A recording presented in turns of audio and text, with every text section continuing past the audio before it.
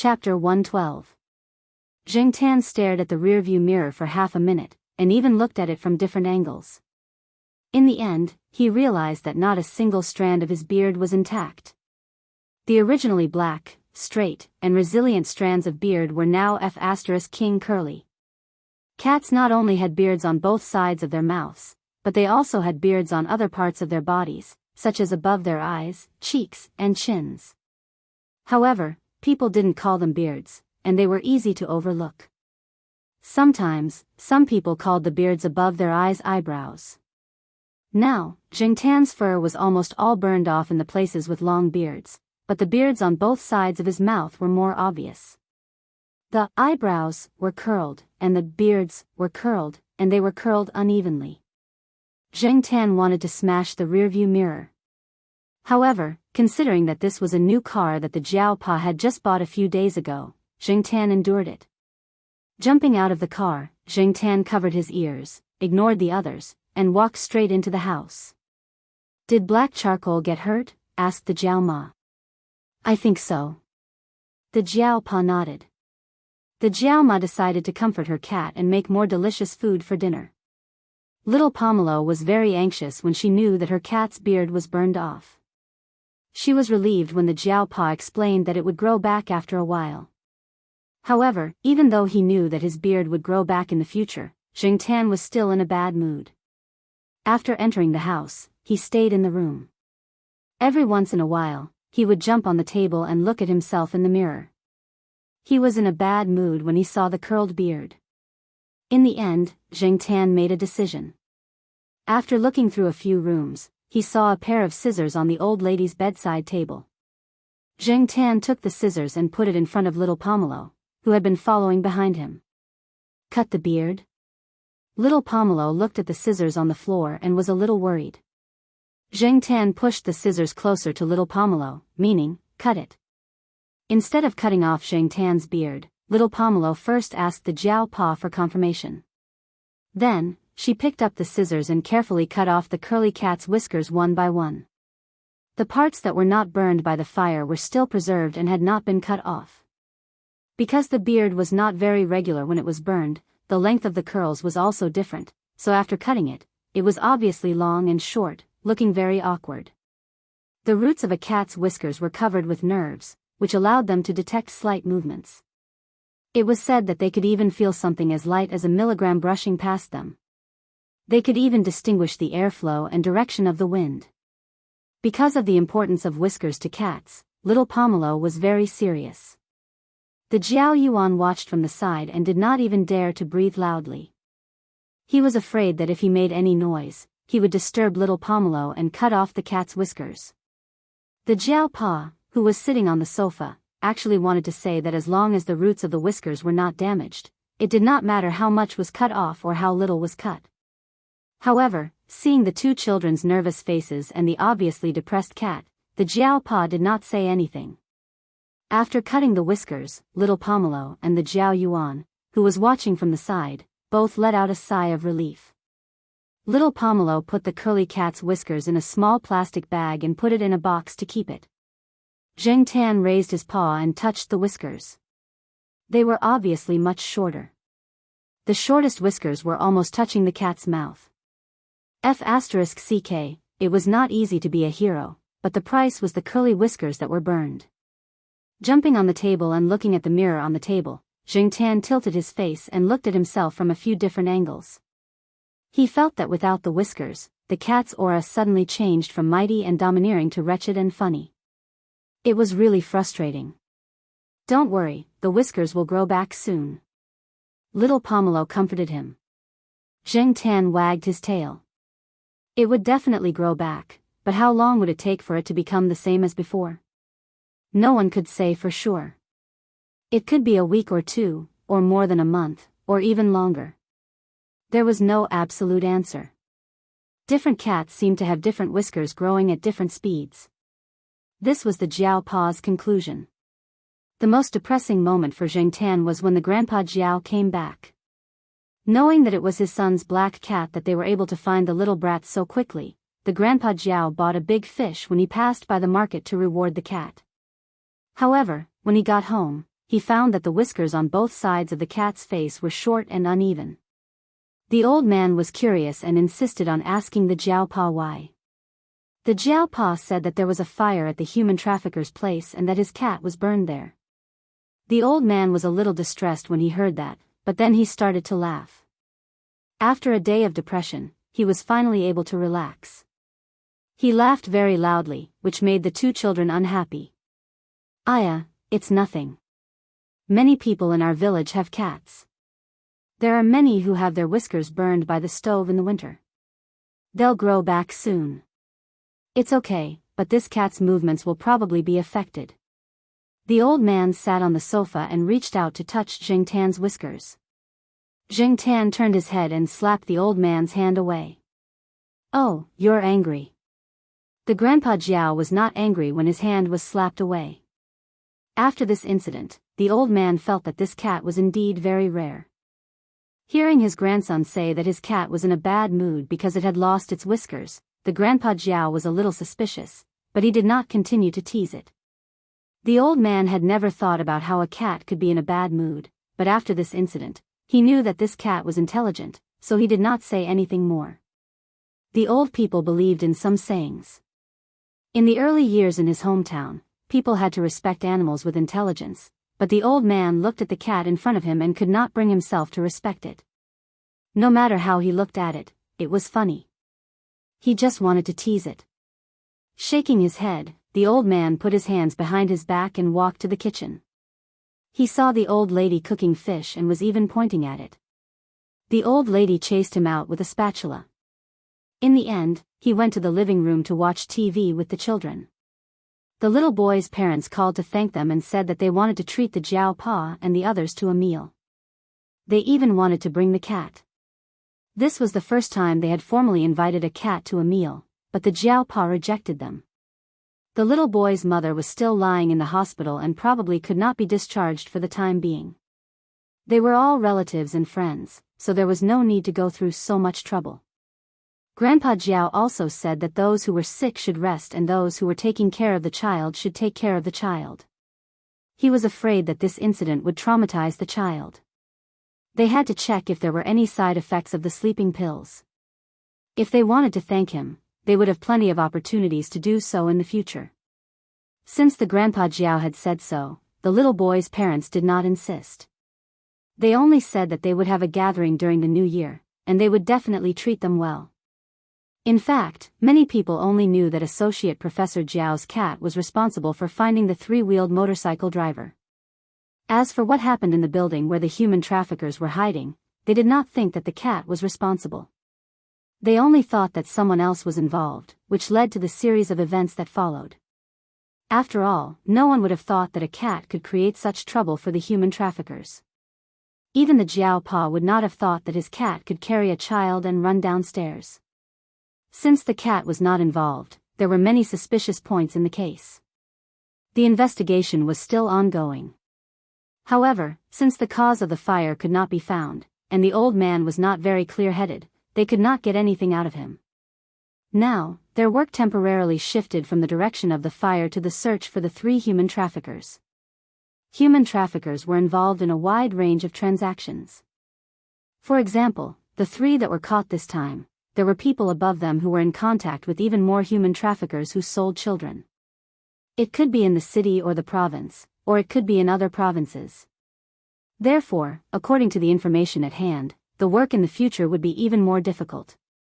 Now, some people were rubbing their hands and preparing to do big things in order to be promoted.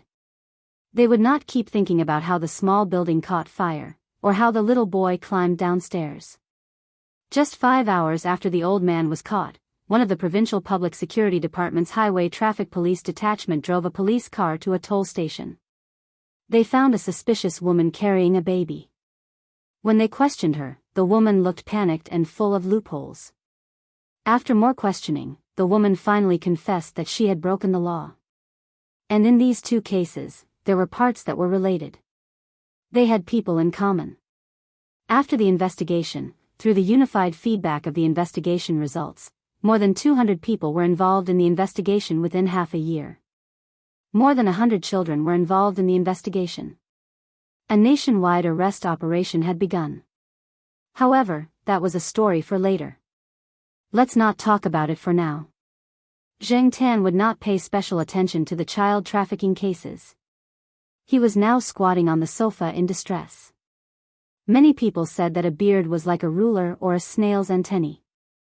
It could help a cat detect the width of the road, so that it could move freely and accurately. Without a beard, their movements would become sluggish and lifeless. For Zheng Tan, it was not sluggish or lifeless. It was just that he was not used to it. Hearing it from others was one thing, but the one who felt it the most was Zheng Tan himself. Previously, when he was in a bad mood, Zheng Tan put all his thoughts on the burnt beard. But now, after calming down, he realized that it did feel like something was missing. It was not entirely a psychological effect, but a real feeling. Usually, he did not pay much attention to it, but when he slept at night, in the dead of the night, Zheng Tan always felt that his senses had become a little sluggish.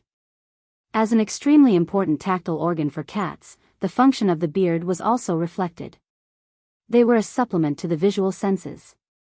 After losing the beard, Zheng Tan truly understood the function of the long beard. The long beard above the eyes and on the cheeks could remind Zheng Tan of objects that were harmful to the eyes and other parts of the face. After touching them, he would avoid them, so that he would not bump into them without seeing them. Usually, he would sleep and eat as usual. His appetite was not bad. Zheng Tan would not let his stomach suffer because of losing the beard. However, he did feel uncomfortable and did not feel smooth. Sometimes, Zheng Tan would feel uneasy. He did not know if it was the after effects of losing the beard. Could it be that he was too sensitive? Zheng Tan lay on the sofa and pondered. However, before Zheng Tan could adjust his state of mind, the National Day holiday was almost over. Because of the incident with the little brat, everyone did not go back to their hometown. They only stayed in town for a few days, then prepared to return to Chuhua City. Before leaving, Grandpa Jiao even told the Jiaopa to bring the cats back for the new year. When the time came, he would make a beautiful cat bed for them. The Jiaopa only smiled and did not say much. They knew that their cats always slept on the bed.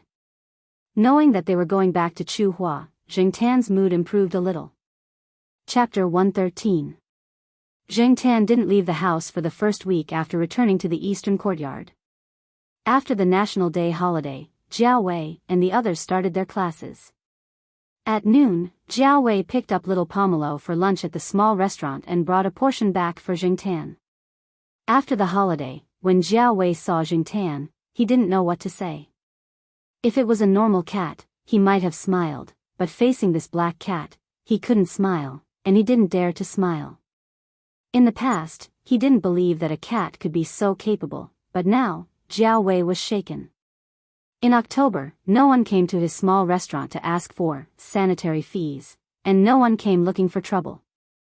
His father said that it might be because it wasn't time yet, but Jiao Wei didn't think that was the reason, especially after going to the night building. He opened the door and put the lunch box on the chair. The black cat, lying on the sofa, yawned lazily, stretched, and began to eat his lunch. The cat's whiskers had grown a little after this week, better than when they were first cut, but Zheng Tan still thought that it was growing too slowly. At this speed, it would take more than a week for it to be barely noticeable, and for it to be the same as before, it would take even longer. However, after this incident, Zheng Tan felt that the whiskers were much more sensitive than before, and he didn't know if it was because of his deliberate training. After returning home, when Zheng Tan was bored alone at home, he would flip through the magazines that Jiao Pa subscribed to. Once, he happened to see an article in a not-so-formal magazine, and the general idea was as follows: a scientist did this experiment. After they blindfolded a cat for a period of time, compared to a normal cat without blindfolds, the former's whiskers grew more, and the average length of the whiskers was 5 millimeters longer than a normal cat's. Therefore, some people jokingly said that in order to let a cat recover faster after its whiskers were cut, it could be blindfolded. Zheng Tan didn't want to cover his eyes, but after careful consideration, he felt that he could give it a try. Sometimes, when he was at home, Zheng Tan would close his eyes and use his beard's sense of touch to determine what was happening around him and the objects he came into contact with. The article also said that in the dark, a cat's whiskers have a very sensitive and rapid sense of touch. Cats can use it to identify invisible things. Zheng Tan had tried it before. He didn't know if it was because he was too slow or because his beard hadn't grown properly, but it wasn't as effective as the article said. However, none of this made Zheng Tan give up the idea of trying. As a cat with only half a beard, a cat that could only hide at home and entertain itself, this was the pleasure he had finally found after being bored out of his mind. Since there was no one at home most of the time during the day, Zheng Tan could boldly give it a try. Even if he made a fool of himself, no one would see it. For example, in the afternoon, after the lunch break, Jiao Wei would send little Pomelo to school, and he would go to class himself, or go to the library to study.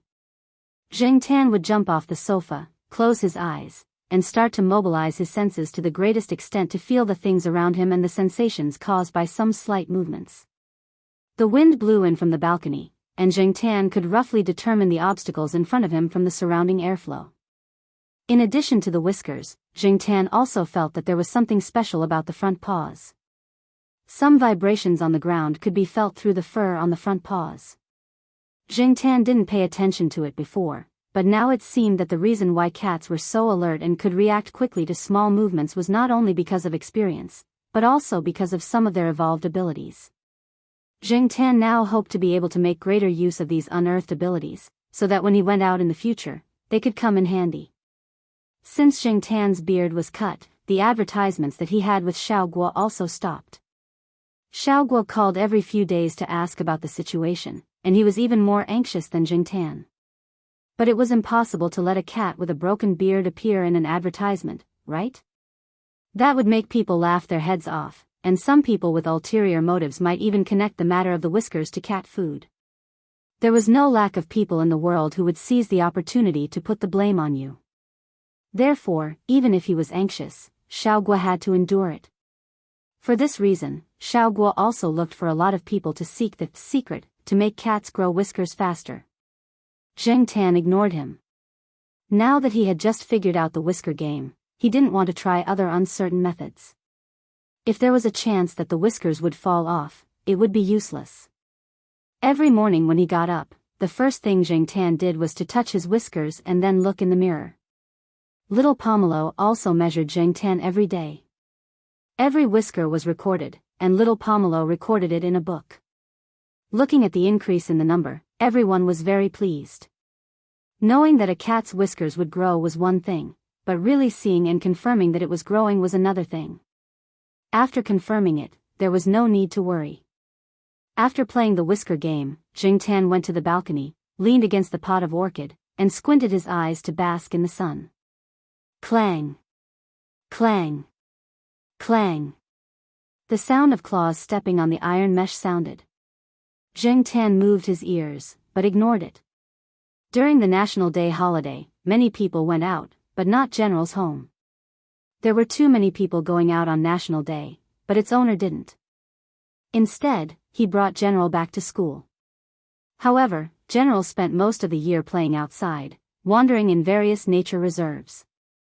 Anyway, it didn't need money to play. Seeing that Zheng Tan ignored it, General stopped for a while. However, Zheng Tan didn't close his eyes for long before he heard the long-lost voice from the balcony on the 4th floor diagonally below. Why are the flowers so red? Why are they so red? Ah, red like a burning fire. Red your ass.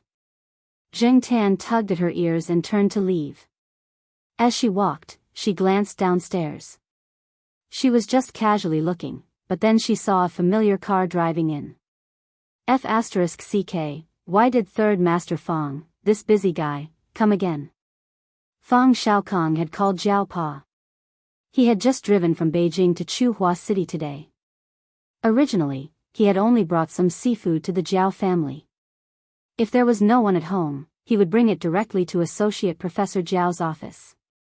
However, knowing that the cat was at home, he came directly to the eastern courtyard to take a look.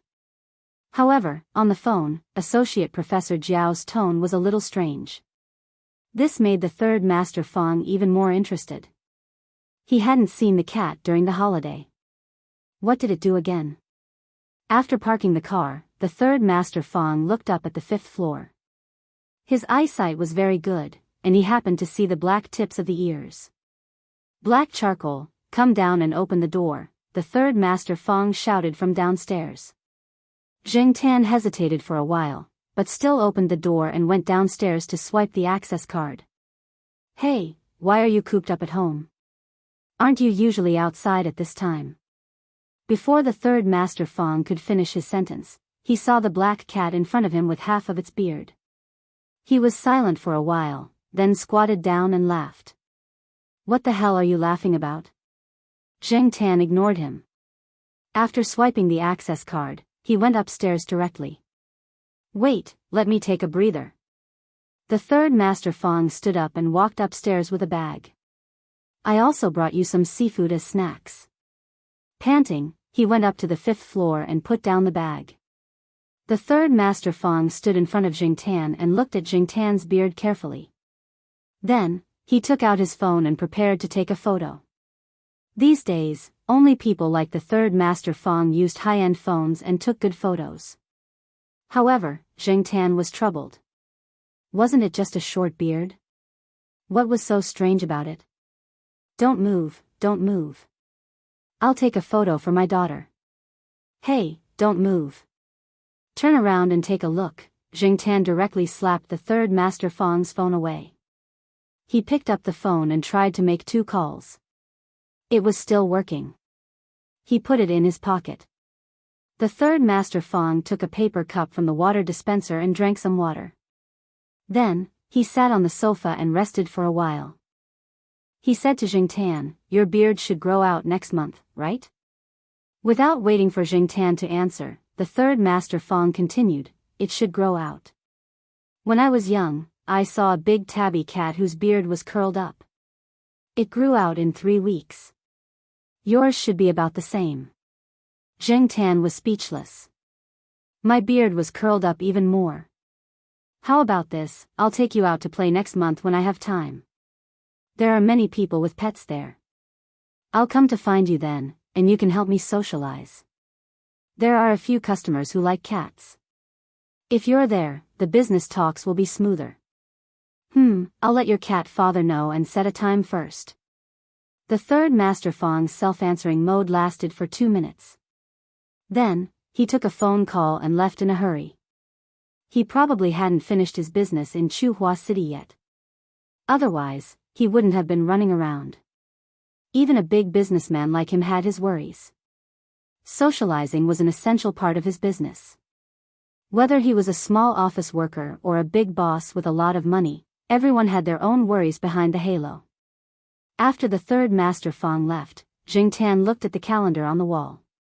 His beard should grow back in a month. In the evening, Celestine came over.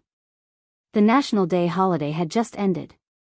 The second day after the Jiao family came back, Celestine came over.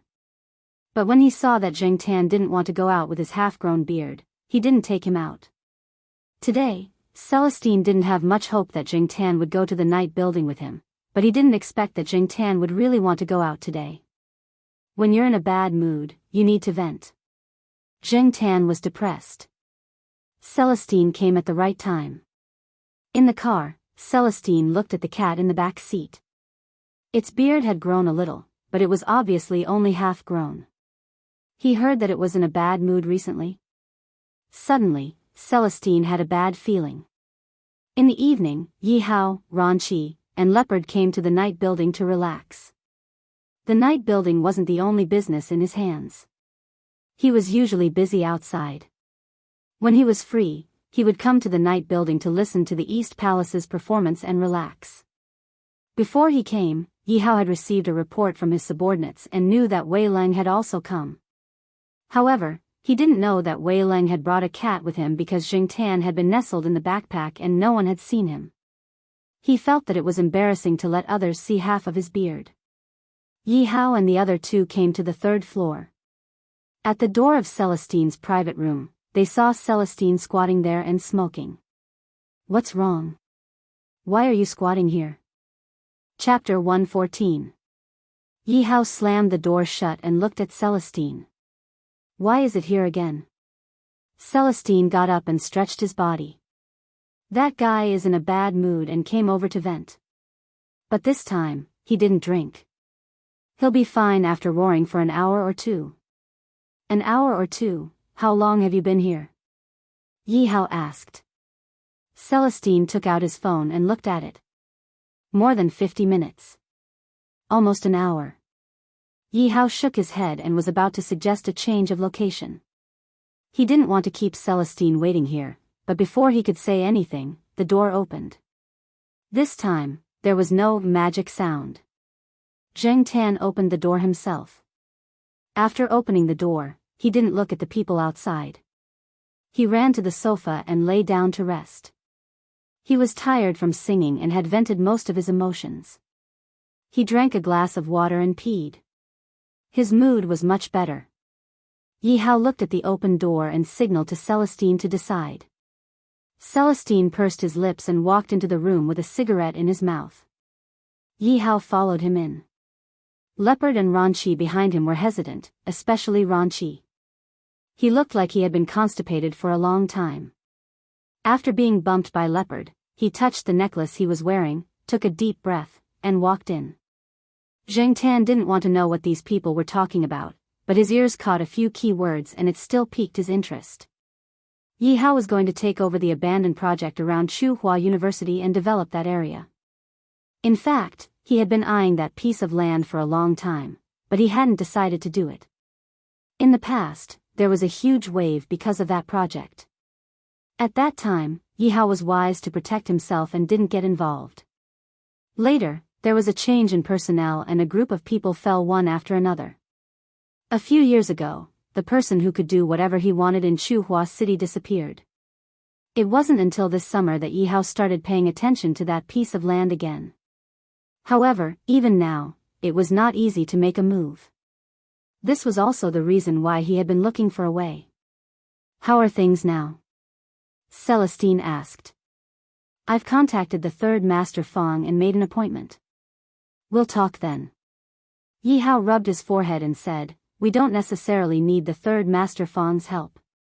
We just want to know what the third Master Fong's attitude is right now. If he's not bad, it shouldn't be a problem. Which place did the third Master Fong take a fancy to? Celestine was curious. Zheng Tan also perked up his ears to listen. Yi Hao shook his head. I've only heard rumors. However, no one knows what the third Master Fong is thinking. No matter what, it's always good to give him a heads up. Now that the Shaoguang Group's development plans and trends have been made public, we can see that they are coming aggressively. Some of them look very risky, but I believe that the third Master Fong is not the kind of person who does things without confidence. Zheng Tan was not very clear about what Yi Hao and the others talked about. He did not understand some of the things that were going on. He only knew that Yi Hao was preparing to start on the area not far from the side door of Tsinghua University. He just did not know when he would be able to take it down. He did not know when the real construction would start. After chatting with Yi Hao for a while, Celestine said goodbye and left. After Zheng Tan and Celestine left, Yi Hao sat in the room for a while. Suddenly, he asked Leopard and Ranqi, do you think I should open a room especially for that cat to vent? Ranqi, who had just relaxed a little because of the cat's departure, stiffened. Open a room especially for that cat? Looking at the whole country, who would open a VIP room especially for a cat? Just to let that cat vent by singing? Also, if he opened a room especially for that cat, did that mean that the cat would come often in the future? Maybe it would even bring some friends? Leopard and Ranqi did not say anything. After Yi Hao smoked 2 cigarettes in a row, he got up and left. It seemed that he already had an idea. However, Leopard and Ranqi did not know what decision Yi Hao had made. On the other hand, on the way back, Zheng Tan suddenly remembered that Yi Hao and the others did not seem to notice the problem with his beard. Was it because of the color of his fur and the light at that time that they did not notice it? It was not until he returned to the Jiao family that Zheng Tan came up with an explanation. Not everyone could tell at first glance that something was wrong with you. If they did not pay enough attention, if they did not care enough, if they did not pay enough attention to you, how could they notice those details? Some people had pets, and they would be able to tell if their pets were in a slightly bad condition. Whether they were active, whether they were walking normally, whether the tip of their nose was moist, whether there were any changes in their habits, etc. But for some people, even if their pets were on the verge of death, they might not be able to tell. It was the same for pets, and it was the same for people. For example, if the Jiao Pa or the two children coughed, the Jiao Ma would be able to tell that there was something wrong with the cough. She was afraid that it might be a cold or pharyngitis, and she would quickly take measures to prevent the situation from developing in a worse direction. However, how many people living in the surrounding area would be able to think like that? In Zheng Tan's case, the Jiao family seemed to be able to notice his abnormality immediately. When he thought of this, Zheng Tan had a very strange feeling. He could not tell exactly what it was. When he was still a human, he had never felt this way. Perhaps, he did not notice it at that time. After venting the frustration in her heart and figuring out some problems, Zheng Tan no longer cared so much about the bearded man. Now that his beard had grown a lot, everything was slowly getting better. Since he was in a good mood, Zheng Tan began to feel restless again. The weather outside was good. Sometimes, Zheng Tan would see Huang and the others rolling on the grass and basking in the sun. It was impossible not to be envious. Basking in the sun on the balcony was very different from basking in the sun outside. Today, Zheng Tan finally decided to go out for a walk. The beard that had been growing for 2 weeks was much longer than when it was just cut. Although it still looked shorter than when it was in good condition, it was much more pleasing to the eye. Besides, if he went out, people might not notice his beard. Besides, Zheng Tan did not want to care about what those unimportant people thought of him. After swiping the access card and going out of the building, Zheng Tan breathed in the warm afternoon air and felt the warmth of the sun. He was in a good mood. When he came to the grass in the family's courtyard, he saw Huang lying there and basking in the sun again. The sheriff was playing with bugs in the bushes. Depang was squatting by the side, squinting his eyes and twitching his ears from time to time. This guy would only come out to play when the old lady was out. If the old lady was home, this guy would squat on the balcony and not go anywhere. Seeing Zheng Tan come over, Huang, who was lying on the grass, rolled on the grass and rubbed his back. Then, he stretched out his claws and scratched Zheng Tan's tail. He shook his tail to get away from Huang's claws. Zheng Tan lay on the grass and yawned. Then, he played with the grass beside his claws. While he was playing, a person came in from the courtyard gate. That person was probably going to take a shortcut and cross the grass to get to the building. However, when he walked on the grass, he saw the cat over there. Zheng Tan felt that the person looked familiar. After thinking for a long time, she remembered that this was the guy who lived on the first floor of the building closer to the building. He was the one who was having sex with his girlfriend early in the morning without drawing the curtains. Later, Zheng Tan went over to take a look a few times. The curtains were tightly drawn and only opened when there was no one in the room. Originally, Zheng Tan thought that the person would pick up a stone and throw it at him, so he was ready to dodge. He didn't expect that the person would just stand there and change his expression a few times. Then, as if he didn't see anything, he continued to walk. However, he deviated from his route and walked a lot faster to avoid Zheng Tan and the others. What Zheng Tan didn't know was that the person did have the idea of picking up a stone and throwing it at the cat, but he resisted. Later, he asked a few people in the courtyard and they told him that there were 2 cats and 2 dogs in the east courtyard that he couldn't provoke. The 2 dogs referred to the bull-headed terrier Zhuang Zhuang and Sanshua, the Sahara dog. The former's fighting strength was ferocious, and everyone in the courtyard knew that. It made a name for itself in catching thieves, and it had a fierce reputation. When it went for a walk, it even fought with some of the dogs in the west courtyard.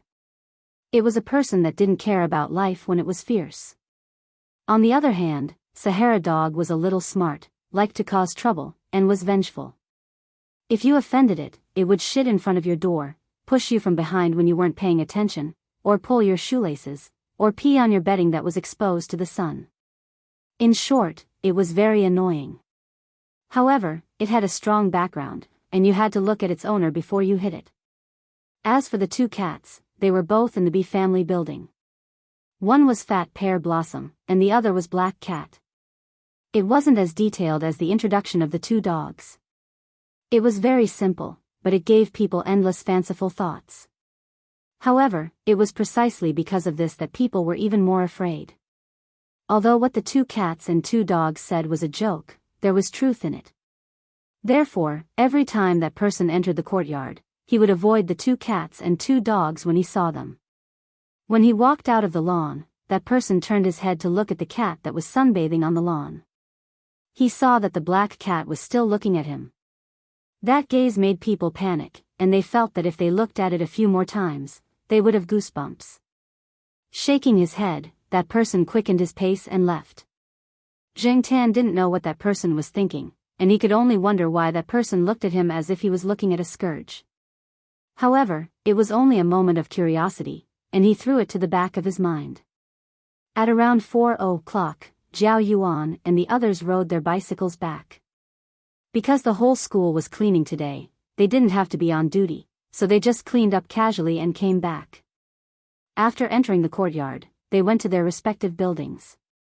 When they parted ways, Zheng Tan heard them talking about the morning run. It was very strange. Why would that little brat Zhao Yuan decide to go for a morning run? When they were eating dinner that night, Zhao Yuan mentioned it. Only then did Zheng Tan know that the autumn sports meet was about to begin. Unlike the sports meet in primary school, the competition between junior high school students was more intense. Children in their puberty period began to have all kinds of ideas. At the beginning of junior high school, many boys hadn't started to grow, and girls generally matured earlier, so many boys still looked small. For example, Zhao Yuan and the others were about the same height as the little girl Litmus. Sometimes, they felt that they couldn't compare to the little girl. However, Xiong was an exception. This guy was strong, and he was considered tall in class. He was also more active. As soon as he entered the class, he got the position of sports committee member. As for the few of them, the teachers took good care of them, not only because of Xiong's mother, but also because some of the children who studied in this junior high school were the children of the teachers of Tsinghua University. Therefore, the teachers in the school would take good care of these students. Among these teachers, there might also be children who were studying in Tsinghua University, and they would also need the teachers of Tsinghua University to take care of them. Everyone was well aware of this. However, because of this, small groups were formed in the class. For example, Zhao Yuan and the others were in a small group. In this small group, there was a sports committee member. In addition, there were many events in the sports meet that hadn't been signed up for long, and the students in the same class weren't very familiar with each other. Xiong pulled Zhao Yuan and the others into the group. As for the rest of the events that hadn't been signed up yet, they could each choose one. Chapter 115. For students who had just entered junior high school, 800 meters was already difficult enough, let alone 1,500 meters. That would be too tiring. Zheng Tan looked at Zhao Yuan with pity in his eyes. However, Zhao Yuan and the others had to be loyal to their friends. In order not to embarrass Xiong, the sports committee member, they decided to train tomorrow and the day after. Whoever had the best stamina would take on the toughest task. The spots for the 800-meter and 1,500-meter races had not been decided yet, so Zhao Yuan did not know which one he could run in. He made an appointment with the others to run at the sports field in Tsinghua University, which was closest to the residential area. Zhao Pa supported Zhao Yuan's decision, but he still told Zhao Yuan to do what he could. There was only 1 week left before the sports meet, so there was a limit to what they could do in 7 days. Zhao Ma had also changed her diet recently. She wanted to give Zhao Yuan more supplements. Early the next morning, Zhao Yuan got out of bed. After breakfast, he ran out to meet up with the others in the courtyard. Little Pomelo was bored at home. She did not have a lot of homework, and she had already finished half of it last night. She could finish the rest by tonight. After watching TV for a while, she told Zhao Ma that she was going out with Zheng Tan. They went to the sports field to meet Zhao Yuan and the others. Little Pomelo took the car keys and pushed the children's car out. The two wheels at the back had already been removed. Jiao Pa had also adjusted the seat according to little Pomelo's height. Jing Tan jumped into the basket, and little Pomelo rode the car to the sports field. There were many people walking around on a Saturday. Some people who were planning to go shopping had woken up early. The weather was not cold, so there were not many people who stayed in bed. Some passers-by would cast curious glances at little Pomelo and Jing Tan when they saw them. They would greet their acquaintances as well. Many people took their pets for a walk in the morning, and Niu Zhuangzhuang was one of them. From afar, Jing Tan could see the deformed body and the black eye pattern. Every time Jing Tan saw Old Man Yen take Niu Zhuangzhuang out for a walk, he felt as if Niu Zhuangzhuang was holding Old Man Yen's leash. Niu Zhuangzhuang led the way in front with the dog leash taut. Every once in a while, it would find a place to raise its hind leg to pee. There were also people doing morning exercises at the sports field. There were many people running. After parking the car at the bicycle shed, little Pomelo and Jing Tan walked to the side of the sports field. Jiao Yuan and the others were easy to find. They were huddled together and seemed to be arguing about something. Litmus sat on the horizontal bar, swinging her legs and scolding them one by one. Jiao Yuan, Suan, Lan Tianzhu, and Xiong Xiong were sitting on the ground. One was holding his knees, and the other was leaning against the sports equipment. They were all panting. For people like you, 800 meters is already hard enough. Don't go for 1,500 meters. When Jing Tan walked over, he happened to hear Litmus's words. Looking at Jiao Yuan and the others, he guessed that they had a bad start. Seeing little Pomelo and Jing Tan coming over, Jiao Yuan was surprised. Then he felt embarrassed, as if he had lost face as an elder brother. Compared to Jiao Yuan, Xiong Xiong was even more embarrassed. He was a sports committee member after all. Being criticized like this, he felt embarrassed. He looked at Litmus, who was sitting on the horizontal bar, and said, "Hey, Litmus, it's easy for you to say. Why don't you run?" "I don't need to run this. I only need to run the 200-meter and relay. Besides, we have a big killer among the girls. We don't need to worry about anything. We just need to break the record and get extra points. What about you guys? I don't think the girls will be in first place and the boys will be in last place and drag down the team's results," Litmus said slowly. There was a famous sports athlete in their class, and she was a girl. Although Jiao Yuan and the others were not familiar with her in primary school, they had heard that she was very famous in her primary school. She often broke records and even took part in the city's competitions. Yin flourishes and Yang declines. Jing Tan thought of this phrase. But Jiao Yuan and the others were miserable. They were despised by a girl, and it was embarrassing for them. "I don't believe that I can't achieve anything in a week." Xiong Xiong waved his fist and showed that he was determined. After pausing for a while, Xiong Xiong said, "Maybe I can also get a good figure while I'm at it." Everyone, ahem. "Xiong Xiong, I'm not trying to discourage you. Some things are innate," said Lan Tianzhu. It seemed that Xiong Xiong had been quite strong since he was young, and he had never lost any weight. Of course, he was not like those people who were full of fat balls. He was stronger than the average student, and he had signed up for the shot put event. Jiao Yuan took 2 deep breaths and patted the dust off his pants. He said, "Theoretically speaking, it depends on the red and white muscles." The others looked at Jiao Yuan and waited for him to explain. Jiao Yuan was a little proud. He had seen this by chance when he was flipping through the magazine that his father subscribed to. He cleared his throat and continued to explain. Human muscles are divided into red and white muscles. Red muscles are used for endurance, while white muscles are used for absolute strength and explosive power. Literally, one is related to endurance and can be linked to long-distance running, while the other is related to explosive power and can be linked to sprinting. However, human muscle types are innate. That is to say, the number of white and red muscles are innate. Therefore, some people are born with good endurance, and some people are born with explosive power. Therefore, when we train, we can only make these muscles more developed, but we cannot change their type. Many people do aerobic exercise to lose weight. This is because aerobic exercise uses red muscles. The characteristic of red muscles is that it is not easy to develop, and it consumes a lot of energy. That is why you can see those long-distance runners on TV. Almost none of them are fat and strong. After saying this, Zhao Yuan looked at Xiong Xiong, who was fat and strong. Xiong Xiong rolled up his sleeves and pretended to beat someone up. Zhao Yuan was not afraid of him. He continued, as for the good body that Xiong Xiong mentioned, it should be the kind that grows muscles. The so-called growing muscles is to make the muscles fat. The main purpose of muscle hypertrophy is to train white muscles. The growth of white muscles requires a lot of intensity and speed. That is why many people buy dumbbells or other equipment to train instead of doing Tai Chi or yoga slowly. Suan nodded seriously. Then, he pointed at Xiong Xiong and said, so if this guy wants to have a good body, he should run long distance to get rid of the fat on his body.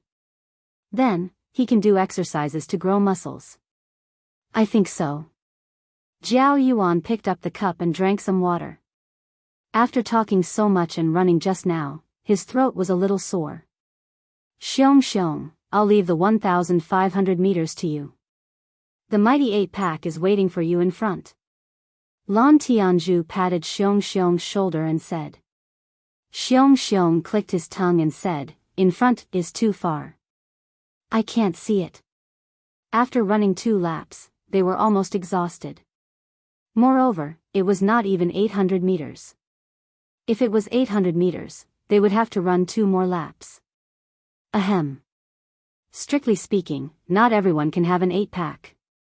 Zhao Yuan continued to show off. The rest of the people looked over again. Zhao Yuan felt a sense of accomplishment.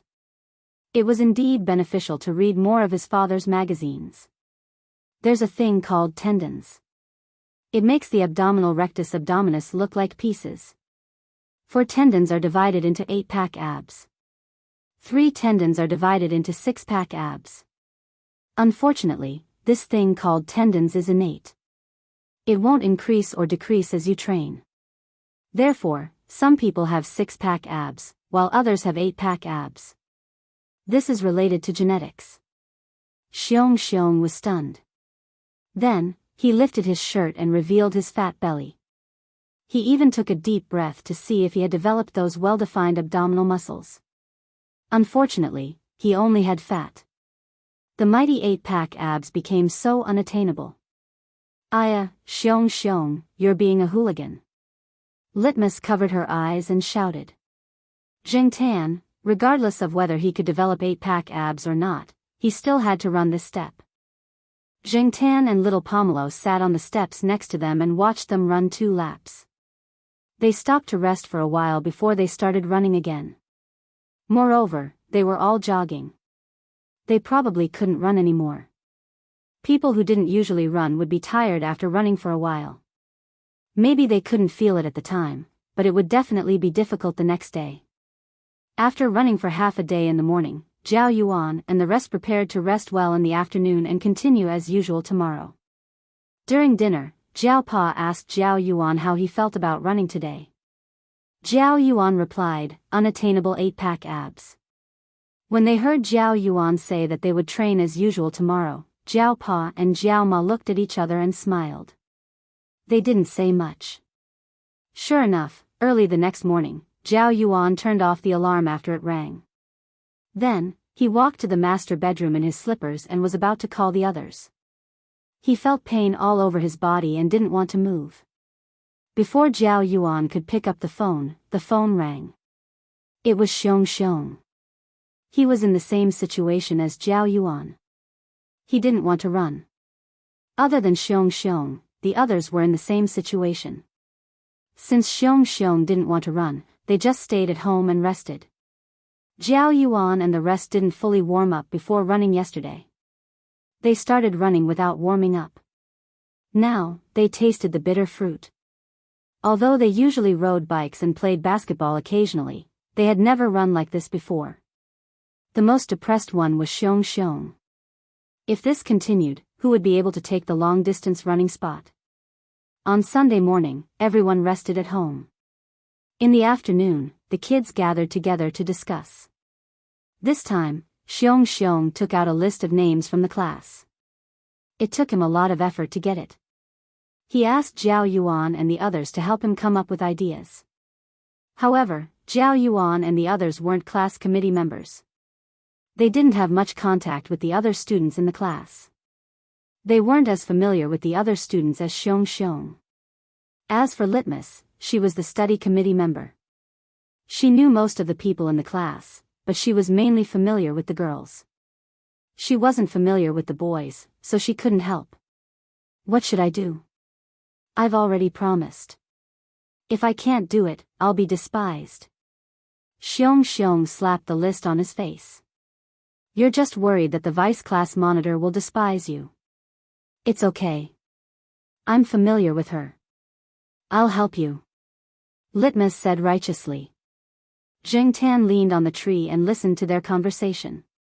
He couldn't help but sigh. Jiangtan recalled that he didn't participate in sports events from elementary school to university. He rarely participated in group activities. Every time, he would take his friends to the arcade for the whole day. He didn't have any recollection of sports events. No, he did have some recollection. It seemed that when he was in high school, he and his friends went to the playground to see a long-legged girl. But his memory was a little blurry. Chapter 116. Since he had decided to go to Zhao Yuan sports meet, Jiangtan decided to scout the area first. Tsinghua University was not very far from Zhao Yuan's school, but it was not immediately accessible. Jiangtan planned to leave from Tsinghua University's side door, which was closest to the junior high school, and then walk in that direction. After sending little Pomelo to Futong Elementary School in the morning, Jiangtan ran all the way to the side door. The side door was narrow, and the people coming in and out were all students from Futong Elementary School. Many of them were pushing their bicycles. Jiangtan did not want to squeeze with them, so he jumped over the wall and walked towards the junior high school. Jiangtan had never been to Zhao Yuan's school. He only remembered the route that Zhao Ma took every time and the markings on the map. Moreover, the junior high school was not very far from here, so he should be able to find it. After exiting from the side door, Jiangtan could clearly feel the hustle and bustle of the street. It was different from the bustling central square, but it was very lively. There were many old residents living in this area. Aunties who were buying groceries were talking about today's prices and what they had bought. Their conversation with Tsinghua City's accent could be heard everywhere. There were no tall buildings, no luxurious cars, and the road was uneven. Bicycles, electric bikes, and some popular family cars were the main elements of the street. This was the life of ordinary people, and the liveliness seeped into the mundane. If it was a school bus, it would not take this road. Therefore, Jiangtan could not find a school bus with Tsinghua University's name on it that went to Futong High School. There were buildings on both sides of the street, and on the side Jiangtan was walking, many of the buildings were surrounded by walls. Jiangtan directly jumped over the wall and walked on it. He did not have to fight with the aunties who had just finished buying groceries in the morning on the sidewalk. There were many shops on the other side of the street. There were many breakfast shops, and Jiangtan could hear the sound of fried dough sticks. The local breakfast always attracted many students and office workers to eat there. However, Tsinghua University was too big. This place was not very close to the school's main entrance, teaching area, and student dormitories. Students who lived far away and did not have time could only come here once in a while. Jiangtan walked on the wall and looked at the people coming and going on the street. He felt a little emotional. It seemed that every time you walked out of Tsinghua University, you would see a different scenery. As he was thinking, Jiangtan heard a cat meow not far in front of him. A 7-month-old kitten jumped onto the wall and blocked Jiangtan's path. However, after the kitten looked at Jiangtan, it walked forward. It seemed that it was on the same path as Jiangtan. The cat came out from a building next door. It jumped directly on the wall and did not walk on the sidewalk. Perhaps, for cats, this kind of wall was a more suitable path.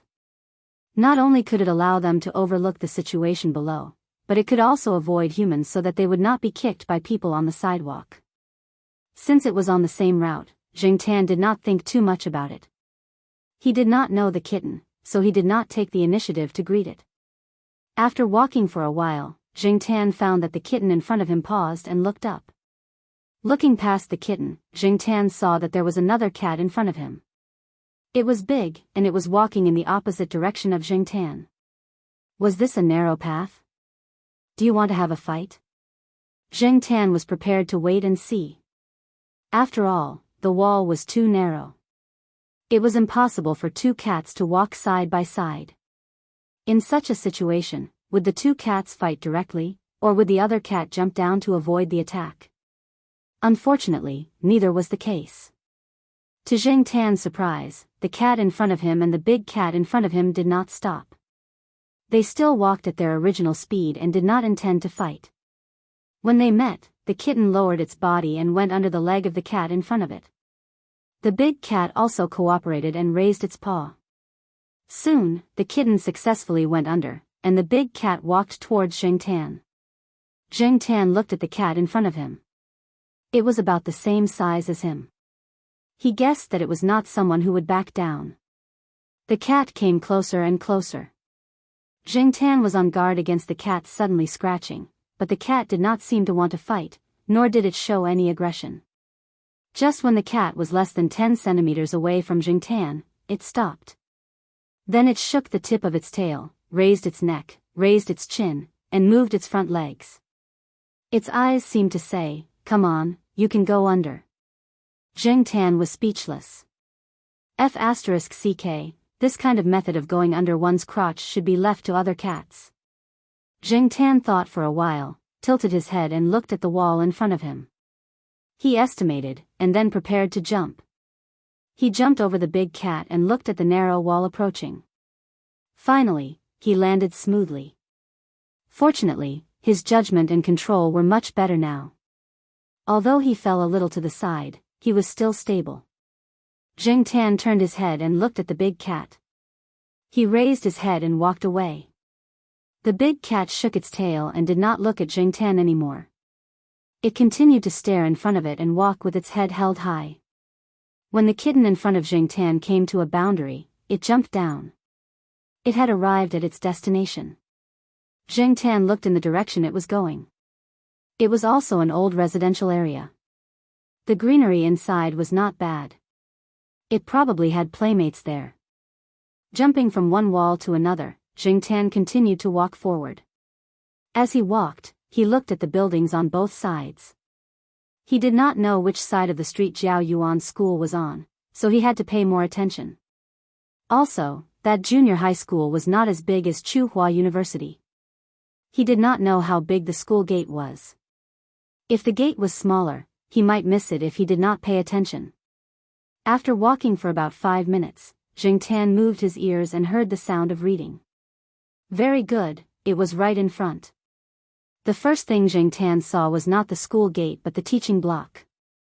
Walking on the wall, he could hear the sound of students studying coming from the teaching block. There were teachers leading the students. Among the young voices, there were some that sounded lazy and sleepy, some that were yelling at the top of their lungs, and some that belonged to little girls. They were all filled with the emotions and vitality that belonged to children of their age. Students were reading, and the sound of reading. Jiangtan could see the students sitting in the classroom by the window on the first floor. There were a few boys sitting at the back who were not very obedient. They stuck their heads out from behind their books and lingered on a certain figure. Jiangtan could not help but laugh. Pure and innocent youth. In comparison, the children at this time were still considered innocent. They were not like the precocious people who would be affected by the internet a few years later. Not many students dared to stare at the window in a daze. Occasionally, a student noticed the black cat on the wall outside and looked over. The next moment, he was called up by the teacher to answer a question.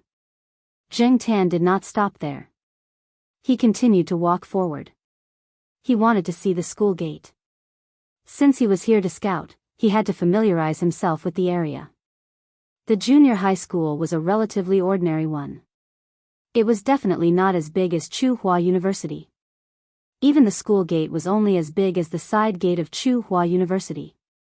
After looking around, Jingtan felt that there was nothing worth studying. He jumped off the wall and walked into the school. Of course, Jingtan did not dare walk down the main road of the school like that. He had no idea what the rules were, and he was not sure whether the security guards would come to chase him away. Therefore, he followed the flower beds and used the greenery as cover to walk deeper into the school. Jingtan did not immediately go to the school building to look for Zhao Yuan's classroom. He looked at other places such as the cafeteria, the snack bar, the parking lot, etc.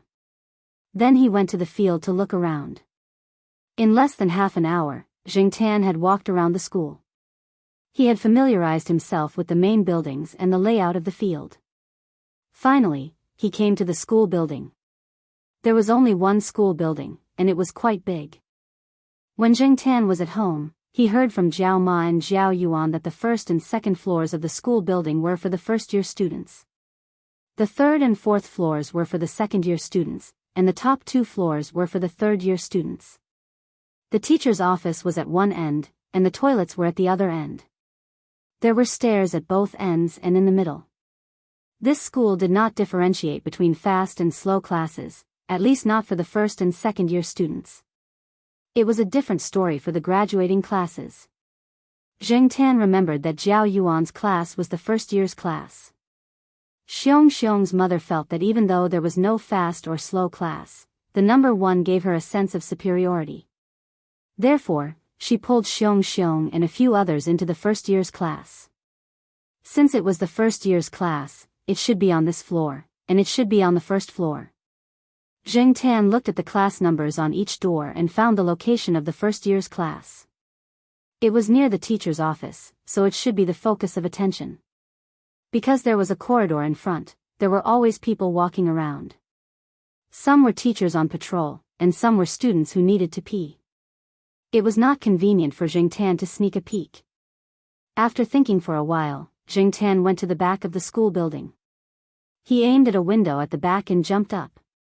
The few windows at the bottom were pasted with newspapers. Probably because there were no curtains and the sun was glaring, the students inside used newspapers. However, there was still a small corner left for them to observe the scenery outside when they had nothing to do. Jingtan jumped onto the windowsill of the last window. He originally wanted to stand up and look in from the window above, but he saw that there was a small corner of the window below that was not pasted with newspapers. He looked in from that small corner. Sitting next to the window was a boy. He was not listening to the math teacher on the podium. At the moment, he was using an automatic pencil to fill in the 0 in the book.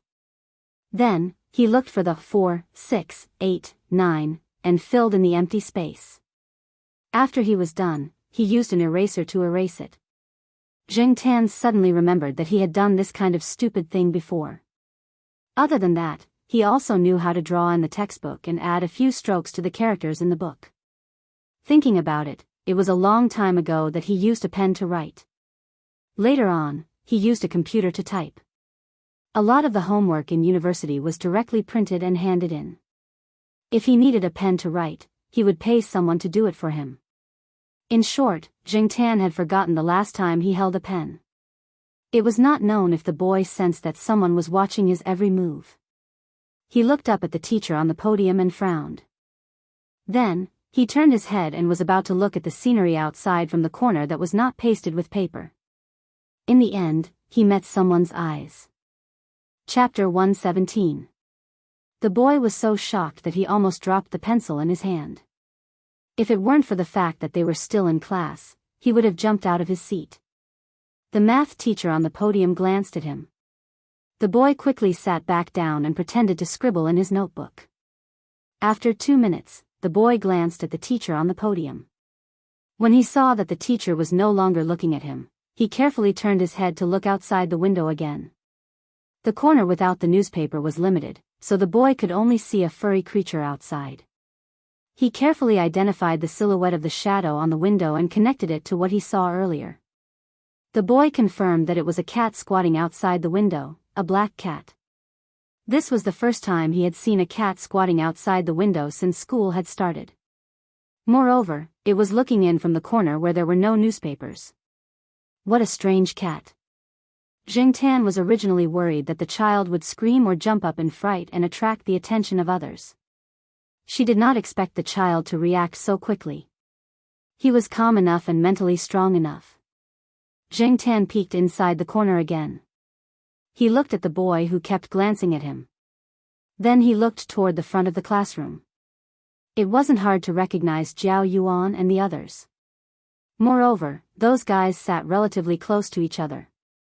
The seats that the homeroom teacher had arranged for them were also not bad.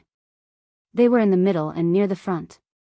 They didn't need to eat chalk dust and could see the blackboard clearly. They could also hear the teacher clearly. Jiao Yuan, who was sitting in the classroom, would never have guessed that his cat was squatting at the window at the back of the classroom. Jing Tan looked around for a while before he left. Before he left, he ran to the teacher's office to take a look, but there was no one in the English team. Jiao Ma was probably on the second floor. After thinking about it, Jing Tan didn't really go to the second floor to look for Jiao Ma. He wandered around the school for a while before he left. Just as Jing Tan left, Jiao Ma walked to an open window in the teacher's office on the second floor. She wanted to look at the scenery in the distance to relieve her visual fatigue. She had just finished grading homework, so she was a bit tired. He didn't expect to see a black figure climbing up the wall when he looked down. Jiao Ma couldn't see it clearly because it was quite far away. Besides, there were a lot of black cats in the world, and this place was quite a distance away from Tsinghua University, so she didn't think that it was her cat. She just felt that it was a little familiar, but in the end, she shook her head and erased the suspicion in her heart. After the class, the boy sitting in the last row by the window opened the window and looked outside. He even stuck his head out to look, but he didn't see anything. He didn't see any cat. "Hey, Fu Lei, why are you opening the window? The sun is glaring." A student who was lying on the table next to him, taking the opportunity to catch up on sleep, shouted. "Oh." Fu Lei closed the window. After thinking for a while, he tore the empty corner of the newspaper a little bigger. If the cat came to peek at him again, at least he wouldn't only see one eye. That would be too scary. Fu Lei, who had returned to his seat, leaned over the table and looked at the small group in front of him. Everyone in the class knew that the small group was a little special, and the teachers of all subjects took care of them. The other students in the class were envious and jealous. However, Fu Lei felt that it was very boring. He wasn't in the mood to study anyway, and he didn't interact with those students who were specially taken care of. On the other side, Jing Tan walked back along the wall. This time, he was familiar with the road, so he walked a little faster. In fact, if he was bored every day, he could walk around here and familiarize himself with the surroundings. Not only Jiao Yuan, but little Pomelo would also be attending junior high school here in the future, and they would probably come here often in the next few years. Speaking of which, there were quite a lot of cats around here. When Jing Tan came, he met 2 cats. When he went back, he saw 2 more cats standing on the wall with their fur standing up. They weren't the 2 from before. When the 2 cats saw Jing Tan, one of them seemed to be startled. It lost its balance and slipped. At the same time, the other cat took the opportunity to slap it with its paw, and it fell directly from the wall. After it landed, it glanced at the wall, then ran away. As for the cat that stayed on the wall, it continued to stare at Jing Tan with its fur standing up. Jing Tan didn't stop, but continued to walk forward. The cat just made a few warning noises, then jumped off the wall and ran away. Jing Tan looked at the long and intermittent cat path in front of him. He had a hunch that he would meet more cats on these walls in the future. After dinner that night, Jiao Yuan went out again. He and the others went to the sports field to train. All of them signed up for events.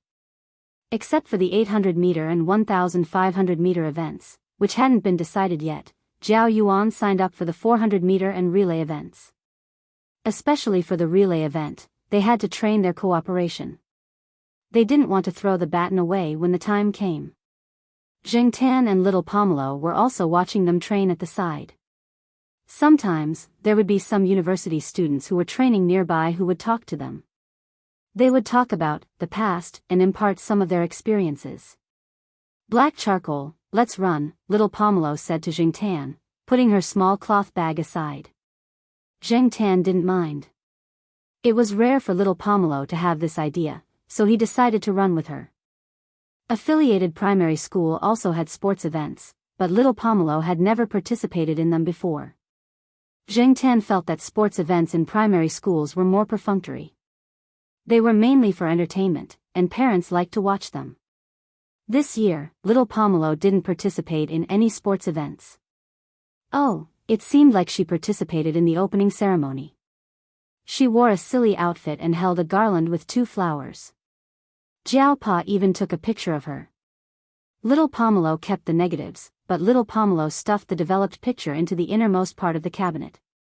Affiliated primary school's sports event was held in Tsinghua University's sports field. There were many students and parents around. On the day of the sports event, little Pomelo only helped to pass water and record. She didn't participate in the running. Before running, little Pomelo did some warm-up exercises. She waited for Jiao Yuan and the others to finish their second lap, then she followed them. Zheng Tan also followed beside her. Some people saw this scene and were quite surprised. Most people ran with dogs. It was rare to see someone running with a cat. Seeing little Pomelo, Jiao Yuan and the others, who were feeling tired after the second lap, held their breath and sped up. They couldn't be left behind by a primary school girl who was a few years younger than them, right? After the run, they walked back to the courtyard. Jiao Yuan and Suan both advised Xiong to ask his classmates one by one. If he really couldn't find anyone willing to take on the 1,500-meter race, then Xiong would have to sacrifice himself. Jiao Yuan knew his limits. He could run the 400 meters, but he couldn't run the 800 meters, let alone the 1,500 meters. It was better for him to go home and sleep. The next day, after sending little Pomelo to affiliated primary school, Zheng Tan went to Jiao Yuan's school again. Today was a leisurely day. Zheng Tan walked and stopped to observe the scenery along the way. He also memorized the names of the surrounding buildings and residential areas. He also memorized the street signs and the 2 buses that were going this way. The buses were always crowded with people. Some old ladies with shopping baskets might not lose to the university students. When Zheng Tan was in the mood, he would squat near a bus stop and watch the old ladies squeeze into the bus. Squeezing on the bus was also a skill. Just now, a skinny old lady had directly squeezed that burly man to the side. That man didn't dare to say anything. He had to respect the old and love the young, right? Today, Zheng Tan didn't meet the big cat or the small cat from yesterday. On the way, there was an unfamiliar fat cat lying on the wall, squinting its eyes and sunbathing. When it saw Zheng Tan walk over, it didn't react. It didn't even bother to move its butt. Zheng Tan jumped over again. He would probably use this method more often in the future. When he came to a fork in the road, there was a small alley. Zheng Tan jumped down from the wall.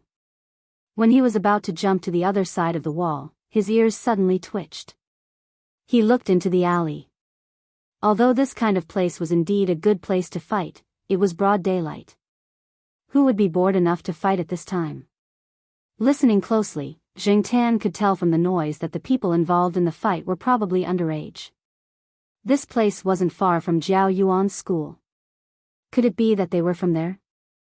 Jiao Yuan's school seemed to be the only school nearby. As for the nearest high school, it was a few stops away by bus.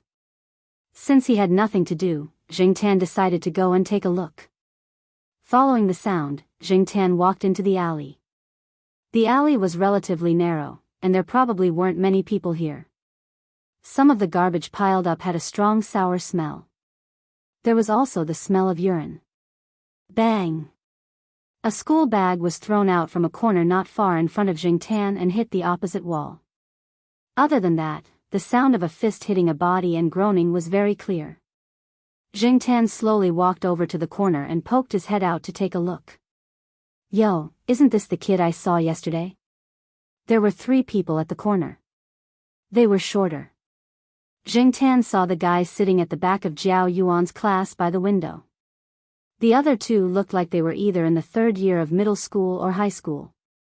However, the strange thing was that among the 3, the short boy was the only one standing. The other 2 were lying on the ground. One of them was even beaten to tears.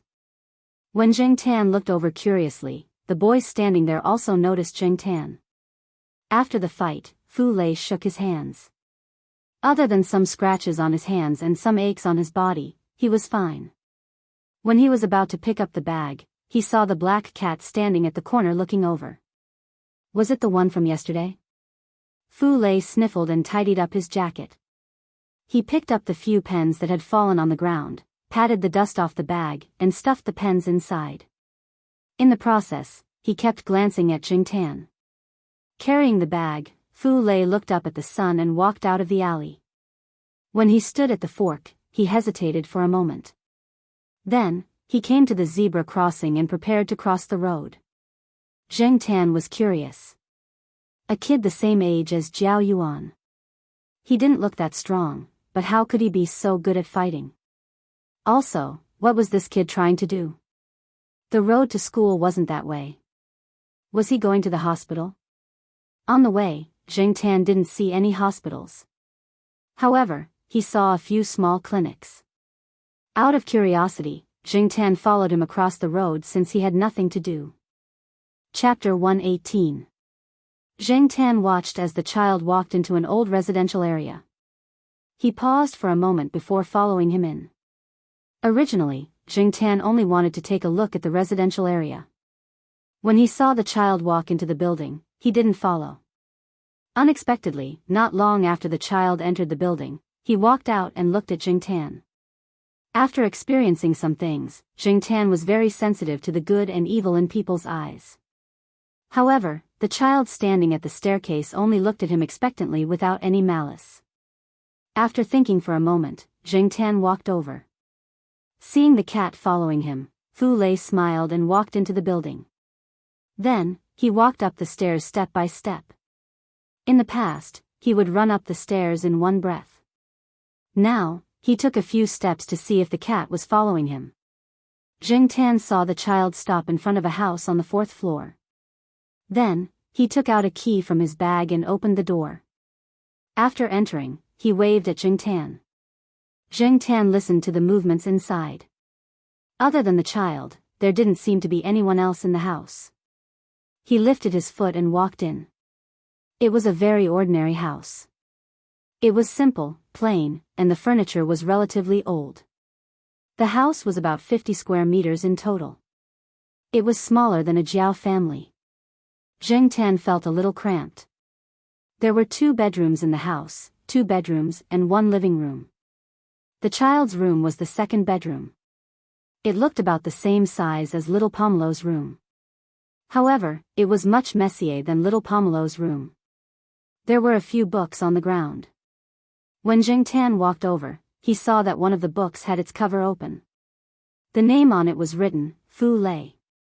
Every stroke was very strong and looked very resolute. However, when these strokes were put together, they looked very different. Just as Jiangtan was observing Fu Lei's small room, Fu Lei placed a fish head in front of Jiangtan. This should be yesterday's dish. It was just taken out of the fridge and was still cold. The soup on the fish head was frozen. Jiangtan looked at the fish head on a piece of draft paper in front of him and turned his head to look elsewhere. Not eating? Fu Lei was very puzzled. If it was the cat from the house next door, it probably wouldn't even wait for the fish head to be placed down before it ran away. Jiangtan walked around the small room and then jumped onto the desk that was piled with junk. The books were placed messily, but there was an exception. A small dark wooden trophy was placed there. There was no other debris around the trophy, and it was very clean. It was not covered with a layer of dust like the piggy bank next to it. It was obvious that the owner often cleaned it and valued it more.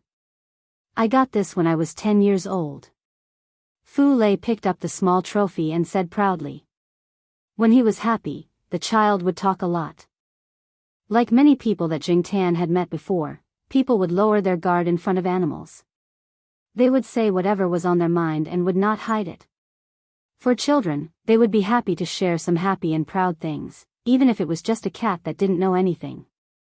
From Fu Lei's description, Jingtan knew that this child had indeed practiced martial arts, but he came from an unorthodox background. Fu Lei's hometown was in the countryside. When he was young, his parents were busy, so he lived with his grandparents in the countryside. There was a master in the village who knew some martial arts and opened a small martial arts school. The children in the village would go and learn from him.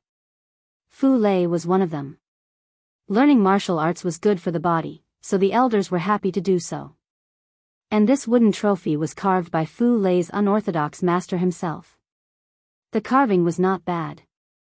The wood was not the best, but it was not the kind that could be casually made. Fu Lei defeated 4 other children who were about his age in an exam and won the trophy. But later, the martial arts school could not continue. The unorthodox master and a few other young people in the village went to the south to work. It was said that they were working as security guards in the south. Every month, they could earn a few thousand yuan. After that, there was no news of them and they never came back. Although there was no one to teach him, Fu Lei still practiced by himself whenever he had time. When he was in the 5th grade, he was brought to the city by his parents. He did not buy a bicycle as his parents were busy and did not have the time. In order to save money, Fu Lei ran back and forth. Just like today, when he was blackmailed by senior students, he had encountered a few times. Every time, he would fight to solve it. Sometimes he would win, but sometimes he would lose if there were more opponents. At the same time, Fu Lei left a bad impression on many people. Because of this, many of Fu Lei's elementary school classmates were not willing to come in contact with him. After entering junior high school, some people also spread the news of Fu Lei's deeds. Therefore, even though school had just started not long ago, Fu Lei's label as a bad student had already been firmly fixed. Otherwise, he wouldn't have been directly thrown to the last row by the teacher and turned a blind eye to him, too lazy to discipline him. Fu Lei felt that he was not interested in studying. He thought that when he grew up, he would go to the south to work like his unorthodox master. When he first said these words, Fu Lei was beaten up by his father. The beating was so fierce that he was bedridden for a week. Every time Fu Lei mentioned that he did not want to study, his father would use his fists to settle it. Therefore, Fu Lei did not say it out loud in the end. He just muddled along like this with the mentality of muddling along. Due to the national policy, there was not much difficulty in getting into junior high school. Moreover, his household registration was in this area. His parents used some money to get him into this junior high school, hoping that he could study hard and improve every day. Fu Lei's response to this sentence was to pick his ears. Towards the end, Fu Lei's mood fell again. He felt that going to school was boring. It was better to be carefree in the small wooden dojo. Carefully putting away the wooden trophy, Fu Lei opened the drawer and took out a box of ointment. He applied the ointment on his bruised hand. Zheng Tan looked at the drawer. There were all kinds of ointment. Did Fu Lei's parents buy so many ointment for this child to fight? It was really embarrassing. After applying the ointment, Fu Lei sat on the ground and dragged his bag over. He took out a few pens and looked at them. He threw the ones with broken cases to the side and took out the refills. He could still use them later. While he was using the refills, the door lock rang. There was also the sound of a key opening the door. Fu Lei was shocked. He stuffed all the pens in his hand into his bag and said to Zheng Tan at the same time, "Hide." Zheng Tan did not know why Fu Lei said that, but he quickly hid under the bed. The next moment, the door opened. A man in his 40s walked in. When he saw Fu Lei, it was as if a dormant volcano suddenly erupted. "Fu Lei. You skipped class again?" The man strode over and looked at the ointment beside him. He roared, "You got into a fight again?" Then, Zheng Tan heard the sound of Fu Lei being beaten. It was probably a spanking. This father's temper was really bad. He did not even ask for the reason and started hitting. However, this also showed that Fu Lei often got into fights and even skipped class. I spent so much money to get you into that school just for you to play truant and fight? If I had not forgotten something at home and came back to get it, I would have let you escape. Bastard. Fu Lei's father scolded as he beat him. He rushed back to get something and saw Fu Lei without even drinking water. Now that he had beaten him for a while, he was probably tired. He sat by the bed and panted, but his mouth did not stop. Of all things, studying is the best. If you don't study, are you going to work like me in the factory all day for a meager salary? Nowadays, a doorman in a 5-star restaurant has to know a few foreign languages. Can't you see the motto I wrote for you? As he spoke, Fu Lei's father pointed to a piece of calligraphy that was pasted on Fu Lei's bed. As for Fu Lei's father, although he only went to primary school, he still learned some skills from his teacher. Now, he was working in a factory with that bit of skills. Fu Lei's mother also graduated from primary school, but her education wasn't high. Now, she was working as a salesperson in a small supermarket nearby. The couple suffered because they didn't have any education, so they especially hoped that Fu Lei could continue to study hard. They also used the great man's words, "Study hard and improve every day," as their motto. For this reason, Fu Lei's father specially used a brush to write a piece of paper and placed it on Fu Lei's bed. When he looked at it now, he realized that the piece of paper had been altered by Fu Lei. At this moment, the words pasted on the bed were, "Cowards study hard, husbands strive to improve." Fu Lei's father was about to scold him when he paused for 2 seconds. He took off his shoe and slapped Fu Lei. Zheng Tan looked from under the bed. He could not see the whole body, only 4 legs. However, from the sound, he could tell that Fu Lei had been beaten up badly by his father. But even so, Fu Lei, this brat, still did not make a sound. Fu Lei's father was probably in a hurry. After a few slaps, he found a piece of paper and wrote a leave request. He signed his name at the back and slammed it on the table. Then, he walked out. He used too much strength and the door closed with a loud bang. Zheng Tan crawled out from under the bed and looked at Fu Lei, who was frowning and rubbing his butt. Then, his gaze fell on the piece of paper left by Fu Lei's father. After reading the contents, Zheng Tan did not know whether to laugh or cry. This was a leave request. Even the excuse was written on it. At the back was Fu Lei's father's signature. Zheng Tan did not know what to say about this father and son pair. However, Zheng Tan felt that Fu Lei's father's point of view was a bit extreme. If he knew that 10 years later, there would be a large number of university students who would bring all kinds of certificates to the job fair, selling their labor at a cheap price, and leading experts in many fields, how would he feel? However, this society was complicated. In a pyramid-shaped society, there would always be a few people at the top. Of course, Fu Lei's father's words were correct, but not completely correct. It all depended on how Fu Lei would deal with it in the future. Zheng Tan saw that after Fu Lei put away the slip of paper, he calmly packed his bag. He knew that this kind of situation was not rare. This guy was really good at taking a beating. Suddenly, Zheng Tan thought of something. If Fu Lei were to run 1,500 meters, what would happen? This guy ran here and there by himself when he was in elementary school. His physical strength was not bad. He should have good endurance. This would save Jiao Yuan and the others from having to worry about him all day long. The problem now was how to get Fu Lei to agree to run. They were in the same class. Fu Lei should know about the sports meet. No one had signed up for the long-distance race. He also knew about it. What did it mean that he had not signed up until now? Or was there another reason? Forget it. When the time comes, I'll let Jiao Yuan ask him.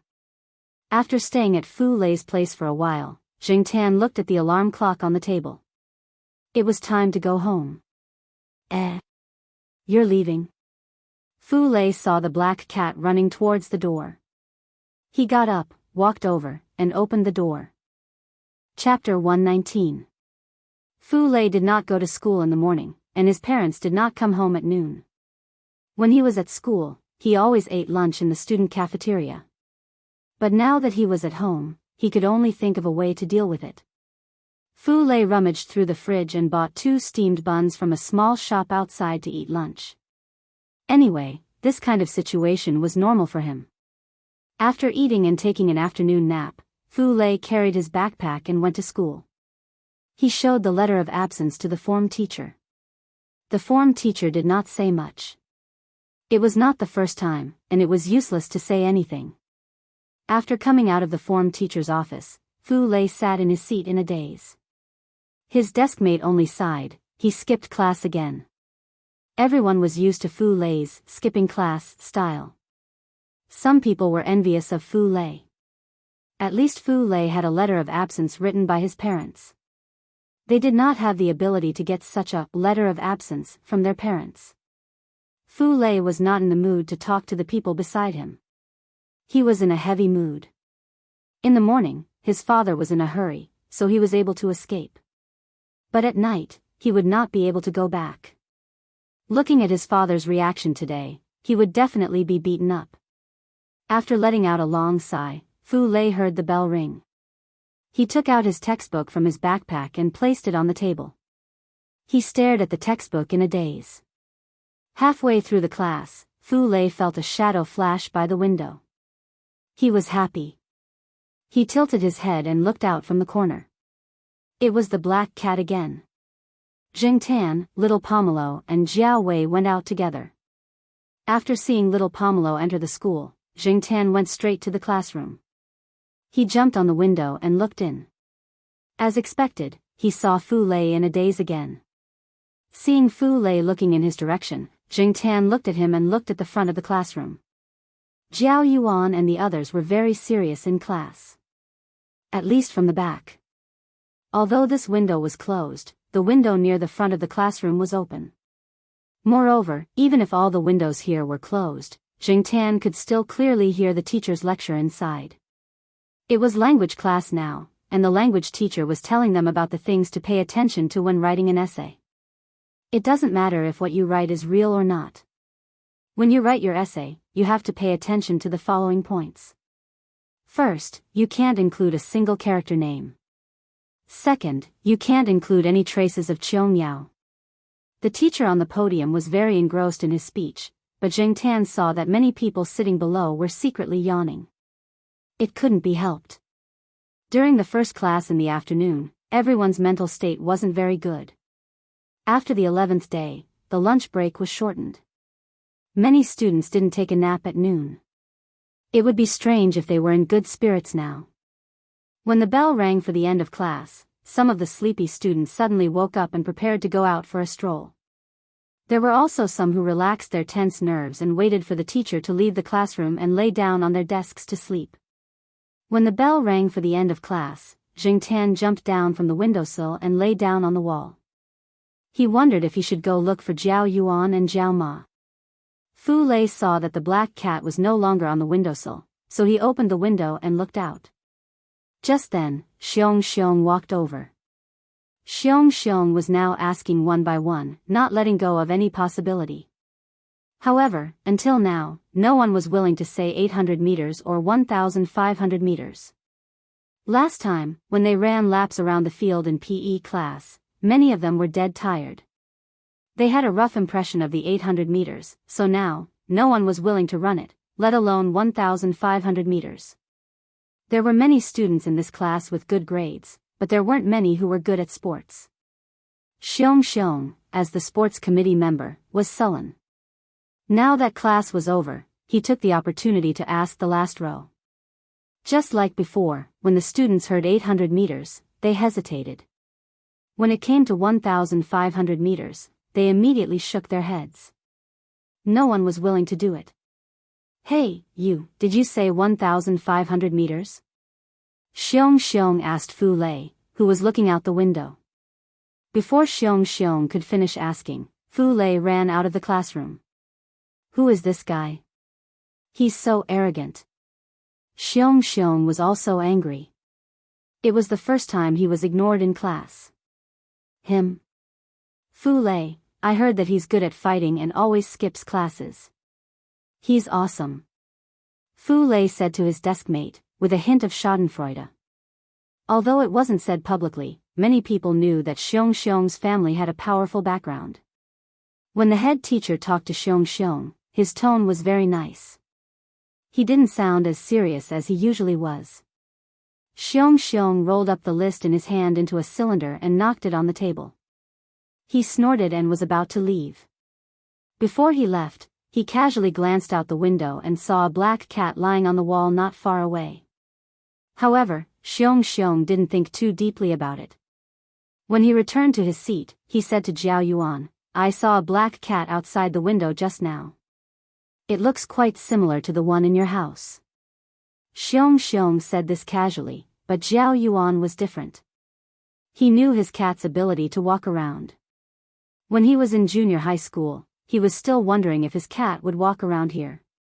More than a month had passed and he hadn't seen it. Now that he suddenly heard Xiong mention it, he quickly asked, "Where did you see it?" Xiong pointed to the window in the last row. Jiao Yuan didn't go to the last row. There were more people there, and there was no one sitting around the window next to the podium.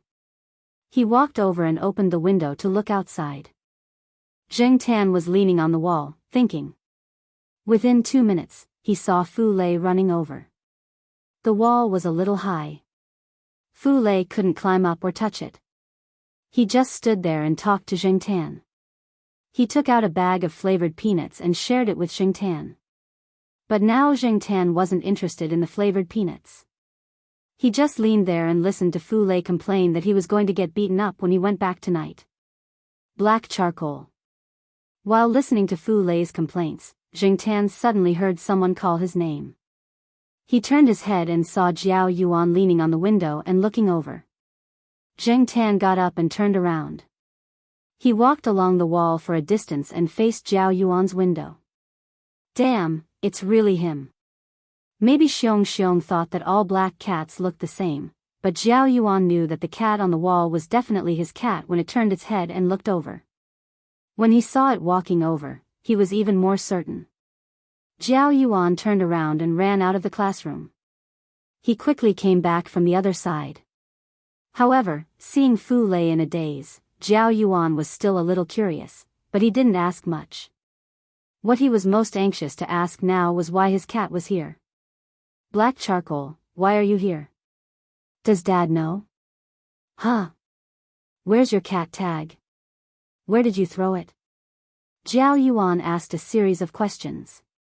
Fu Lei, who was eating flavored peanuts, looked at Jiao Yuan and then at the cat on the wall.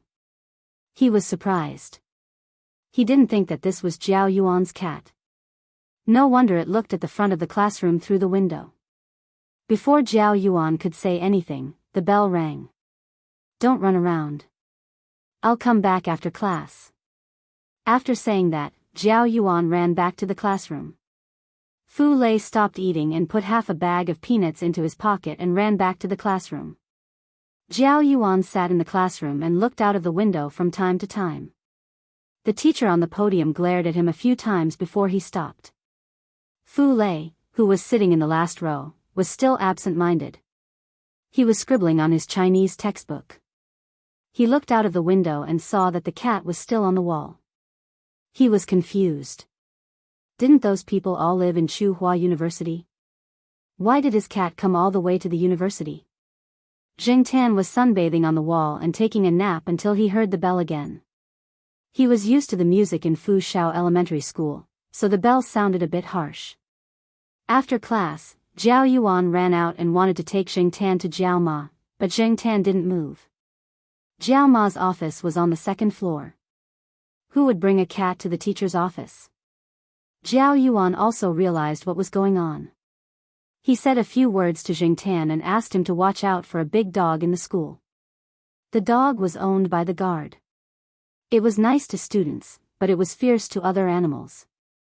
Jiao Yuan talked for another 10 minutes and didn't run back until the bell rang. Zheng Tan didn't want to stay any longer. He was bored. When Jiao Yuan ran back to the classroom, he also walked slowly to Tsinghua University. Fu Lei was sitting by the window. He didn't go out. He was looking out the window. He was envious of Zhao Yuan. His cat came to visit him in class. Zhang Zian was different.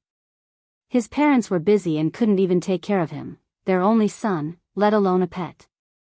When the third class was over, Zhao Yuan looked out of the window. He didn't see his cat, so he went out again to make sure his cat wasn't there. He went to the last row and asked Fu Lei to talk to him outside. Chapter 120. After exchanging a few words with Fu Lei, Zhao Yuan felt that this person was not bad. He was not as difficult to get along with as others said. Moreover, this person even praised his own cat. Zhao Yuan was very proud of this. At the same time, he also felt that Fu Lei's character was not as bad as others said. After talking about his own cat, Zhao Yuan asked Fu Lei, "I heard that you are very good at fighting?" "No, I just have a lot of fights." Fu Lei knew his own limits. He lost a lot of fights, so he was not considered good at fighting. "Then can you run?" When Zhao Yuan asked this question, Xiong and the others came over because they saw Zhao Yuan and Fu Lei talking outside. They happened to hear this sentence and looked at Fu Lei expectantly. Fu Lei was about to say no, but seeing this situation, he paused and replied, "It's okay." After saying this, Fu Lei regretted it. Why run? It was a waste of time. He might as well practice with the punching bag. After hearing Fu Lei's answer, Xiong's dissatisfaction with him disappeared. He came over and opened the name list. He put his hand on Fu Lei's shoulder and said, "Give us 800 meters, we believe in you." "Here, write 800 here." Xiong had been carrying a pen with him.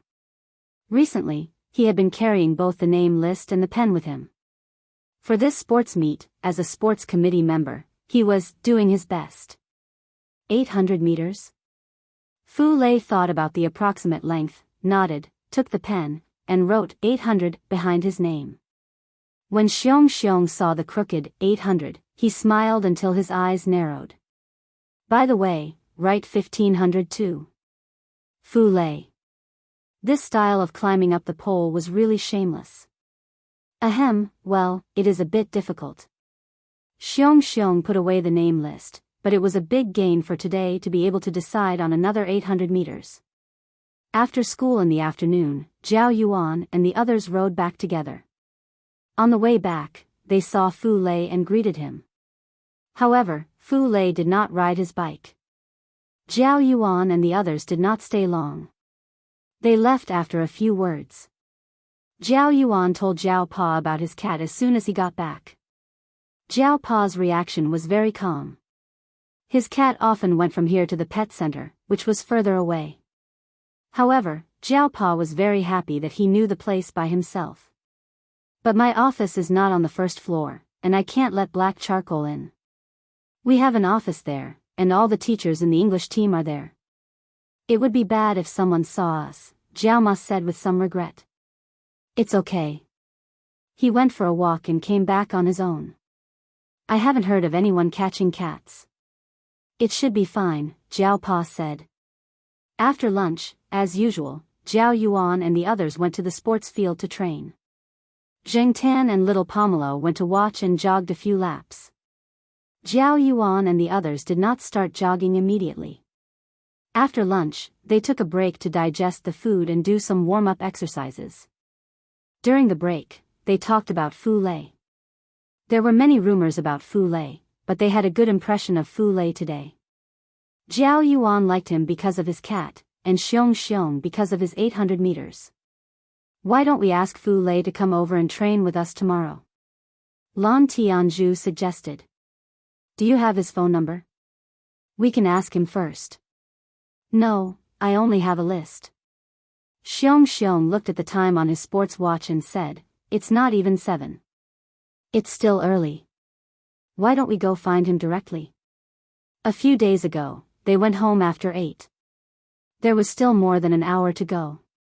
School had just started, and they did not have much homework. It was not worthwhile to go back so early. "Okay. Where is Fu Lei's house?" Suan looked at Xiong Xiong. Xiong Xiong shrugged. Don't look at me. I don't know either. None of them knew Fu Lei's address, but seeing that Fu Lei did not ride his bike today, they felt that his house should be close. I know how to get to his house. Zhao Yuan jumped down from the parallel bars and called out to the Black Charcoal, who was walking slowly on the track with little Pomelo. Black Charcoal, come here. Zheng Tan, who was walking leisurely with little Pomelo, heard Zhao Yuan calling out to him. He looked at little Pomelo, who had stopped walking, wagged his tail, and walked over unwillingly. These guys were so nosy. Black Charcoal, do you know where Fu Lei's house is? Zhao Yuan asked Zheng Tan. If you do, lead the way. Zheng Tan pulled his ears. Was he trying to stop them? Xiong Xiong and the others did not really believe that a cat could lead the way, but after Zhao Yuan said a few words, the cat really did leave. Zhao Yuan quickly carried his bag and followed. Little Pomelo did not want to go back now, so she rode her car and followed Zhao Yuan and the others to the side door. Before leaving the side door, she parked her car in the parking lot near the side door.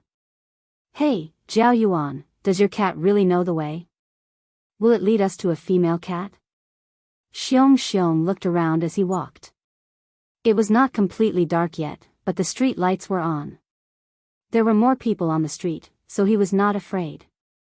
He was just suspicious. Zhao Yuan clicked his tongue, but he wasn't so sure. Zheng Tan led the way in front.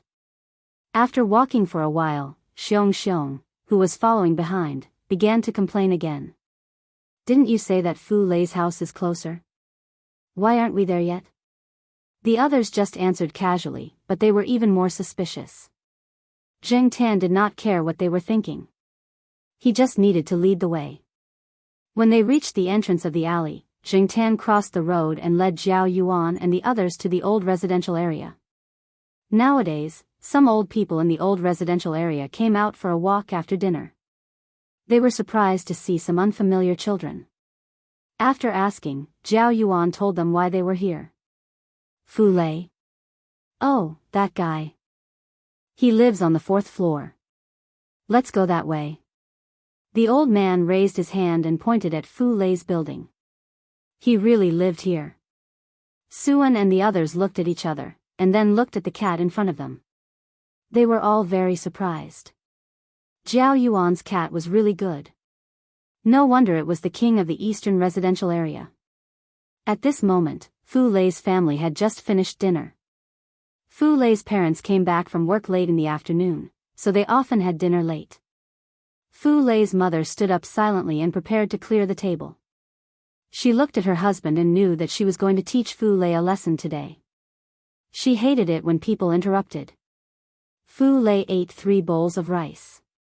Every time he was beaten, he would eat more before he was beaten.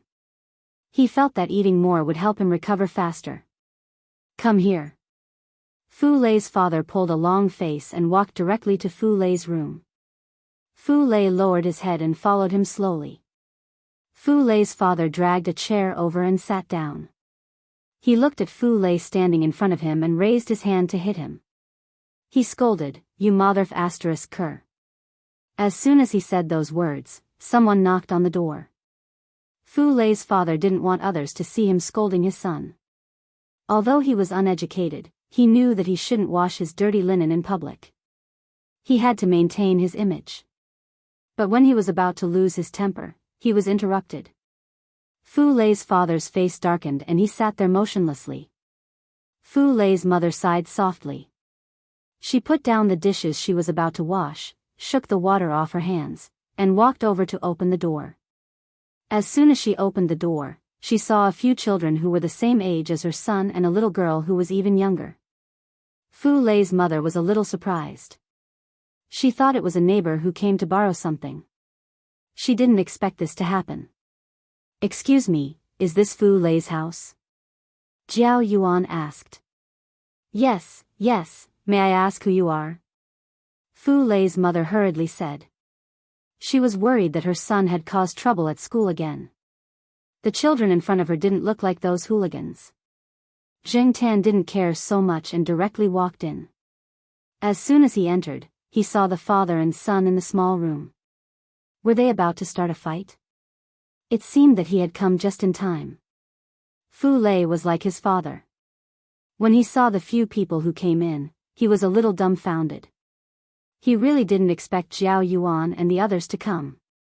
He looked to the side and saw the black cat jumping on a stool and squatting there. It looked like it was ready to watch a show. Cough, who are these people? When Fu Lei's father saw the few children, he couldn't put on a serious face. He forced a smile and patted Fu Lei's head and asked. Like Fu Lei's mother, Fu Lei's father was also wondering if his son had hit someone again. He calculated the money. This month's salary had just been paid. If it was just a normal compensation, he could still handle it. Hello, we are in the same class as Fu Lei. We are here to look for Fu Lei because of the sports meet. Xiong stepped forward and said. At the same time, he opened the name list in his hand and pointed to Fu Lei's signature. Fu Lei was looking at the black cat on the stool. He was a little dazed after being slapped by his father. When he heard Xiong's words, he was even more puzzled. Why would they come looking for him because of the sports meet? But it also saved him from domestic violence. After Fu Lei's mother heard the explanation of the few children, she quickly found a few chairs for them to sit down. She took out some snacks from the cabinet and placed 2 big jelly in front of little Pomelo. This was the first time that their house had such visitors. There were even class committee members among them. Fu Lei's father thought more and also asked around. When he found out that these few people lived in Tsinghua University, the smile on his face widened and he looked very amiable. Fu Lei, who was standing next to him, saw his father smile like this for the first time in years. He didn't even know that his father could smile like this. Fu Lei's mother was a little embarrassed. She knew that these few children came from good families. Their fathers were all highly educated people. She was afraid that these children would look down on her family. But after careful observation, she found that this wasn't the case. These few children didn't have any contempt in their eyes. Other than being a little restrained when they first came in, they were very natural after that. Zheng Tan knew the reason for this.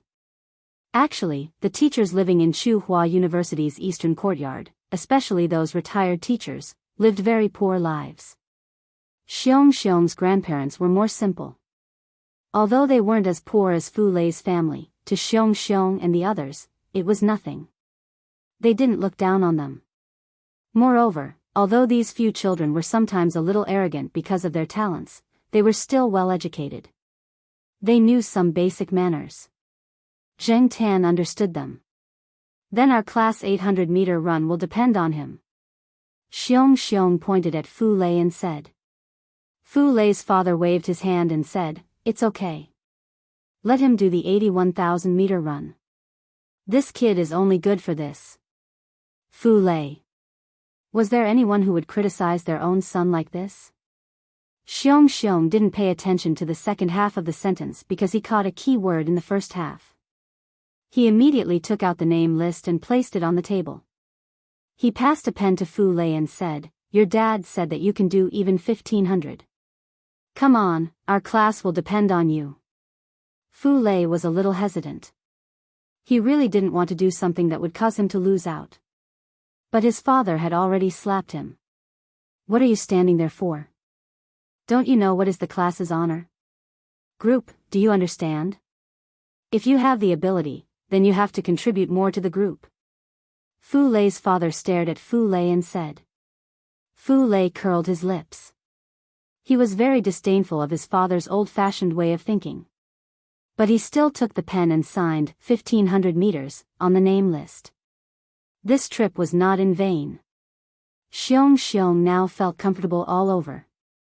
He suddenly felt that life was still beautiful and tomorrow was still bright.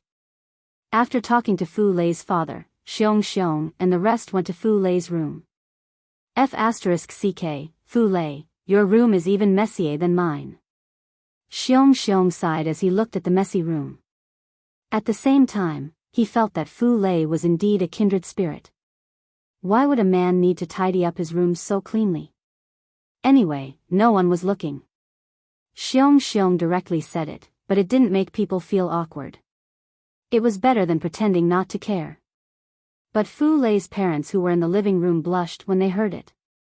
How embarrassing. The children all went to Fu Lei's small room. Only Zheng Tan was squatting on the stool in the living room. Hey, why do you think these children brought a cat here? Fu Lei's father looked at the black cat that was calmly squatting on the stool and asked Fu Lei's mother in a low voice. They probably brought it out for a walk. Fu Lei's mother said uncertainly. TSK, an intellectual's cat is indeed different. Fu Lei's father was about to light a cigarette, but when he thought of the children in the room, he held back. They couldn't go out for a walk now. The couple sat in the living room, thinking about something. Bored, Fu Lei's father took out a fish head from the fridge and put it in front of Zheng Tan. Here, eat it. Zheng Tan. They were indeed father and son. Just like before, Zheng Tan glanced at it and ignored it. He changed to another stool and continued squatting there. An intellectual's cat is indeed different. This is called food that is not given out for free, right? Fu Lei's father continued to stare at Zheng Tan. Zheng Tan was annoyed by his father's stare. He jumped off the stool and walked into the room. In the room, Xiong and the others were listening to Fu Lei's bragging. Xiong was especially envious of him learning martial arts when he was young. After staying there for half an hour, Jiao Yuan suggested that they leave. They would be scolded if they went back too late. It's too late today. We have to go home. We'll come back next time if we have the chance, Jiao Yuan said. Okay, there are still some things that we can talk about at school tomorrow. Oh right, tomorrow afternoon after dinner, you can go to Tsinghua University sports field with us to exercise. Xiong was still talking to Fu Lei. Zheng Tan was already squatting at the door. He was a little impatient. Looking at the sky outside, it was already dark. He didn't know how the security here was. Since it wasn't too late and there were still some pedestrians on the road, he should hurry back. He didn't want to run into those gangsters who wanted to rob him. Fu Lei was good at fighting, but these guys were not good at fighting. They even had 2 girls with them. Fu Lei's father took his jacket. It's late now. I'll send you guys back. We don't want to run into those gangsters outside. Anyway, this place is not far from Tsinghua University. His words made Zheng Tan feel relieved. With such a strong martial artist around, the kids would definitely be fine. Fu Lei didn't want to stay at home, so he sent Jiao Yuan and the others to Tsinghua University with his father. On the way, he saw the black cat following beside them. He even asked Jiao Yuan a few questions about cats. When it came to talking about his cat, Jiao Yuan became more talkative and talked a lot. They talked and laughed and felt that time passed quickly. Soon, they were standing at the side door. Little Pomelo went over to push the car out. Zheng Tan jumped into the basket.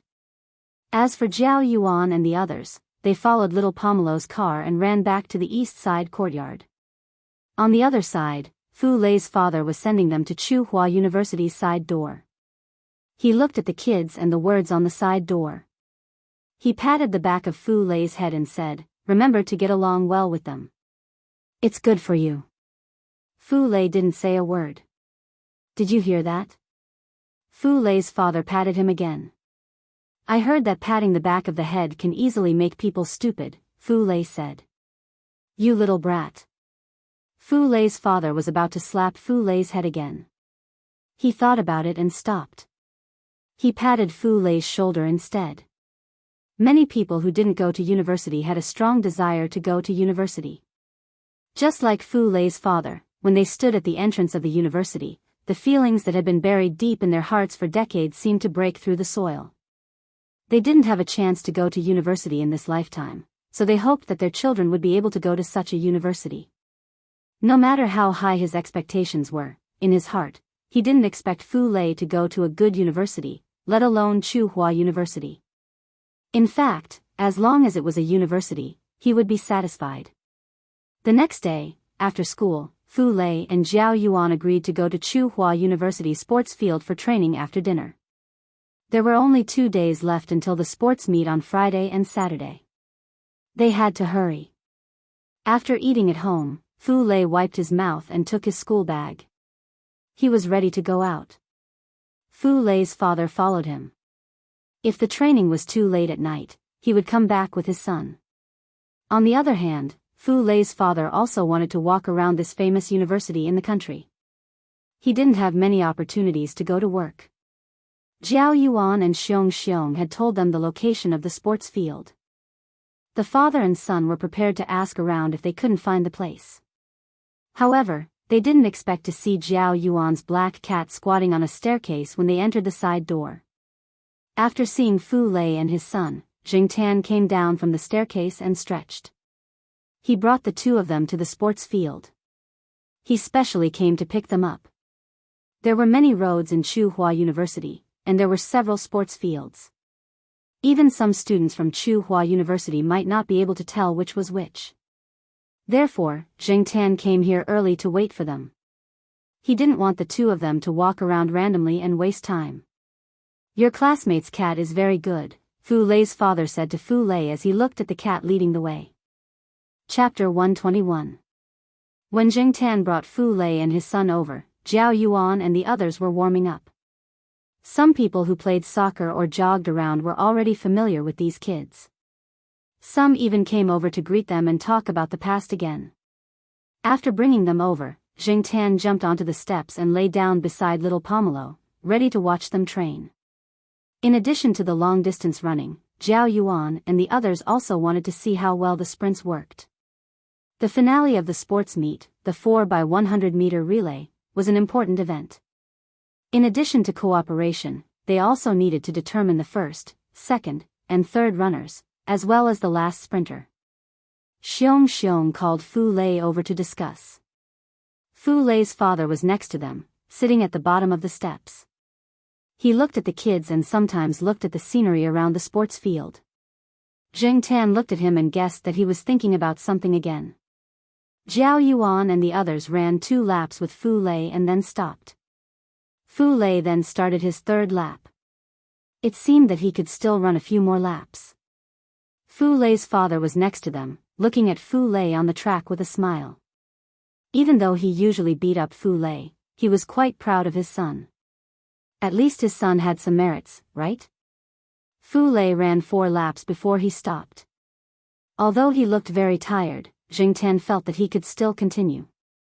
It was just his first time running today, so he needed to conserve some energy. Seeing Fu Lei slowly walking over, Xiong Xiong and the others surrounded him and handed him water and towels. Fu Lei's father, who was sitting next to them, was laughing so hard that his eyes disappeared. On Thursday night, they had another training session, focusing on the relay. Some kids from nearby came over. Zhao Yuan, Lan Tianzhu, and Fu Lei made up a 4-person relay. The fastest runner was still Fu Lei. Xiong Xiong let Fu Lei be the last runner. As for Xiong Xiong, he could not run by himself. He was only strong, so he could throw the shot put. On Friday morning, after Zhao Yuan and Zhao Ma left, little Pomelo reluctantly went to school. Today, there was an 800 yuan and 1,500 yuan competition. It was a pity that she could not watch it. Jingtan watched little Pomelo enter the school and then rushed to Zhao Yuan's school. This time, he did not take a stroll on the fence. Instead, he was jogging. There was a big tabby cat lying on the fence. It must have just come out to look for food. It was squatting there with its head down, licking its paws and wiping its face. Suddenly, its ears twitched, and it looked at the other side of the wall in shock. Just as it looked over, a black shadow jumped over its head. Its gaze followed the jumping figure. It raised its head, turned its head, and then looked back at the black shadow that had landed on the wall and continued to run away. After a few seconds, the cat remembered that it had not finished licking its paws and turned its head to continue licking. When he was almost at Zhao Yuan's school, Jingtan sped up. In front of him, there was a big cat that had just jumped on the fence. It was yawning. Jingtan did not slow down. He rushed over and jumped again. The yawning big cat was about to stretch when it was scared by Zheng Tan's action. It slipped and almost fell off the fence. After it climbed back up the fence, it looked at the black shadow that was running away. It raised its hind legs and scratched its ears. It shook its head and looked at the passing crowd to amuse itself. The people on the street were in a hurry. No one paid attention to the black cat running on the fence. Maybe they were used to seeing cats on the fence. It did not matter if it was a white cat or a black cat. There was nothing to be concerned about. In this area, people and cats always maintained their own pace of life and did not interfere with each other. When Zheng Tan arrived at the field of Jiao Yuan's school, the opening ceremony was in progress. He looked around and saw many square formations in school uniforms on the field. After looking around, Zheng Tan did not find any tall trees or a suitable place to watch the sports meet. Finally, Zheng Tan's gaze fell on the wall behind the commander's desk. A huge poster was pasted on the wall, and a banner hung at the top of it. Zheng Tan walked over from the stairs and looked at the wall from the side. Although the wall was not very thick, it was wide enough for him to squat there and watch the situation on the field. At this time, the leader on the commander's desk was talking. The so-called simple explanation had been going on for 20 minutes. Many students in the square formation below were impatient.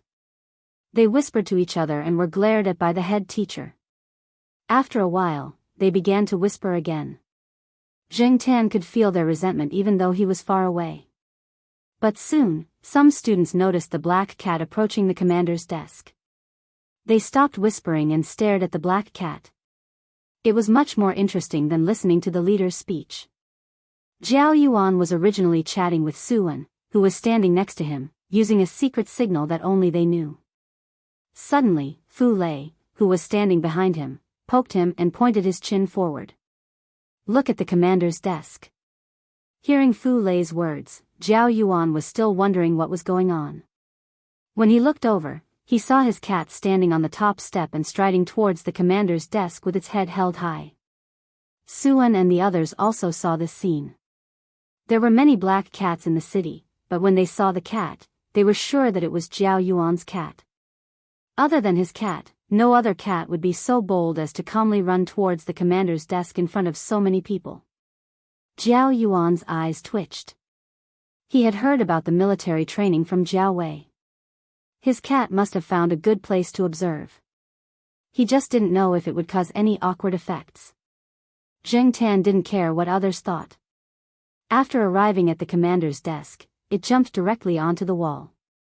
The banner hanging on the wall was slightly higher than the top of the wall. Zheng Tan squatted behind it. The people outside could only see a black cat's head. The leader standing on the commander's desk didn't notice at all. He was still talking. On the sports field, friendship comes first, competition comes second, Zheng Tan yawned. Who would believe such nonsense? Without friendship, competition came first. What friendship did people who didn't know each other talk about friendship? Many people said that yawning was contagious. Therefore, the students, who had been overly excited yesterday and were feeling sleepy after listening to the boring speech of the station leader, suddenly felt even more sleepy after seeing Zheng Tan yawn twice in a row. Zheng Tan tugged at the red banner in front of her out of boredom. She looked at the bald head of the leader who was speaking. Was this because he was tired? When the leader finally finished his speech and announced the start of the sports meet, the group of people let out a sigh of relief. The leader was still sitting there. There was a row of people sitting on the commander's desk. They were the judges for the first event. Zheng Tan didn't expect the first event to be broadcast gymnastics. Only the first-year students had this event. The second and third-year students didn't have it. There were more than 10 classes in the first year. They weren't arranged according to class number. It was completely based on drawing lots. It was fairer this way. No one complained about when to appear. It was all based on luck. Jiao Yuan's class was in 4th place. It wasn't bad. The second and third years had already left. Some of them were watching from the side. The athletes were doing some warm-ups. At the same time, they were watching the first years do the silly things they had experienced in the past. Many people felt that when they were doing the broadcast gymnastics seriously, they looked especially silly. Zheng Tan leaned against the background wall and peeked his head out to look down. Many people tried their best to do every movement well under the eyes of the school leaders. Moreover, it was a competition. However, if they overdid it, they would appear a little stiff. Coupled with their serious and childish faces, Zheng Tan really wanted to laugh. However, Zheng Tan wanted to see the performance of Zhao Yuan's class. When the third class came over, the fourth class was preparing and waiting at the side. Xiong was standing in front of the group. From what Zheng Tan saw just now, the ones standing in front of the group were the leaders. They didn't have to be the sports committee members. Moreover, the leaders in front of them were all beautiful girls. Suddenly, there was a beast in this class. When it was finally Zhao Yuan's class, Zheng Tan felt that Zhao Yuan and the others were already a little stiff. Just as Zheng Tan thought, Zhao Yuan felt uncomfortable when he saw his cat watching him. Why did he feel like his cat was waiting to see him make a fool of himself? Zhao Yuan finally understood how Jiao Wei felt during the freshman military training at Tsinghua University. In fact, Zhao Yuan should be glad that there was only Zheng Tan this time. No other cats came. The music started. Xiong, the fat and strong guy, was wearing a school uniform and white gloves. He stood in front of the group and led the exercises seriously. Although it looked a little weird, and people who didn't know better would definitely think that this was a mistake on the head teacher's part, this just happened to be the smart part of their head teacher. Actually, letting Xiong lead the drill also had the effect of showing his face. Many people sitting on the command platform knew Xiong. Before school started, Xiong's mother had already met these leaders and teachers. The leader sitting in the center looked at Xiong with a smile on his face. He looked very friendly. The leader of the class who just walked over didn't have this kind of treatment. Unfortunately, Xiong didn't pay attention to the school leader at all. It was rare for him to have a straight face. Zheng Tan still wanted to laugh. Each class only had about 5 minutes. After an hour, they finished. Zhao Yuan's class was in first place, slightly ahead of the second place. The teacher of the first class had a smile on his face. Zheng Tan felt that the smile had a deeper meaning. Sure enough, the head teacher was not a simple character. After the broadcast exercise, the official competition began. The first morning was the 100m and 1,500-meter sprint. Zhao Yuan wasn't competing. Xiong hoped that Fu Lei could run the 100-meter sprint. Unfortunately, each person could only sign up for 2 events, so he had to give up on the 100-meter sprint. Fortunately, the person who signed up for the 100-meter sprint was good. Even if he wasn't outstanding, the head teacher wanted him to try his best to be in the top 8. Because only the top 8 would be counted. The points for the first to 8th place were 9, 7, 6, 5, 4, 3, 2, and 1 respectively. The last event was the relay event, and double points were counted. There were preliminaries for the 100-meter sprint, but the 1,500-meter sprint was decided directly. Fu Lei had a number tag hanging behind his back. He was warming up. After the heats of the 100-meter sprint, his 1,500-meter sprint would begin. There were only a few people around Fu Lei, including Zhao Yuan. The others were either watching the heats of the 100-meter sprint, sitting in their own class area, writing encouraging notes, or reading books. The leaders on the podium had already left. Sitting there were people from the school radio station, as well as some students who wanted to cheer for their class athletes through the microphone. A few students wanted to poke Zheng Tan, but the wall was too high for them to reach. They could only throw paper balls. When Zheng Tan was bored, he played a paper ball game with a few girls. When Jiao Ma went to Zhao Yuan with a bag of water, she pointed at the cat playing with a few girls on the podium and said, "Zhao Yuan, why is our black charcoal there?" Chapter 122. After the 100m heats, it was time for the 1,500-meter sprint. Everyone in Grade 1 Class 1 knew that the only person in their class who ran the 1,500-meter sprint was Fu Lei, the bad student who was rumored to be very good at fighting and always skipping classes. In fact, many people were not very enthusiastic about cheering for Qingguan. It was just that there was only the 1,500-meter sprint in the morning and the 100-meter sprint final after that. Some people who had just finished watching the 100-meter sprint heats were sitting by the side leisurely eating melon seeds. They were talking about what they had seen and gossiping about which class had indeed gotten first place. Only Jiao Yuan, Xiong Xiong, and a few others accompanied Fu Lei to the 1,500-meter sprint starting point. Fu Lei himself did not care if other people came to cheer for him or not. After all, they were all unimportant people. Jing Tan was lying on his side against the background wall. His head was casually resting on the edge of the wall. He was looking at the world that had rotated 90 degrees. Occasionally, his ears would twitch because of the wind that blew past. The 1,500-meter sprint had just begun. Fu Lei and the other classes were closer together. More than 10 people were running in a line around the track. Fu Lei was in the middle and at the back. But Jing Tan could tell from his expression that he was not nervous at all. During the first lap, there were not many people cheering for Qingguan. Only a few shouts could be heard once in a while. But slowly, during the second and third laps, the gap between the 10 people was getting bigger and bigger.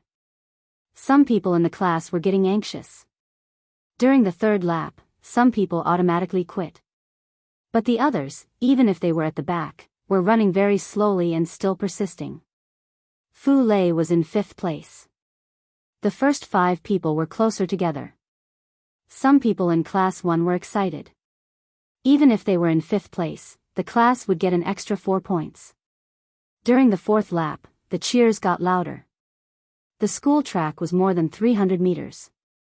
The 1,500-meter sprint took more than 4 laps. Many people liked to speed up during the last lap. The first 2 people had already started to speed up. The people behind were not willing to fall behind, except for Fu Lei. Seeing that Fu Lei was about to be overtaken by the 6th person, the students of Class 1 were anxious. The students who were eating melon seeds couldn't sit still. They squeezed to the side of the track and shouted encouragement with the rest of the class. Jing Tan looked at Jiao Yuan and the others. They looked more anxious than anyone else. Their faces were red, but they did not make a sound. It was only when Fu Lei started to speed up that the few of them who had been holding back for a long time began to shout. They wished they could take his place. The finish line had been pulled up. Fu Lei's speed was getting faster and faster. The 4th and 3rd place also felt the pressure, but their legs were not listening to them. They were almost at their limit.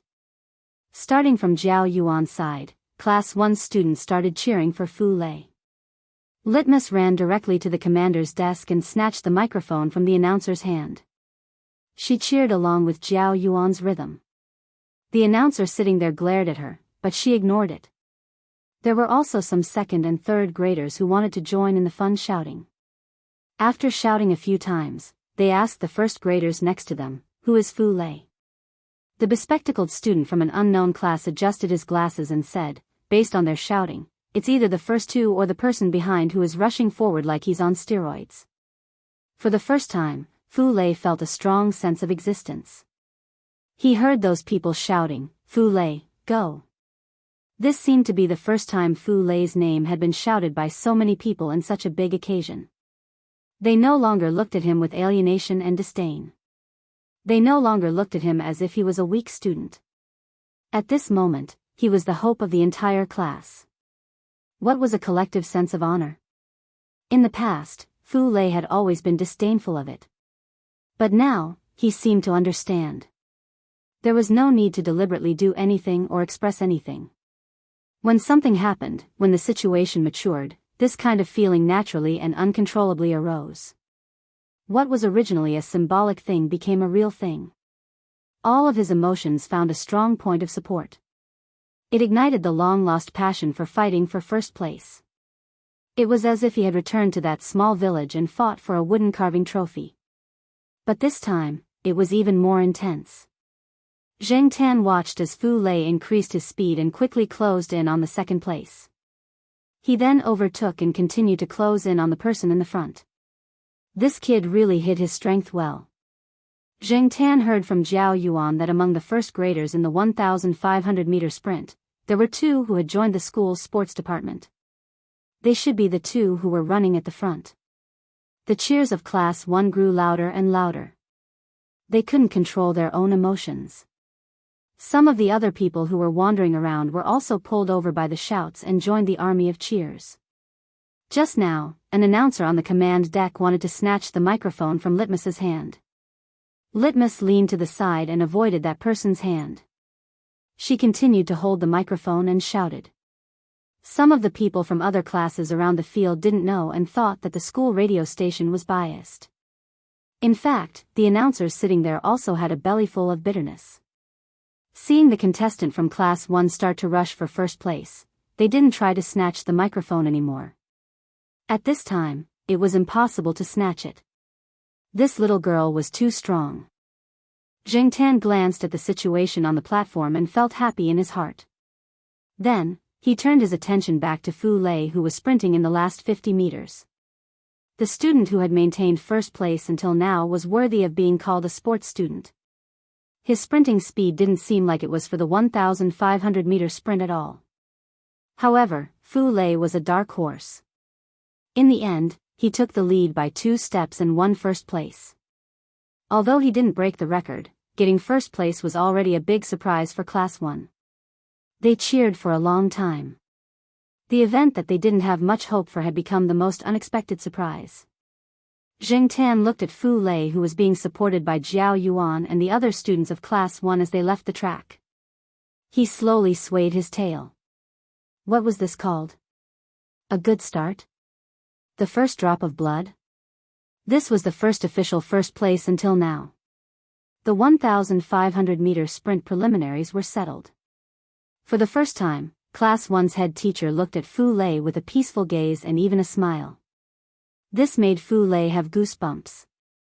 He felt that the serious head teacher was more normal.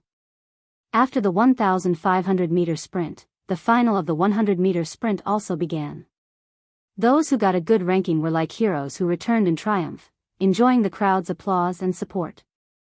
Those who didn't get into the top 8 silently squeezed into the mixed crowd and left the field in low spirits. After watching the competition in the morning, Zheng Tan got up and prepared to go back. He still had to go back to Tsinghua University at noon to accompany little Pomelo. He would come back in the afternoon. Poor Fu Lei, there were still 800 meters left in the afternoon. It would be tough for him. Other than Fu Lei's race, there were also Xiong Xiong's shot put, Lan Tianzhu's long jump, etc. There were many events in the afternoon, but Zheng Tan was only interested in Xiong Xiong's and the others. After watching her cat jump onto the wall and leave, Jiao Ma came back to take Jiao Yuan and the others to the staff cafeteria for lunch. She also took Fu Lei with her. When Zheng Tan came in the afternoon, the competition had already started. It was the same place. Zheng Tan jumped onto the background wall, stretched, and lay there, overlooking the entire field. There was no need to worry about people blocking his view. He could even see some of the long jump athletes. Xiong Xiong was second in the shot put, just a little bit behind the first place. He was very depressed because of this. For half a day, except when he was cheering for Jiao Yuan and the others, he kept a straight face. Suan and Lan Tianzhu also participated in the high jump and long jump. Although they weren't in the top 3, Zheng Tan heard from the announcer that one of them was 4th in the high jump and the other was 5th in the long jump. As for Fu Lei's 800-meter sprint, many students came to talk to him before Fu Lei ran the 800-meter sprint in the afternoon. They told him to do his best and not to be too stressed. After all, the 1,500-meter sprint in the morning was already tough enough, and he still had to run the 800-meter sprint in the afternoon. The 800-meter sprint was much shorter than the 1,500-meter sprint. Maybe because he was too tired in the morning competition, he only got 3rd place. But the 3rd place was enough to make the students of Class 1 happy. At least they could get a lot of points. Now, Class 1's total score was in first place. After watching the sports meet for a while, Jingtan got up and left. He didn't wait for Jiao Yuan and Jiao Ma. Jiao Yuan and the other boys would stay at school for a while. In the evening, Jiao Yuan went home and briefly told little Pomelo about today's competition. Then he went to bed early. He still had to run the 400-meter sprint and the relay tomorrow. The whole family went out for the next day's competition. Jiao Pa and little Pomelo also came to Jiao Yuan's school to watch the competition. Today was Saturday, so they had a rest. After arriving at the sports field, Jingtan didn't go to the commander's desk this time. Instead, he followed Jiao Pa and the others to watch the competition on a platform. Xiong's parents also came, along with a few other parents in the family courtyard. They all stood together and watched the competition. Sometimes, they would chat with other parents they knew. In the morning, Jiao Yuan got second place in the heats of the 400-meter sprint. He was qualified to participate in the final in the afternoon. At noon, a large group of people didn't go to the teacher's cafeteria. Xiong's mother treated them to a relatively high-end restaurant outside. There weren't any high-end hotels nearby, so they had to make do with it. Fu Lei's parents didn't come, but they brought them with them. During lunch, the kids got together to discuss the relay in the afternoon and change their original strategy. Before they left, they looked at the positions of the runners of the 4x100-meter relay and estimated the distance of the fourth leg. They weren't sure if it was a mistake by the school, but the second leg was longer. They should let the fastest runner close the gap to save time. Therefore, Fu Lei, who was supposed to be the last runner, became the second runner. Jiao Yuan, who was the second fastest, was in charge of sprinting. In the afternoon, Jiao Yuan got third place in the 400-meter sprint final. He was very satisfied with this result. He got second place in the heats and fifth place in the overall competition. He didn't expect to get better in the final. When the other events were about to end, it meant that the last and most important event was about to begin. Now, the boys' team of Class 1 was in second place, while the girls' team was in first place. They were several points ahead of the second-place team. If nothing unexpected happened, the girls' team would also get a good result. In the end, the girls' team would be in first place. Therefore, the students of Class 1 all hoped that the boys' team could get a good result. That way, Class 1 would get 2 first places. How cool would that be? Just thinking about it made them excited. Even the stingy homeroom teacher said that if the boys' team came in first, he would pay 300 yuan to buy basketball and other sports equipment for them. Jingtan stood on Jiao Pa's shoulder and looked at the runners on the track.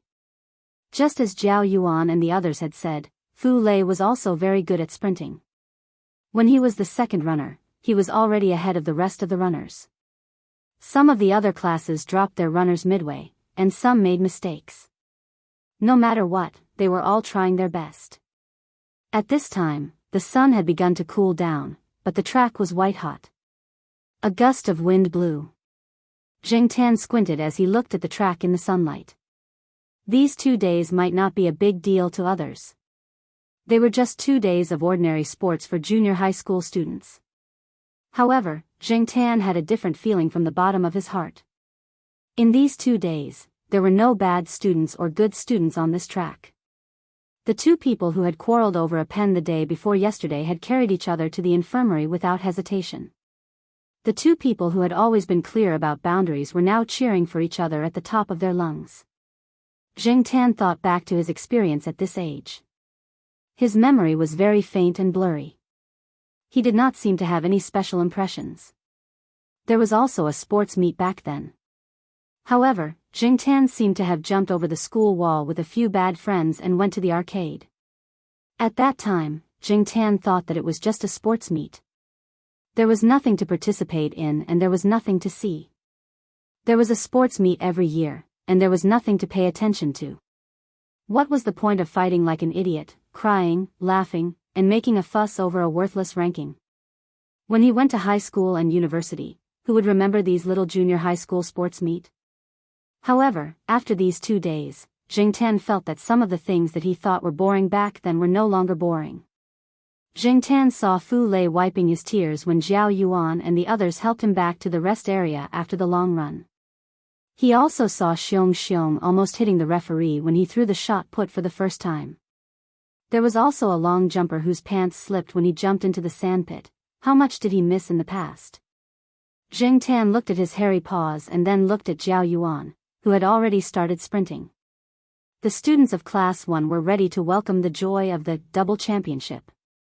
If he could do it all over again, Jingtan could only be a bystander, watching the figures running, jumping, shouting, and sweating under the sun. Jingtan suddenly envied Zhao Yuan and the others. In this era, the children of this age were not so introverted.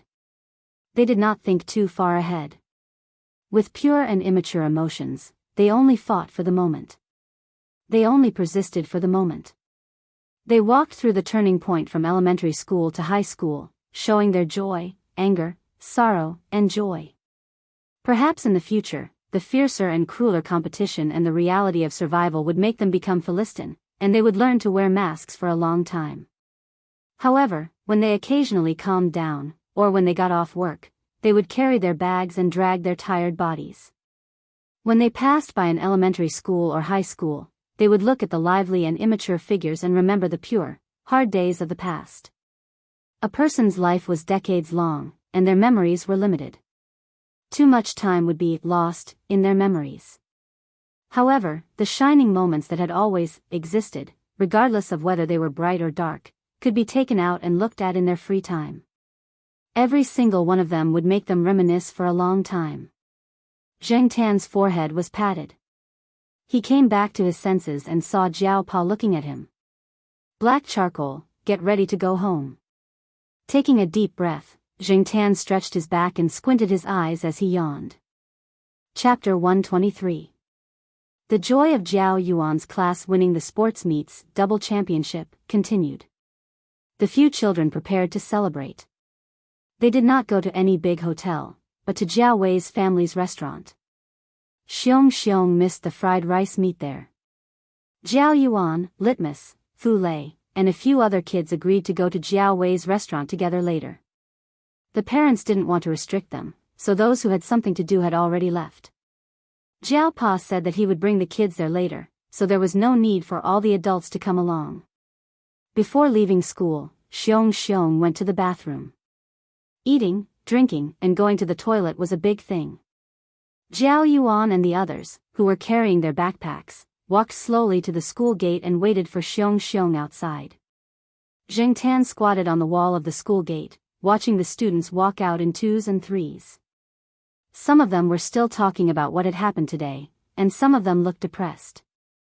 Zhao Yuan and the others were talking about how to spend the hundreds of yuan that they had won. The money was included in the class fee, so they couldn't afford to pay for a meal.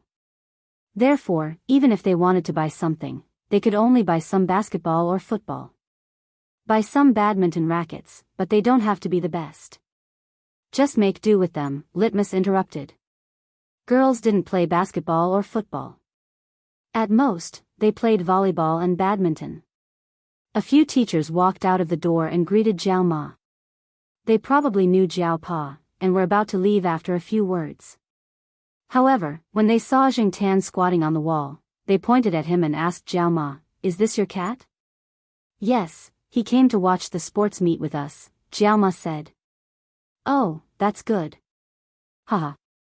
After that, the teacher left with the others.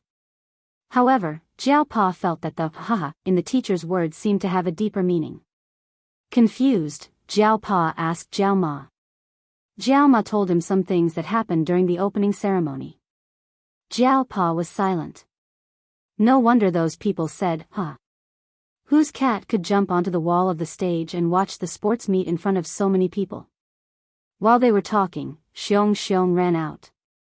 Jiao Pa gave him his school bag and 2 bottles of drinks left by Xiong Xiong's mother. "Let's go, kids," Jiao Pa said to them, and they all went to Jiao Wei's restaurant together. Those who had bicycles rode them. Those who didn't have bicycles, like Fu Lei, let other people carry them. Jiao Ma rode with them. Jiao Pa didn't drive today. There were many people and cars in the area, so it was very crowded. There was no parking space, so he rode an electric scooter. Jiao Pa rode the electric scooter, and little Pomelo sat behind him. As for Jingtan, he continued to squat in the basket of the electric scooter. He adjusted himself to a more comfortable position, put his chin on the edge of the basket, and looked at the scenery passing by. Hey, Jiao Yuan, your cat is so obedient. I have a cat at home too. When I put it in the basket, it's like confinement. It won't stay in the basket for even a moment. Even if it stays in the basket for a while, it will jump out when the cart starts moving. So every time I take it for injections, it's in a cage. By the way, what brand of cat food does your cat eat? It looks very strong, one of Jiao Yuan's classmates said. He was also one of the people who had participated in the relay race. My cat is a bit special. It doesn't eat cat food. It eats the same food as us. It doesn't eat the food that we don't eat either. Jiao Yuan paused, then continued, it doesn't eat food given by strangers either. However, Jiao Yuan was obviously not sure about the latter part of his sentence. He had never seen his cat eat food given by strangers. Fu Lei had a deep understanding of this. It didn't eat the fish head I gave it last time. Does your cat like to catch mice? That classmate continued to ask. Of course. They chatted along the way, from whose cat is the best, to how to not get splashed by the water when taking a dump, which was a topic that spanned a wide range of topics. Fortunately, it wasn't too far away. Soon, they arrived at Jiao Wei's restaurant. Jiao Pa's phone had run out of battery, so he used Jiao Ma's phone to call the restaurant. Jiao Wei's father waved his hand and said, okay, let them all come in. When they arrived, they found out that Jiao Wei's father had hung a closed sign in front of the restaurant to entertain the kids. Jiao Wei had already told his parents about the sanitary fee. He just ignored the special factor of Jingtan and attributed the main reason to Jiao Pa and Celestine. His parents were very grateful and had been thinking about how to thank him. After receiving the phone call today, they decided to close the restaurant and entertain the kids. Where's Wei Wei? Jiao Pa looked around and asked. Jiao Wei's mother had just finished washing the vegetables. She wiped her hands on her apron and said, he joined some club. I don't know what he's been busy with recently. I heard that he stayed up late last night and only went to bed after 10 this morning. I think he's still in the dormitory now. He said that he'll come over later. He should be up now. Jingtan was lying on a chair in the restaurant. Litmus, little Pomelo, and Jiao Ma were playing cards next to him. Jiao Yuan and the other kids were either standing or leaning against their bicycles, chatting happily outside. Even Fu Lei, who usually didn't talk much, was gradually getting into the conversation. Jingtan pricked up his ears and listened. Soon, he lost interest. The kids' conversation was boring. He would rather watch little Pomelo and the others play cards. Jiao Pa chatted with Jiao Wei's parents for a while. Then, he came to the table and said to Jiao Ma, I think we'll have to wait for another 10 minutes. I'll go back to get the charger first. My phone is out of battery. I have to send the kids back tonight. I'm afraid that Yuanzi won't be able to contact me again if something urgent happens. Jiao Ma looked at the cards in her hand and nodded, indicating that she understood. Jingtan thought for a while and jumped off the chair. He followed Jiao Pa out. It was boring to sit here, so it was better to go out for a walk. Jiao Pa rode the electric scooter and led Jingtan into the eastern courtyard. Jingtan heard that cheap voice. There was a person standing under a tree not far from the building. Jingtan knew this person. Not long after he was kidnapped, Jiao Ma took him to the affiliated hospital community. This person lived there. He seemed to be called Biyao or something. He was also the talent that Jiao Pa and Yuanzi wanted to poach. Later, they succeeded in hiring him with a high salary. Jingtan didn't know the details. He hadn't seen this person for a long time. Biyao was very depressed today. It was Saturday, and he went to the company to deal with some things in the morning. He brought 2 documents back and also went to Tsinghua University's family courtyard to discuss with Associate Professor Jiao. When he arrived, he realized that he didn't bring his phone. He guessed that he had left it in the company office. He remembered Associate Professor Jiao's phone number, but he couldn't get through to the guard. The guard said that many people in the courtyard were watching the junior high school sports competition today. Biyao looked at the time. Anyway, it wasn't long before lunchtime, so he just stood there and waited. Ever since he helped his girlfriend raise a cat, Biyao had become much closer to cats. Sometimes, he would stop and play with cats when he saw them on the road. Maybe it was easier for cat owners to get close to cats than other people. Biyao had played with cats a few times, and it felt good. Today, when he walked into the eastern courtyard and stood under the tree, he saw a cat walk out from the flower bed. It didn't look like the cats that were often seen in the eastern courtyard. Biyao pulled a piece of grass to tease it, but when the cat approached, it suddenly raised its head. Then, as if it had seen something horrible, it turned around and ran away. Biyao heard the movement and turned his head to look at the tree. A blue parrot stood there, looking at him with its yellow eyes. Although the cat was gone, Biyao was very curious to see such a rare parrot. He looked around and didn't see anyone, so he didn't know where its owner was. Many parrots could say hello or goodbye, and so on. Biyao was interested and said hello to the parrot in the tree. The parrot in the tree tilted its head and looked at Biyao. 2 seconds later, it said, hello. Biyao was interested. He had seen people talking to birds in the flower and bird market before, and it was really interesting. Hello, Biyao said again. Hello, the bird in the tree said again. What's your name? Biyao asked. In fact, he just asked casually. He didn't expect the parrot to understand or answer him. However, to his surprise, the bird in the tree really replied. What's your name? The same question came from the mouth of the blue parrot in the tree. Biyao was stunned, and then smiled. This was a parrot repeating the same words. My name is Biyao, Biyao replied. Then he waited with interest for the parrot to answer the same question. Unfortunately, Biyao was destined to be wrong this time. The blue parrot in the tree tilted its head, and then shook its wings. If Zheng Tan was here, he would know what this stupid bird wanted to do at this time. The next moment. A small white poplar growing beside the outpost, deep roots, strong trunk guarding the northern border, Biyao. What's going on? At first, Biyao thought it was a novelty. After all, he had not seen many birds that could sing. Moreover, this bird's singing was quite standard. Its words and tone were very outstanding. However, once it started singing, it could not stop. It sang over and over again. The first time Biyao felt strange, the second time he felt, haha, and the third time Biyao felt noisy. Can you please stop singing? Biyao sighed. But the parrot in the tree only stopped for a second, and then it continued to sing. Biyao rubbed his forehead and walked to the side. Then he took out a cigarette and lighter, ready to smoke. Just as he lit the cigarette, Biyao noticed that the parrot in the tree stopped singing. He took a puff and looked at it. When he was about to say something, he noticed that the parrot in the tree tilted its head and looked at him. Biyao suddenly had a bad premonition. Sure enough. Light up a cigarette, my heart is like a smoke ring, Biyao. This tune. Is it from the 80s or 90s? Zheng Tan sat in the Jiao Pa's small electric scooter, and when he entered the courtyard, he saw Biyao with a cigarette between his fingers, but he didn't smoke.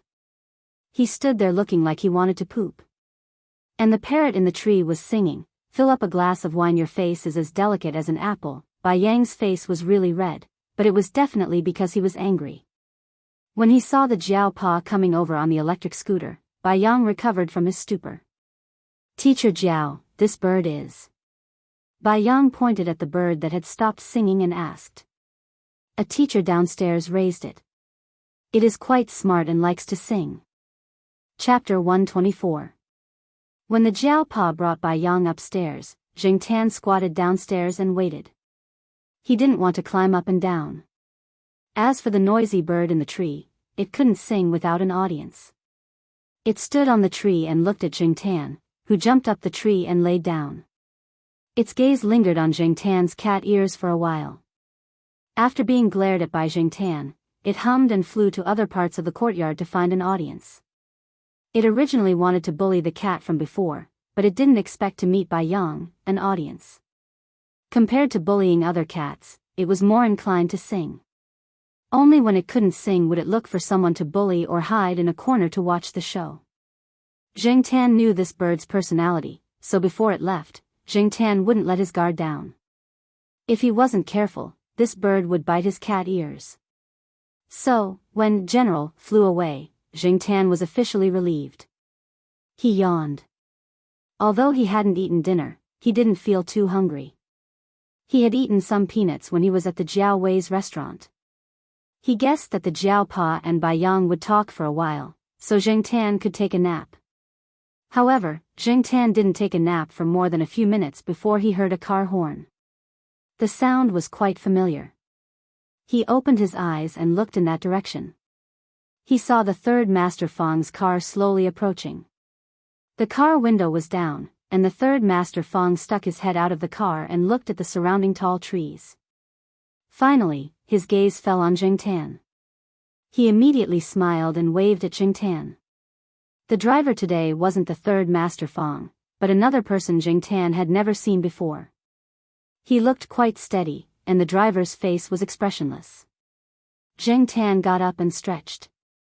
He shook his fur, jumped down the tree, and came to the side of the car. Third Master Fang didn't seem to be getting out of the car. He was still holding a phone in his other hand. When he saw Jingtan coming over, he motioned for Jingtan to enter the car to talk. Although he was confused, Jingtan still jumped into the car and stood in the back seat. Then, he looked at Third Master Fang with confusion. Jingtan felt that the Third Master Fang was not here to take him out to play. If there were any arrangements, the Third Master Fang would have informed him long ago. However, Jingtan had not heard of any arrangements for the Third Master Fang during this period of time. It was usually Celestine who came to take him out to play. Fang Xiaokong, who was sitting in the back seat, looked at the black cat in front of him carefully. "Yo, your beard is growing well. It looks much better than before. You don't have to worry about people seeing you like this." As he spoke, Fang Xiaokong took out his phone and flipped through the photos he had taken before. He nodded as if to confirm. Then, before Jingtan could flip open the phone, he threw the phone into his pocket and said, "I passed by Tsinghua University today, so I came to take a look and introduce some people. I have to leave soon, so I won't go upstairs." Before he came, Fang Xiaokong had called Associate Professor Jiao. Otherwise, he would not have known that Jingtan was staying on the tree downstairs. He had already told Associate Professor Jiao about the details, so he only said a few words to Jingtan. Jiao Pa, who was staying at home on the 5th floor, looked downstairs from the balcony of his house. He went into the house to continue talking with Biyao. Just now, he plugged his phone into the power supply. Not long after he turned it on, the Third Master Fang called. He said that there was an event next Saturday, and he wanted to take his cat out for a walk. When the Jiao Pa was talking to the Third Master Fang on the phone, Biyao also heard some things. He also learned some things during his time in the company, including the pure black, lucky cat ornament in the office of Big Boss Yuanzi. The Mr. Fang, that Associate Professor Jiao called out just now was the one from Shaoguang Group, right? TSK, I really didn't expect that the call was about taking his cat out to play. Since when did all the social work fall on the cat? The cat business was busier than the human business. Downstairs, in the car, the Third Master Fang simply told Jingtan that he would take him out to play next Saturday and meet some new friends. He would send a driver to pick him up. After all, the Third Master Fang definitely did not have time. The driver that the Third Master Fang had entrusted with this important task was the person sitting in the driver's seat at the moment. This is Tong Qing. You can get to know him first. He will come to pick you up next Saturday. He is a good person and has a strong mentality. He can drive and fight, but he is a bit boring. Fang Xiaokong pointed to the person in the driver's seat as he spoke to Jingtan. Then, he asked the driver to take a good look at Jingtan. There were so many black mongrel cats in the world. It was easy for people who were not familiar with them to mistake them, but they also knew that once they were familiar with them, they would not be mistaken again. Throughout the whole process, the driver named Tong Qing's expression did not change much, but there was still a little doubt in his eyes.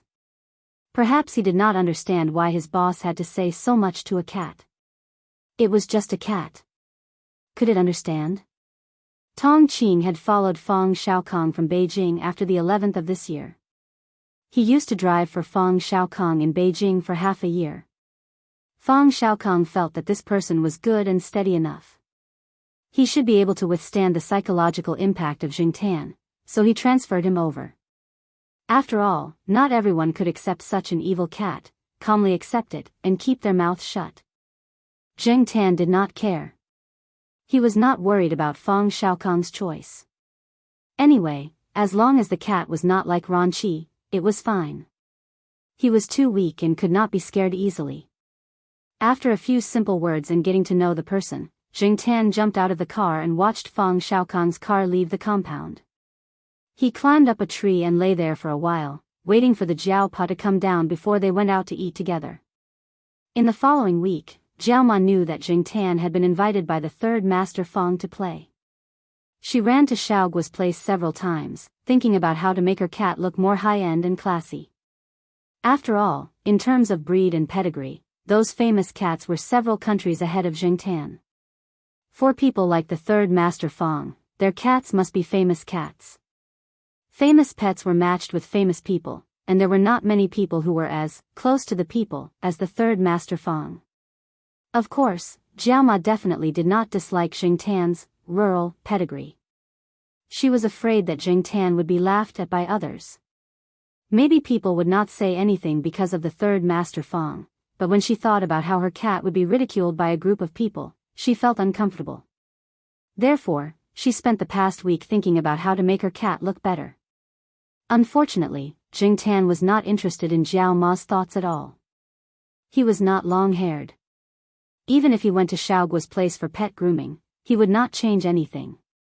She also avoided things like mandarin jackets and bow ties. She felt uncomfortable wearing those things. She already had a natural fur coat on her, so why would she still need a mandarin jacket? Jiao Pa was much calmer. Although he did not understand Fang Xiaokong's thoughts, he believed that Fang Xiaokong would not let anything happen to his cat. Jingtan also felt that there was nothing to worry about. They were just going to have fun. Was there a need to be so nervous? It was not the first time he had been taken out to have fun. While Jiao Ma was thinking about how to make Jingtan look better, Zhao Lu was sitting on the other side of Fang Xiaokong's desk in his office. She had received an invitation for Saturday a long time ago. Her father did not have time as he was out of town, so she would go on behalf of her father. 2 days ago, when she met Associate Professor Jiao at Tsinghua University, she found out that the Jiao family's black cat was also invited. She did not understand. Zhao Lu roughly knew who would be going. Among them, there were a few who liked pets and liked to take them with them wherever they went. However, those were all famous pets. Why would they bring the black charcoal with the countryside bloodline to the event? Although Zhao Lu felt that this was not a good idea, her thoughts were similar to Jiao Ma's. However, based on her understanding of Fang Xiaokong, she knew that his methods were sometimes extreme or messy. To put it bluntly, he was just messing around. However, the results were always surprising. Fang Xiaokong was a legend in the industry. This guy's thinking always took a turn in the direction of the unthinkable when others did not expect it. After holding it in for 2 days, Zhao Lu could not hold it in anymore. She ran over to ask her third uncle what he was thinking. Fang Xiaokong finished reading the report in his hand and slowly closed the folder. Then, he looked at Zhao Lu and said, "When I was chatting with your dad last month, he mentioned an interesting story. In order to increase the survival rate of sardines, which are tranquil and prone to suffocation, a carnivorous and ferocious fish, such as a catfish, would be added to the sardines during transportation. The famous catfish effect. Zhao Lu knew about this. It was a common method used in management. Fang Xiaokong did not elaborate on the catfish effect. Instead, he asked, "Don't you think that these gatherings are too rigid? It's always the same group of people. They look so friendly and formal. It's too boring." Was it boring? Not really. At least, Zhao Lu felt that these gatherings were quite successful. They supported each other, strengthened the network of relationships, created some opportunities for cooperation, and so on. Moreover, weren't gatherings of this nature usually like this? Or, to put it bluntly, did third Uncle Fang feel that these gatherings were not chaotic enough? That's why I feel that your dad's story makes a lot of sense. Fang Xiaokong said with a smile as he moved the roly-poly toy with a cat print on the table. Zhao Lu. That's not how you interpret it. That's definitely not what my dad meant.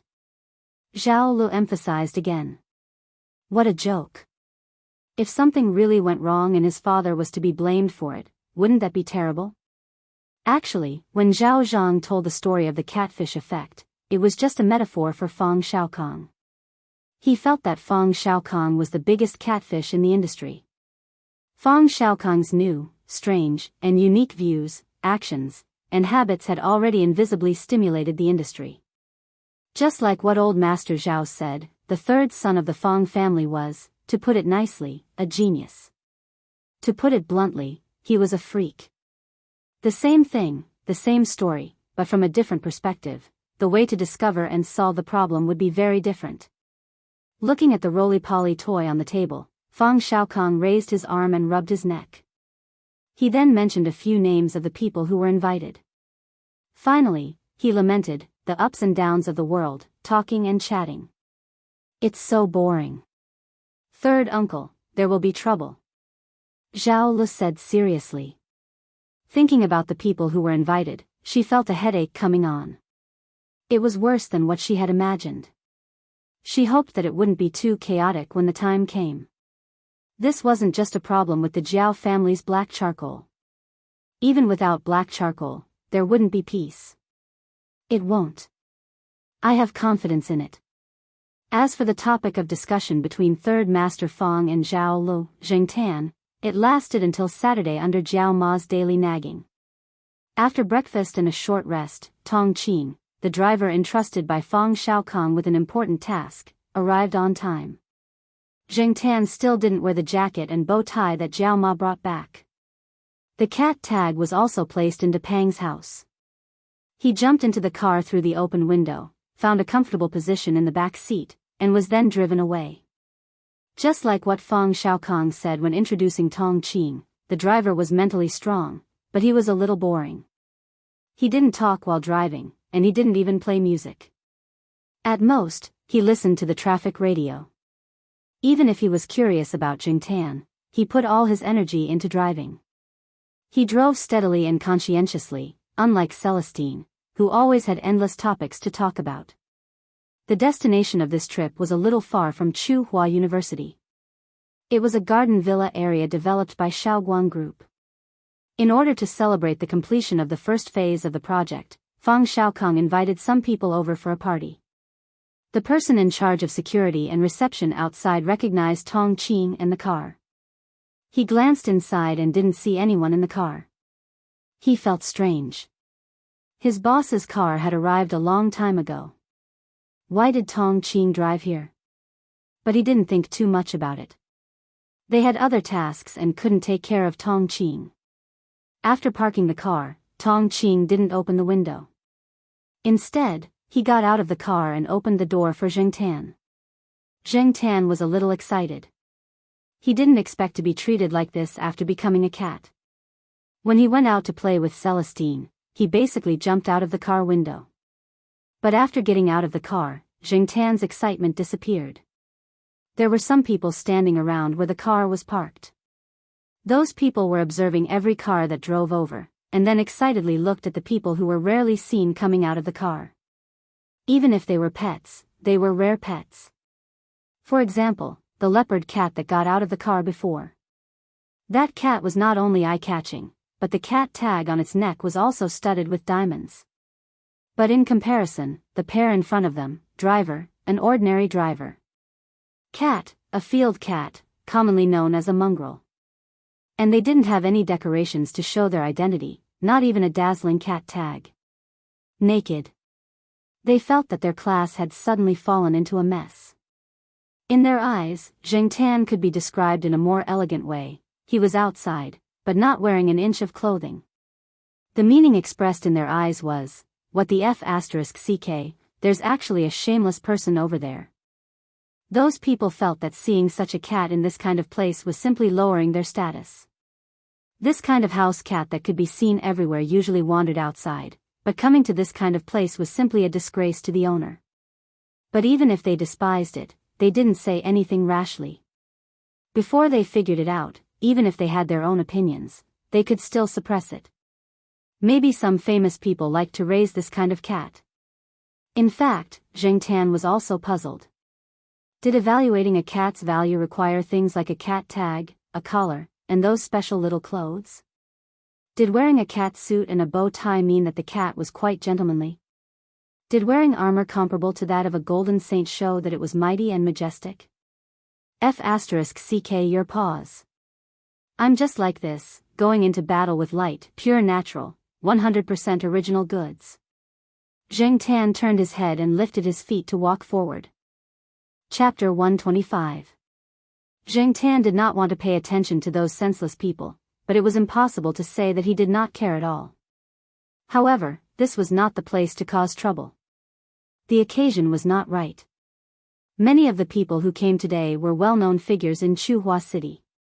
It was not that Zheng Tan was afraid of them, but it was mainly because with his current status, it was better for him to suppress his emotions. Otherwise, not only would he cause trouble for the third Master Fong, but his Jiao family would also not have an easy time. Forget it. I'll just have to ask the third Master Fong for something to compensate me for this little bit of depression. Zheng Tan was not the kind of person who would not take advantage of the situation. As he thought about it, Zheng Tan walked forward. After a few steps, another luxury car drove over. It was long and imposing, and there were a few other cars following behind it. The people around no longer paid attention to Zheng Tan. They were all looking in that direction. Zheng Tan only glanced over curiously and saw an old acquaintance get out of the car. He did not expect Yi Hao to come here. After Yi Hao got out of the car, he did not leave immediately. Instead, he helped an old man out of the car. The old man had white hair and was wearing a tang suit. He held a walking stick and looked to be in good spirits. Zheng Tan felt that the old man did not need a walking stick to walk steadily. Zheng Tan moved his ears and heard some people whispering around him. There was some excitement in their words. Master Tang the Seventh? After looking at the old man again, Zheng Tan thought of the Monsignor. That guy seemed to be riding on this old man's coattails. Not bad. This coattail could make the Monsignor feel more at ease. Even if Yi Hao was not very willing at first, as long as the old man agreed, Yi Hao could not do anything about it. Just as he thought of a Monsignor, Zheng Tan saw the guy get out of the car. There was a cat tag hanging around his neck. He didn't know what it was made of, but he guessed that it wasn't just an ID tag, just like the access card that Zheng Tan usually wore. It might have some other function. However, even if the Monsignor didn't wear any cat tags or other decorations, its appearance alone would give it a lot of points. At least the people standing around it wouldn't look at it as if it were an inferior product. Monsignor also looked very cocky. He raised his head, puffed out his chest, and walked like a cat. F***ck, that's Master Tang the Seventh, right? He was a big shot back in the day. What animal is that beside Master Tang the Seventh? A cat? Where did Master Tang the Seventh get this wild beast? I don't think I've seen this before. The one who came before also brought a big cat, but it was slightly smaller than this one. Hiss, why do I feel that this, cat's, gaze makes me panic? Me too. Is this the so-called murderous aura? No wonder it's Master Tang the Seventh's cat. It doesn't have the delicate feeling of those pet cats. It's so F***king cool. Zheng Tan listened to the discussions of those people. He pulled his ears, turned around, and continued walking. Monseigneur saw Zheng Tan when he walked out. He wagged his tail a few times, then looked at Master Tang the Seventh and Yi Hao. He still stayed at the side obediently. Whose cat is that? Master Tang the Seventh turned his head and asked Yi Hao. He also looked at the black cat. He couldn't be blamed for being curious. It was strange to see a cat with a bodyguard on such an occasion. Although many people thought that Tong Qing was just an ordinary driver, Master Tang the Seventh was an experienced man. He had sharp eyes. He couldn't see a cat, but he could see people. Yi Hao had a strange expression on his face. He moved closer to Master Tang the Seventh's ear and whispered a few words. Master Tang the Seventh's eyes flashed. He looked at the black cat that was walking steadily without looking back. So it's that cat. Just as he was about to call out to the black cat, Master Tang the Seventh heard someone call his name. He looked and saw that it was an old friend. He temporarily put aside Zheng Tan and started talking with another person who had just arrived. He walked slowly and walked further and further away from the black cat. Zheng Tan and Tong Qing were brought to their destination by the person in charge of leading the way. They glanced around. The greenery here was very good. There were long tables on the lawn with all kinds of food. There were mainly a few children and some young people here. As for the important people, they were probably talking indoors. It was just as Fang Xiaokong had said. There were many, same species, here. There were cats and dogs, and they were all rare breeds. For example, the leopard cat with the diamond-studded cat tag was specially served, and the Himalayan cat in the arms of the sexy mature woman. In comparison, Zheng Tan felt that he was really a country bumpkin. In addition to the cats, there were also some famous dogs. A few large dogs were brought by people. They were some distance away from here, but they kept eyeing this side. They were probably trained, so they didn't bark all the time. However, it looked like they would come over and bite the cats here if they had the chance. There was a puppy running around here. Although it was still young, it was already very big. It was at least bigger than Zheng Tan. It was just like the Saint Bernard that had just arrived at the eastern courtyard. It would definitely be big in the future. Unlike the Saint Bernard, this little guy was not docile. A big cat was lying on a chair next to it, teasing it. The little guy could not jump up. It could only growl twice and bite the chair leg. Zheng Tan looked at the big cat lying on the chair. Its pattern was quite similar to a leopard. However, its big ears were different from leopard and leopard cats.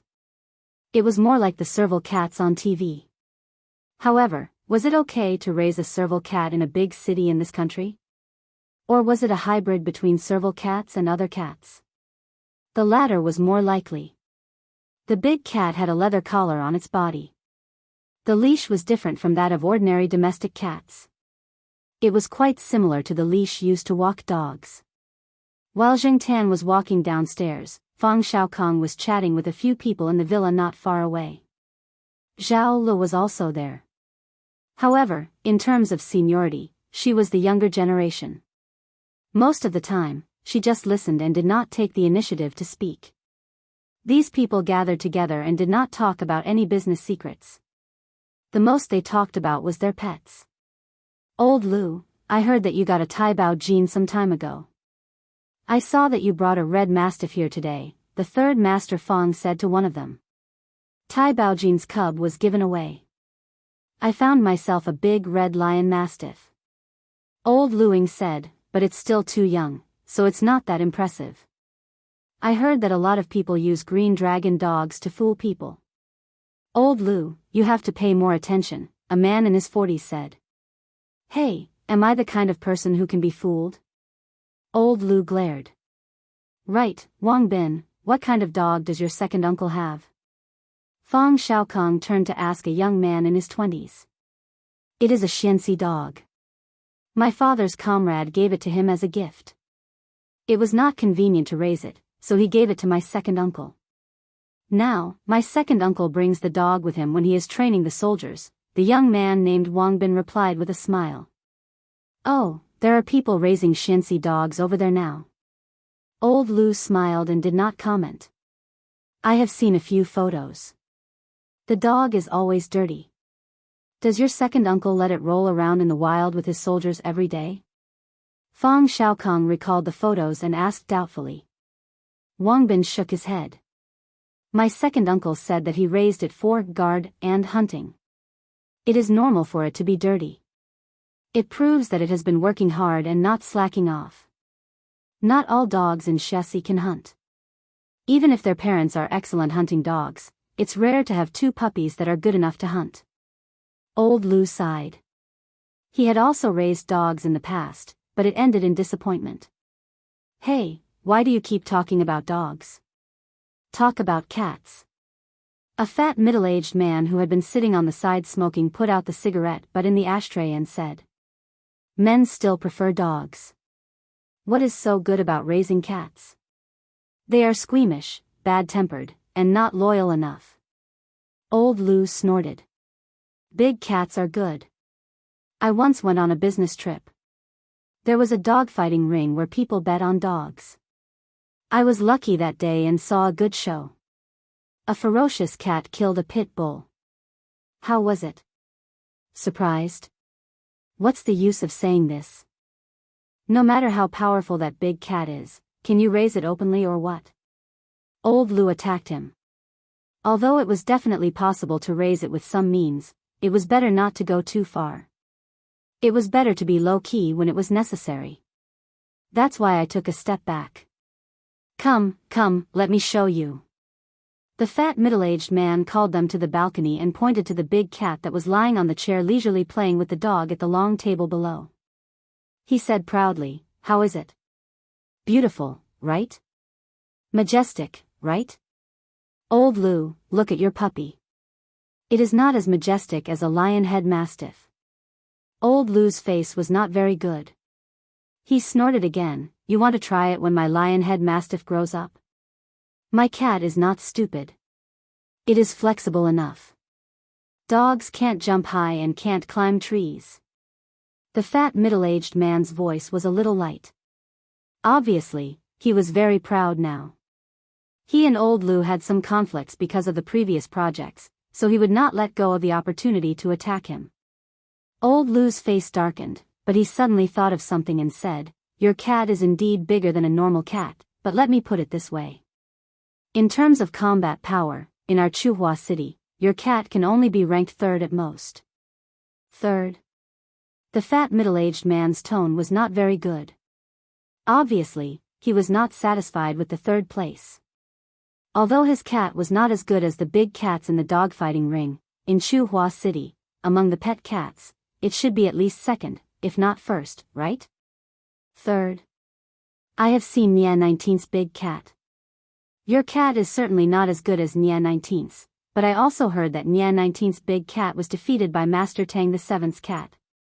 Although I have not seen Master Tang the Seventh's big cat, in terms of first place, Master Tang the Seventh's cat is definitely first, and Nia 19's cat is second. As for your cat. Haha. Fang Xiaokong stood next to them and lit a cigarette. He listened to their conversation with a smile on his face. After seeing the situation below, he stopped smoking for a moment, but then returned to normal. He ignored Zhao Lu, who was looking at him from the side. Zhao Lu was just going to look at the so-called big cat, but the first thing she saw was the black cat that was wandering around casually. Before she could smile, she saw the big cat that was lying there playing with the dog jump on the long table, staring in the direction of the black cat, and quietly approaching it. Zhao Li's heart suddenly tightened. She wanted to ask Fang Xiaokong to come forward and stop it. After all, in this place, her voice was definitely not as effective as Fang Xiaokong's. The fat middle-aged man, who was about to argue with Old Lu, also stopped talking. He saw that his big cat was preparing to hunt. He knew his big cat too well. He knew what it wanted to do with one move. At this moment, its behavior was obviously to teach its prey a lesson that was ruthless enough. As for the prey that it had set its eyes on, even if it did not die or become disabled, it was inevitable that its muscles and bones would bleed and lose some meat. Just wait and see. I will open your eyes. The fat middle-aged man's voice was filled with uncontrollable excitement. He had been looking for an opportunity to let his big cat show off its power for a long time, but he did not expect one to come to him now. As for the black cat, it did not look special. He did not know which idiot raised it. Even if it was bitten to death, it would not be a big deal. Some people below were also waiting to see a good show. A few people looked in the direction of their boss. Seeing that the boss did not have any special instructions, they just let them be. Tong Qing had already noticed the abnormality of the people around him. He slightly turned his head and saw the big cat quietly approaching on the long table. He frowned and looked at the black cat in front of him, wondering if he should remind it. But this was the first time he had encountered such a situation. It was fine if it was a person, but when it came to a cat, he could not make a decision. He was not sure if this was the way cats dealt with other cats, or if it was a threatening attack. Forget it. Let's see the situation first. If it really is a threatening attack, then I can help. After Tong Qing thought about it, he paid attention to the big cat and the black cat in front of him. When the big cat was approaching quickly, the people around it did not hear it at all. It jumped over the dishes dragged to the edge of the table by the children and dodged a ping-pong ball thrown by a child. It was sometimes fast and sometimes slow. Every time it paused, it paid attention to the situation of its prey, ready to hide or pounce at any time. Standing on the balcony, the fat middle-aged man had a confident smile on his face. He believed that the big cat with the serval's bloodline had inherited the serval's ambush ability and high hunting success rate. Coupled with his intentional training, it would be a piece of cake for him to deal with such a small domestic cat. In the expectation of many people, the big cat finally moved. It jumped down from the long table and pounced on Jing Tan, who was not far from the long table. At first, Jing Tan did not notice the big cat. He was looking at the surrounding scenery. However, he soon sensed that something was wrong and twitched his ears. The big cat's footsteps were very light, and it was difficult to distinguish between the people talking and the barking of dogs, but Jing Tan could hear the discussion around him and knew that he was being watched. What the F***ck? Before Jing Tan could turn around, the big cat had already pounced on him. Jing Tan's reaction was also fast. Now that his senses were much sharper, he had a strong premonition of danger. Perhaps other people would only see a big cat preparing to ambush an ordinary house cat. It was normal for cats to fight, and it would be over after a bit of noise. It wasn't a big deal. But Jing Tan could feel the danger. The other party obviously did not intend to play the so-called friendly game between cats, but a real ambush. It was an ambush with killing power. Jing Tan dodged and jumped away. As he jumped, he slapped the big cat. Jing Tan was a little depressed, and he felt the malice from the big cat. He did not use much strength and slapped it with his paw. Bang! Bang! Bang! The big cat had just jumped down from the long table when it was slapped again. It knocked over many bowls, plates, and cups on the table. Fang Xiaokong, who was standing on the balcony of the villa and looking over, blew out a smoke ring and said slowly, "Oh, fourth place." Chapter 126. Everyone who saw this scene couldn't accept it for a while. Before Jing Tan arrived, the big cat had been showing off for quite a while. The other cats, who were more delicate, had stayed far away from it, not daring to get close. The big leopard cat's domineering aura was very strong. Only the little lion-headed mastiff persistently went up to bite it. But now, the big leopard cat was slapped to the side by a black cat that was obviously smaller than it. It was a clean slap. It was a godlike turn of events. The contrast was too big, and the obvious size difference in front of them made everyone feel like they were watching a child slap an adult. It was weird no matter how they looked at it. Because of the cover of the tablecloth, Jing Tan couldn't see the big cat that rolled to the other side of the table. He could only rely on his hearing to identify the situation over there. He felt that the big cat didn't seem to have any intention of coming over. Jing Tan didn't use all his strength in the slap just now. If he used all his strength, the big cat would probably die on the spot. After the big cat rolled off the table, it got up. It seemed to be a little dizzy and staggered a few times before standing firm. He didn't know if its bones were broken, but it certainly didn't want to trouble Jing Tan again. After looking around, Jing Tan felt that there was nothing interesting, so he prepared to leave and find a quiet place to sleep. On the balcony of the villa, compared to Fang Xiaokang's leisure, old Lu's gloating, and other people's surprise, the fat middle-aged man's face was gloomy. Especially Fang Xiaokang's seemingly casual words, it directly hit the nail on the head. Not to mention the third place, even the fourth place would be doubted. Didn't you see that he couldn't even handle a small house cat? That cat was weird. This was the unanimous opinion of everyone present, but they wouldn't think that it was supernatural.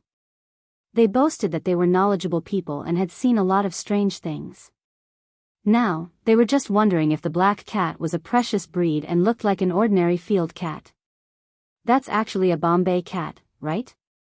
Or a mutated breed of Bombay cat, someone asked doubtfully. Judging from its size, although the black cat is a little bigger than some domestic cats, the shape of its face is not right. It doesn't look like a little black panther, someone who thought he knew cats better answered. Let's take a step back. Even if it's a Bombay cat, which is smaller in comparison, it can't slap the big cat like that, right? But then again, cats are different from dogs. They look the same, but there's a big difference between them, old Lu said with a smile. He didn't care what breed the black cat was, and he didn't care if it could really send a cat that was a size bigger than itself flying. Anyway, old Lu was happy to see the owner of the big cat being defeated. Who does that black cat belong to? Someone asked. Regarding this cat, which was considered to be one of the top 3 cats in Chuhua City, some people had already begun to have ideas in their hearts. They didn't necessarily like cats that much. They just wanted to show off. If they could raise a cat like this, they would be able to brag about it in the future.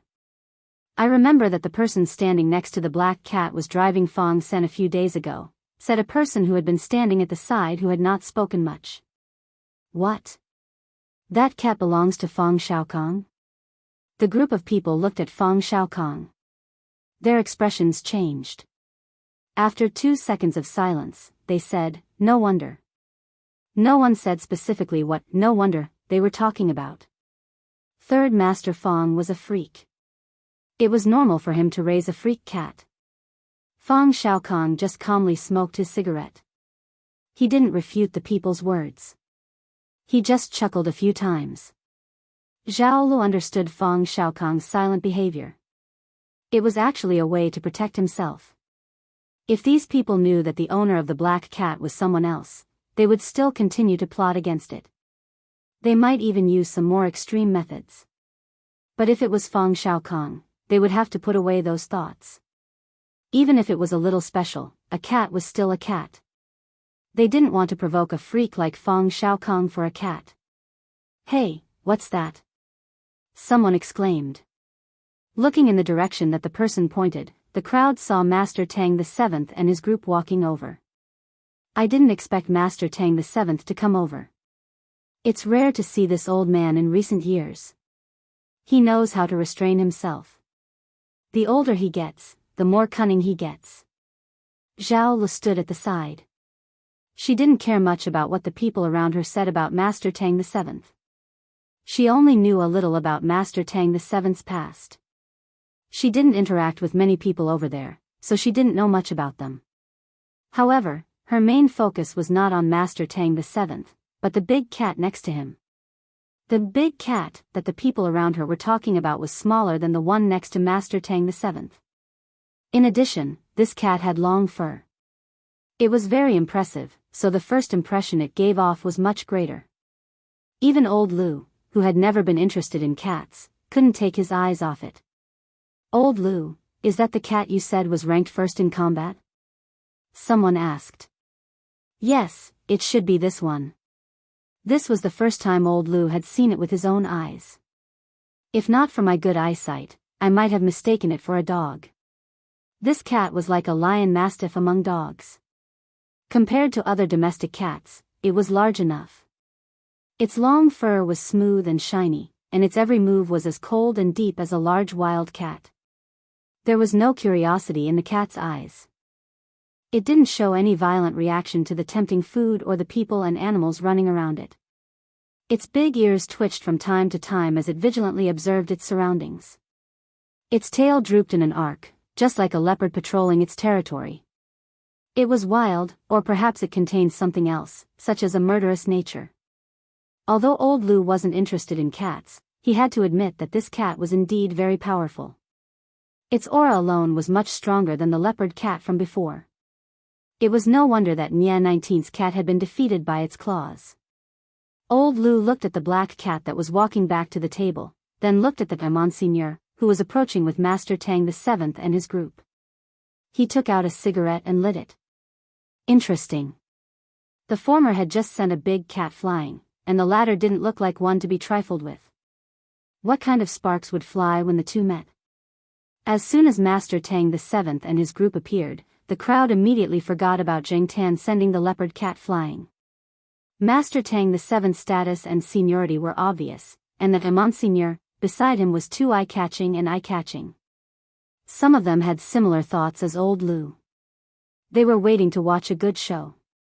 How would the two cats fight when they met? As for Master Tang VII himself, although he wanted to maintain an indifferent attitude, there were still a few more wrinkles on his old face. He knew that bringing the Monsignor out would make him look good. How cool. Fang Xiaokong, what are the odds of your cat winning against Master Tang VII's? Old Lu looked at Fang Xiaokong and asked. I don't know. Fang Xiaokong accurately threw the cigarette butt into the ashtray. He put his hands on the railing and looked down. I'm just a little worried. Hey, if you're worried, then hurry up and take your cat away. Otherwise, it'll be bad if it gets hit. I heard that Master Tang VII's cat is very fierce. It might not be worse than those wild feral caracal cats. Although old Lu was worried about Fang Xiaokong's cat, he looked like he was waiting to watch a good show. But at the same time, old Lu also realized that although Fang Xiaokong said he was worried, he didn't look worried at all. Fang San, it's not that I want to say this, but it wasn't easy to get a cat like this. You have to keep an eye on it. If it gets hurt or disabled, it'll be a great loss, someone else said in a serious tone. Fang Xiaokong grunted, then said slowly, I'm not worried about the cat. I'm worried about your little lion-headed mastiff. As he said this, Fang Xiaokong looked over and pouted. That little guy seems to be very excited. Old Lu was shocked and quickly looked at his precious lion-headed mastiff. He was so focused on Master Tang VII's cat that he didn't pay attention to his dog. Now that he looked over, he saw his little puppy fearlessly moving over and making immature growls. Unlike when it was facing the big leopard cat, when it faced the Monsignor, the little puppy kept a distance from him and didn't directly attack him. Obviously, it felt the dangerous aura of the Monsignor. No matter how brave it was, it still had some sense of danger. Old Lu couldn't say anything at this time. He felt that if he did, he would be in a disadvantageous position and would be looked down upon by the people present. However, he also felt sorry for his puppy. If it was an adult lion-headed mastiff, it would be fine, but now it was just a puppy. It couldn't even beat the leopard cat, let alone this one. Although he couldn't say anything, old Lu still hurriedly signaled to his subordinates, just in case. Zheng Tan was about to leave, but when he saw this scene, he stopped and waited to see what would happen next. He wanted to see how the Monsignor would react. It had to be said that the puppy was indeed very brave. The lion-headed mastiff puppy barked a few times at the Monsignor. The Monsignor was probably annoyed. He bared his teeth at the puppy, revealing fangs that were longer than those of other cats. He looked much more ferocious. The puppy paused for a moment, then barked even louder. Seeing that baring his teeth was useless, the Monsignor took 2 steps forward. If the puppy continued to make noise, he wouldn't mind giving it a few paws. When the Monsignor moved, the nerves of the group of onlookers also collapsed. Old Lu's 2 subordinates stood not far away, their palms sweaty. If they really started to fight, looking at the size and momentum of the cat, they didn't know how badly they would be scratched. However, even if they were scratched, they had to protect the puppy. After all, the puppy was the boss favorite. Seeing that the Monseigneur moved, the puppy took a few steps back. When the Monseigneur stopped, the puppy also stopped and continued to bark. At this time, a ping-pong ball was thrown at the Monseigneur, but the Monseigneur noticed it and dodged it. The ping-pong ball didn't hit the target. It flew over the Monseigneur, hit the building next to it, and fell into the flower bed. Other than the puppy in front of him, there were also some other daring kids. Jing Tan looked in the direction where the ping-pong ball was thrown. There was a little kid who was about to throw a second ping-pong ball, but was stopped by his mother. If he continued to throw it, wouldn't he be attracting hatred? He definitely couldn't attract the attention of Master Tang the Seventh's big cat. However, at the same time, Jing Tan also felt that the Monseigneur was much more aggressive, and the puppy was still barking at it fearlessly. It was really looking for trouble. Just as Jing Tan finished lamenting, the Monseigneur moved. This time, he didn't take 2 steps as a warning. Instead, he walked straight towards the puppy. Although he didn't make a direct and quick attack, his posture meant that he couldn't hold back anymore. Moreover, he gave people a strong sense of oppression, even though he was just a big cat. Many of the people close to him were more experienced bodyguards, and they could clearly feel the indescribable chill. Because of this, their evaluation of Master Tang the Seventh's cat increased by several levels. As the Monseigneur approached, the puppy retreated step by step. 5 meters away, 2 people were ready to rescue it. They were also familiar with the puppy. Usually, when old Lu took the puppy with him, they were also around to protect him. Therefore, if the puppy was smart, it would definitely run in that direction. However, to everyone's surprise, the puppy didn't run in the direction of the 2 people. At first, it was barking as it retreated, but when it saw the Monseigneur approaching, it turned around and ran towards Jing Tan. When it was 2 steps away from Jing Tan, it paused and looked at Jing Tan. Jing Tan. Why the F***ck are you looking at me for? The puppy wagged its tail and slowly moved towards Jing Tan. When it got closer, it turned around and continued barking at the Monseigneur. The people watching from the balcony joked, "Old Lu, is your lion-headed mastiff's father a cat?" "Yeah, don't people look for their father if they can't beat them? Why didn't your lion-headed mastiff look for anyone but that black cat?" Another person chimed in. A dog relying on a cat's power? This was the first time they had seen such a thing. The few of them looked at it curiously. Fang Xiaokong looked over and thought, black charcoal has good relationships with people, cats, and dogs, especially with puppies. Thinking back to when he saw this black cat with 3 puppies in the south, Fang Xiaokong couldn't help but smile. Some people were also excited by the current situation and were waiting for the 2 cats to start a PK battle. Unexpectedly, the Monseigneur wagged its tail twice, ignored the puppies, and walked steadily back to Master Tang the Seventh's side. "Hey, why aren't they fighting?" someone asked curiously. Look at the 2 cats' reactions. Fang Xiaokong, do they know each other? Someone asked Fang Xiaokong. "Oh, they know each other," Fang Xiaokong said as he turned around, yawned, and stretched his arms. Everyone, this matter-of-fact tone was asking for a beating.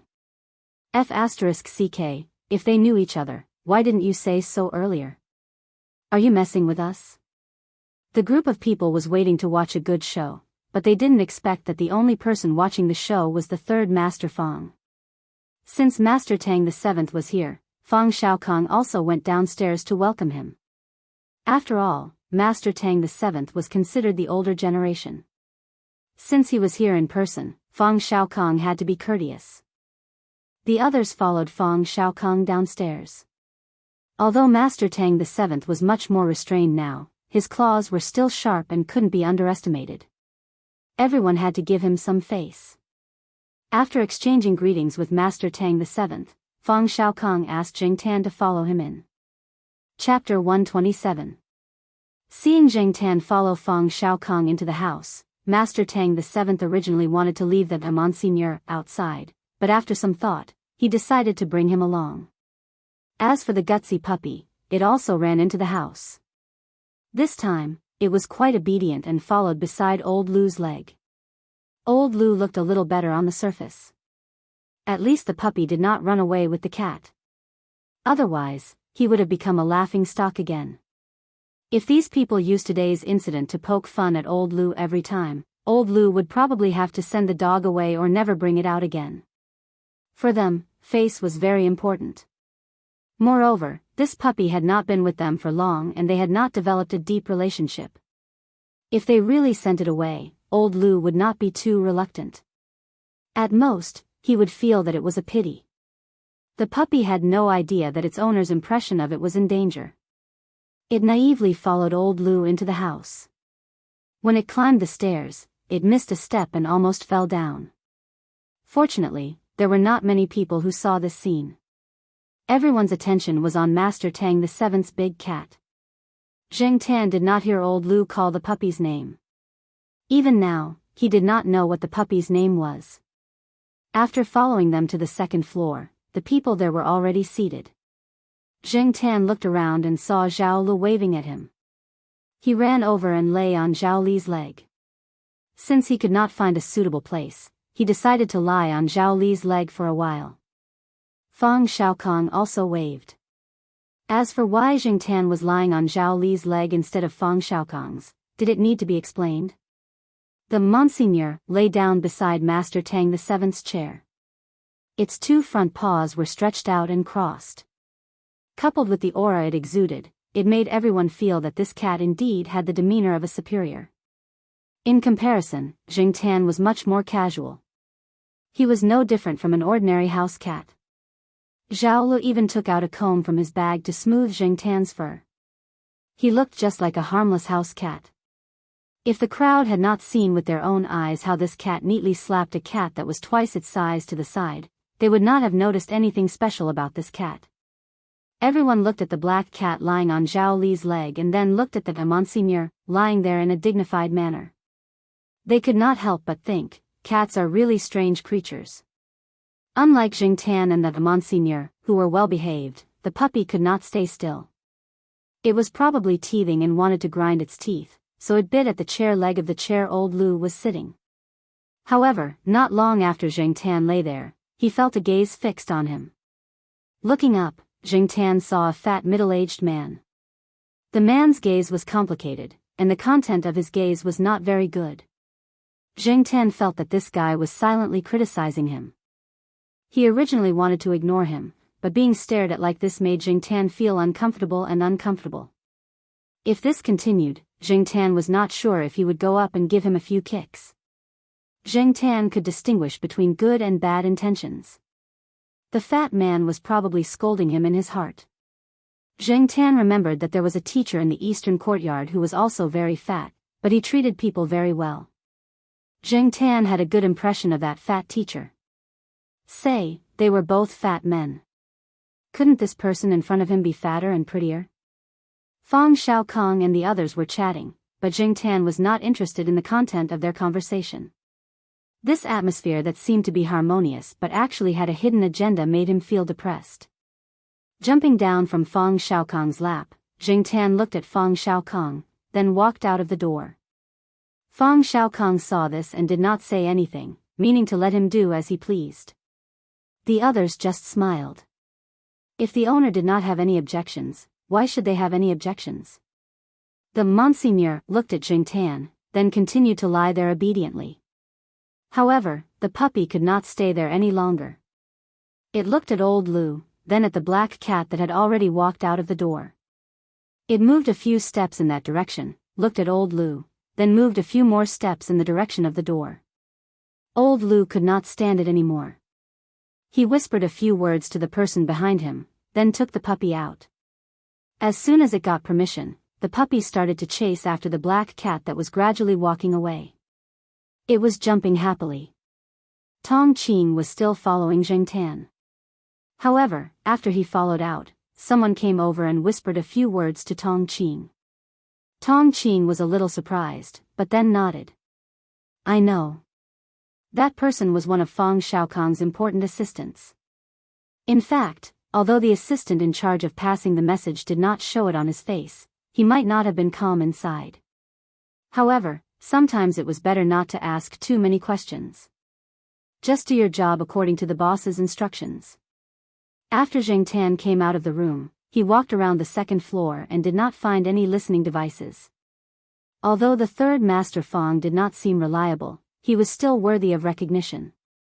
Moreover, the people who came today had special identities. No one would like to have a surveillance camera pointed at them. The second floor was boring. Zheng Tan remembered that there was a backyard on the first floor. Before he went upstairs, he just glanced at it casually and did not pay much attention to it. Now, he decided to walk around. The puppy followed Zheng Tan downstairs. It was probably too excited and rushed down the stairs. When there were only a few steps left, it missed a step and rolled down. However, it had thick fur and a good physique. After it rolled down, it did not make a sound.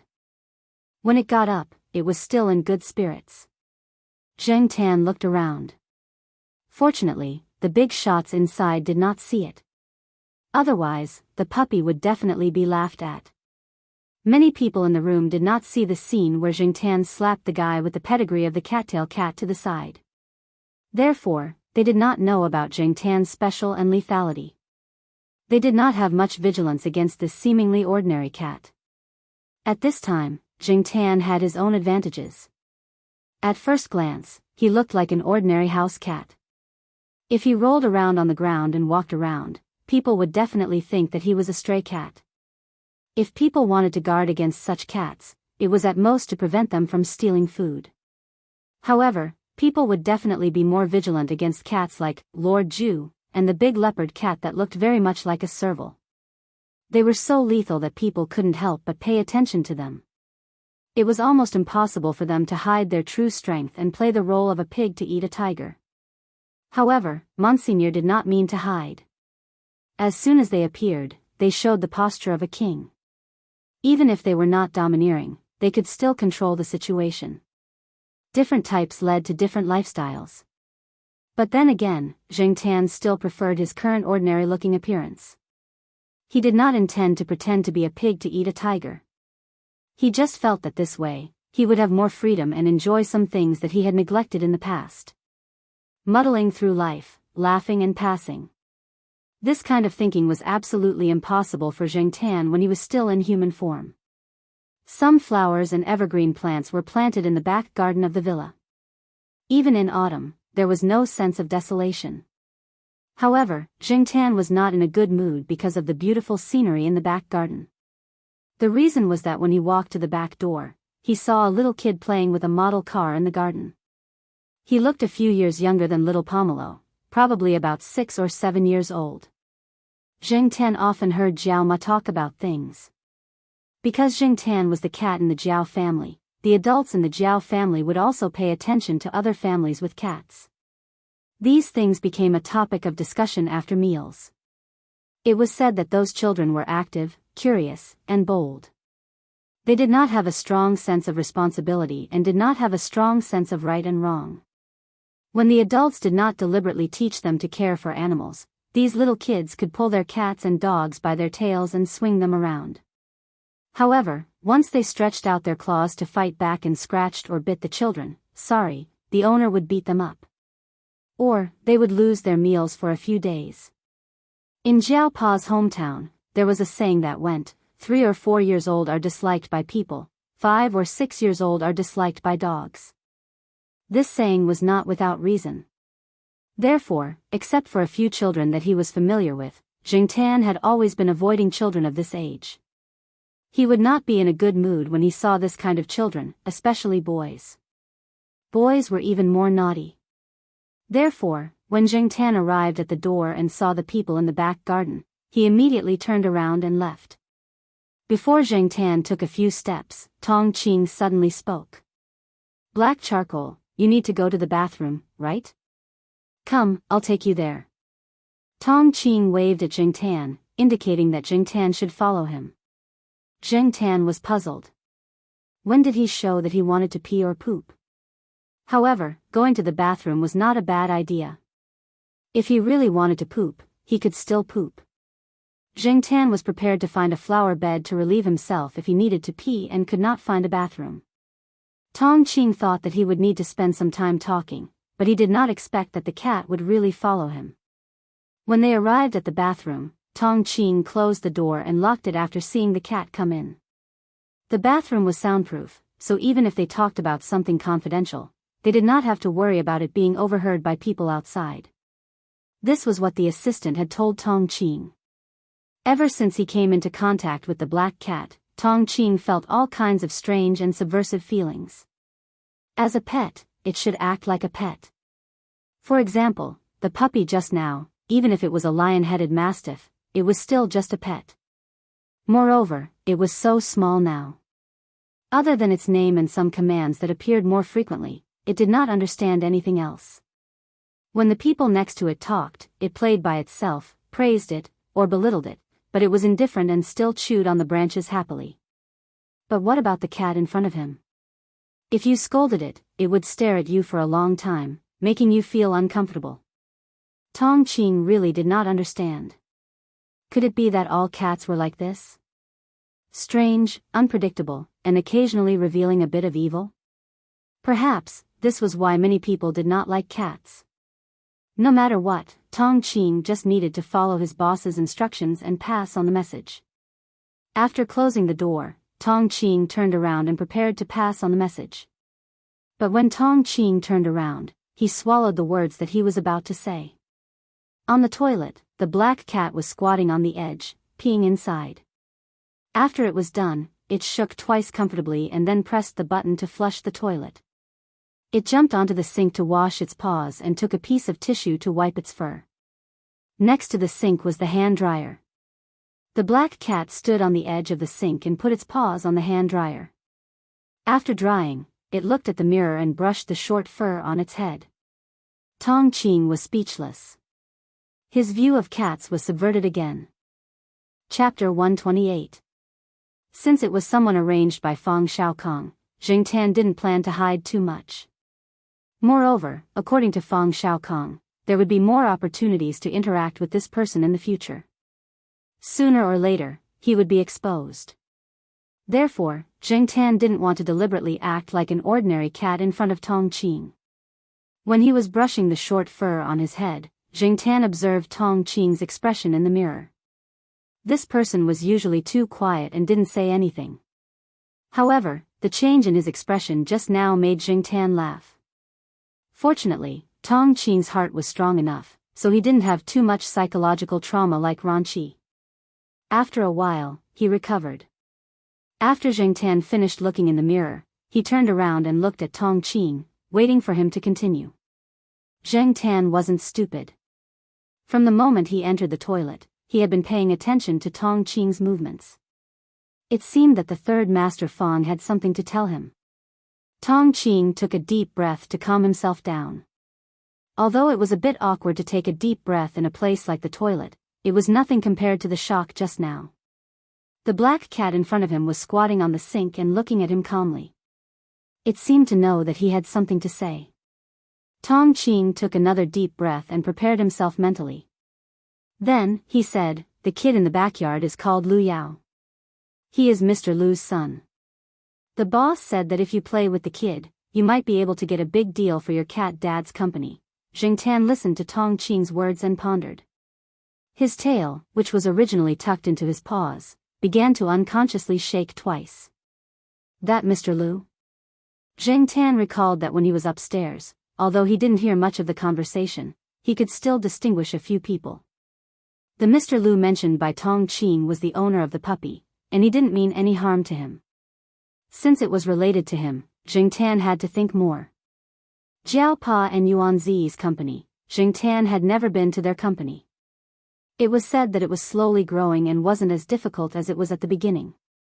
However, in Chuhua City, it was still an unknown small company. Its reputation was limited to a few universities and a few companies that had business dealings with them. It was far from the businesses of the big shots he met today. If he could help with a big deal, Jiao Pa could get more dividends, and the Jiao family could have more savings. This would determine the quality of his life in the future. As he spoke, he observed the cat in front of him. He saw that the black cat in front of him had its head slightly lowered, but its ears were erect and the tip of its tail was moving rhythmically. It looked like it was thinking of something. What a strange cat. No wonder the boss told them to get straight to the point and not to care about anything else. Other than telling Jing Tan that he could indirectly attract business, Tong Qing also analyzed the factors behind it with Jing Tan according to Fang Xiaokang's idea. Businessmen like old Lu were all very smart. Even if they could do business in theory, why would they give a big deal to a small company that they didn't know? The key was the child in the backyard. Although old Lu was almost 40 years old, he only had one son, who was only 6 years old. It was just that old Lu didn't know that he had a son when he was out and about. Lu Yao's mother just sent the child to him last year. Because she was short of money, she exchanged her son for some money and left. Due to the low sperm survival rate, even though old Lu had been receiving treatment, physical therapy and psychotherapy had no effect. He thought of many ways but still couldn't create a human. He didn't have much hope at first, but he didn't expect such a pleasant surprise. After the DNA test was confirmed to be his, old Lu was excited and treated Lu Yao like a treasure. Unfortunately, probably because of Lu Yao's unreliable mother, the child's personality was a little gloomy. He didn't talk much and didn't like to communicate with people. Even animals avoided him when they saw him. Why did old Lu give away the iron-wrapped golden Tibetan Mastiff that he worked so hard to get? It was because the Tibetan Mastiff avoided Lu Yao or growled in warning. It was true that old Lu liked dogs, but his son was more important. Moreover, he had only had one son for so many years, and he treasured him a lot. He couldn't let his son be unhappy because of a dog, so he gave the iron bag gold to someone else and got this lion-head red mastiff. After Tong Qing finished speaking, Jing Tan's first thought was that Fang Xiaokang even knew about Fang Xiaokang's secret. He couldn't help but sigh at Fang Xiaokang's methods. His second thought was, damn, do I have to sacrifice my body to please this naughty kid? Will he pluck my hair, pull my tail, and scratch my ears? If that was the case, Jing Tan wouldn't go there even if he was beaten to death. Anyway, Yuan Zi's company wouldn't go bankrupt because of the lack of such a potential big customer. At the door, there was an intermittent sound of scratching the door. It was the dog that was locked outside. It didn't whine because it was wronged or unhappy like other dogs. It directly expressed its will with actions, scratching and biting the door. The people that old Lu sent to look after the dog were embarrassed. This dog was so king embarrassing. How could it be a Tibetan Mastiff? Seeing that it was scratching the door, they dragged the dog back. But not long after, the dog went to the door and started scratching again. It kept going back and forth, not giving up. Old Lu's subordinates couldn't help but want to kick the dog. Seeing that the dog continued to run to the toilet door, old Lu's subordinates were about to drag the dog away again. This little guy, except for old Lu, would bite others. So, they couldn't hurt the dog, but they also had to prevent themselves from being bitten by the dog. It wasn't easy being a subordinate. Just as this person bent down to find a better angle to drag the dog away, the toilet door opened. Then, Tong Qing, who was standing inside, looked at the person at the door as if he was looking at a pervert. Old Lu's subordinates couldn't help but want to vomit a few mouthfuls of blood. With this posture, people who didn't know better would think that they had some weird habit of staring at the toilet. Tong Qing listened to the man's explanation expressionlessly. He didn't express any opinions and followed the black cat that had already walked to the backyard. Old Lu's subordinates didn't know if the other party listened to his explanation, but he didn't think too much about it, because the dog had already run away with the other party. Jing Tan came to the backyard. The child named Lu Yao was still playing with the toy car alone as before. When he noticed that a stranger had walked into the backyard, he raised his head and glanced at Jing Tan. His gaze lingered on Jing Tan for 2 more seconds, and then he continued to focus on the toy car. Even though the child had only looked at her for a short while, Jing Tan could still tell that something was wrong from that glance. Gloomy was gloomy, and there was also a hint of hostility. Perhaps it was because of this gloomy and hostile aura that some more sensitive animals avoided Lu Yao. Jing Tan had seen Exian and the others who had just finished an autopsy experiment. The few cats and pet dogs around them avoided them when they saw them. Jing Tan thought that those who didn't run away were all thick-skinned and didn't notice the faint coldness that had yet to dissipate. It was just like when the Jiao Pa taught Jing Tan how to kill rats. Old Lu's ironclad Tibetan Mastiff should have also noticed the gloomy and hostile aura around the child, so it was wary of him. As for the lion-headed Mastiff now, it seemed to belong to the thick-skinned type. People who knew dogs well would definitely be able to tell whether the ironclad Tibetan Mastiff or the lion-headed Mastiff was better or worse. Just because it looked good didn't mean that everything was good. Even the lion-headed Mastiff had this kind of stupid dog. But at the same time, it was precisely because of this that the lion-headed Mastiff was kept until now. Although it didn't appear to be very close to the child, as long as it could occasionally play with the child, it would be fine. If it was like the previous ironclad Tibetan Mastiff, it wouldn't be far from being abandoned. Other than its appearance, the current lion-headed Mastiff probably couldn't compare to the ironclad Tibetan Mastiff that old Lu had before. However, the paparazzo was still young, and it was hard to say what it would become in the future. It was said that Tibetan Mastiffs only recognize one master in their lifetime, and the puppy had just been brought here not long ago. It was just unknown whether this paparazzo would recognize old Lu or little Lu as its master in the future. A Tibetan Mastiff like this one didn't grow up in the highlands and didn't have much exposure to the wild. It was a pet dog in a big city and played with people all day long. How much fighting power would it have in the end? Who cares? As long as it could guard against thieves and protect people, it was a good dog. Its fighting power was weak, and its intelligence was just a little bit lower. Jing Tan didn't have the time to worry about that. Not far from Lu Yao stood a very gentle-looking young woman. She should be old Lu's current wife. No matter what the woman really thought of Lu Yao, she had to pretend to be a kind mother in front of others. Occasionally, this Mrs. Lu would remind Lu Yao to be careful not to be scratched by the branches around him, or ask if he was cold. Lu Yao didn't respond, as if he didn't hear anything, and continued to control his toy car with the remote control. Seeing Tong Qing and Jing Tan enter the yard, Mrs. Lu only glanced at them in surprise, and then her gaze fell on the person behind Tong Qing. One of old Lu's subordinates walked over and explained in a low voice. Mrs. Lu nodded slightly, indicating that she understood. In fact, Mrs. Lu was quite impatient. At this time, she should be at the front lawn interacting with the other women. That way, she could increase her popularity in the circle. But Lu Yao was here, and thinking of old Lu's instructions, she couldn't just leave Lu Yao. She stood there with a smile on her face and asked about Lu Yao's well-being. Lu Yao controlled the toy car to hit her feet. Even if it hurt, she couldn't say anything. Seeing people in the backyard, Mrs. Lu moved her stiff legs, smiled at the puppy and shouted, "Steamed bun, come here." Steamed bun? Jing Tan looked at the puppy. Who came up with this name? It was okay when it was young, but now that it had grown up, it was powerful and domineering.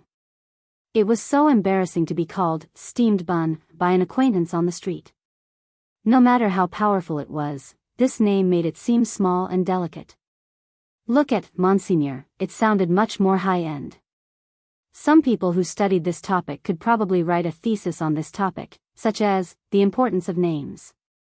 As for Steamed Bun, who had just picked up a branch to grind his teeth, he turned his head when he heard someone calling him. He was still chewing on the branch in his mouth. He looked at Mrs. Lu for 2 seconds, then turned his head back and continued chewing on the branch seriously. Jing Tan was looking at Mrs. Lu's stiff smile with great interest when he suddenly heard the sound of a rapidly approaching car.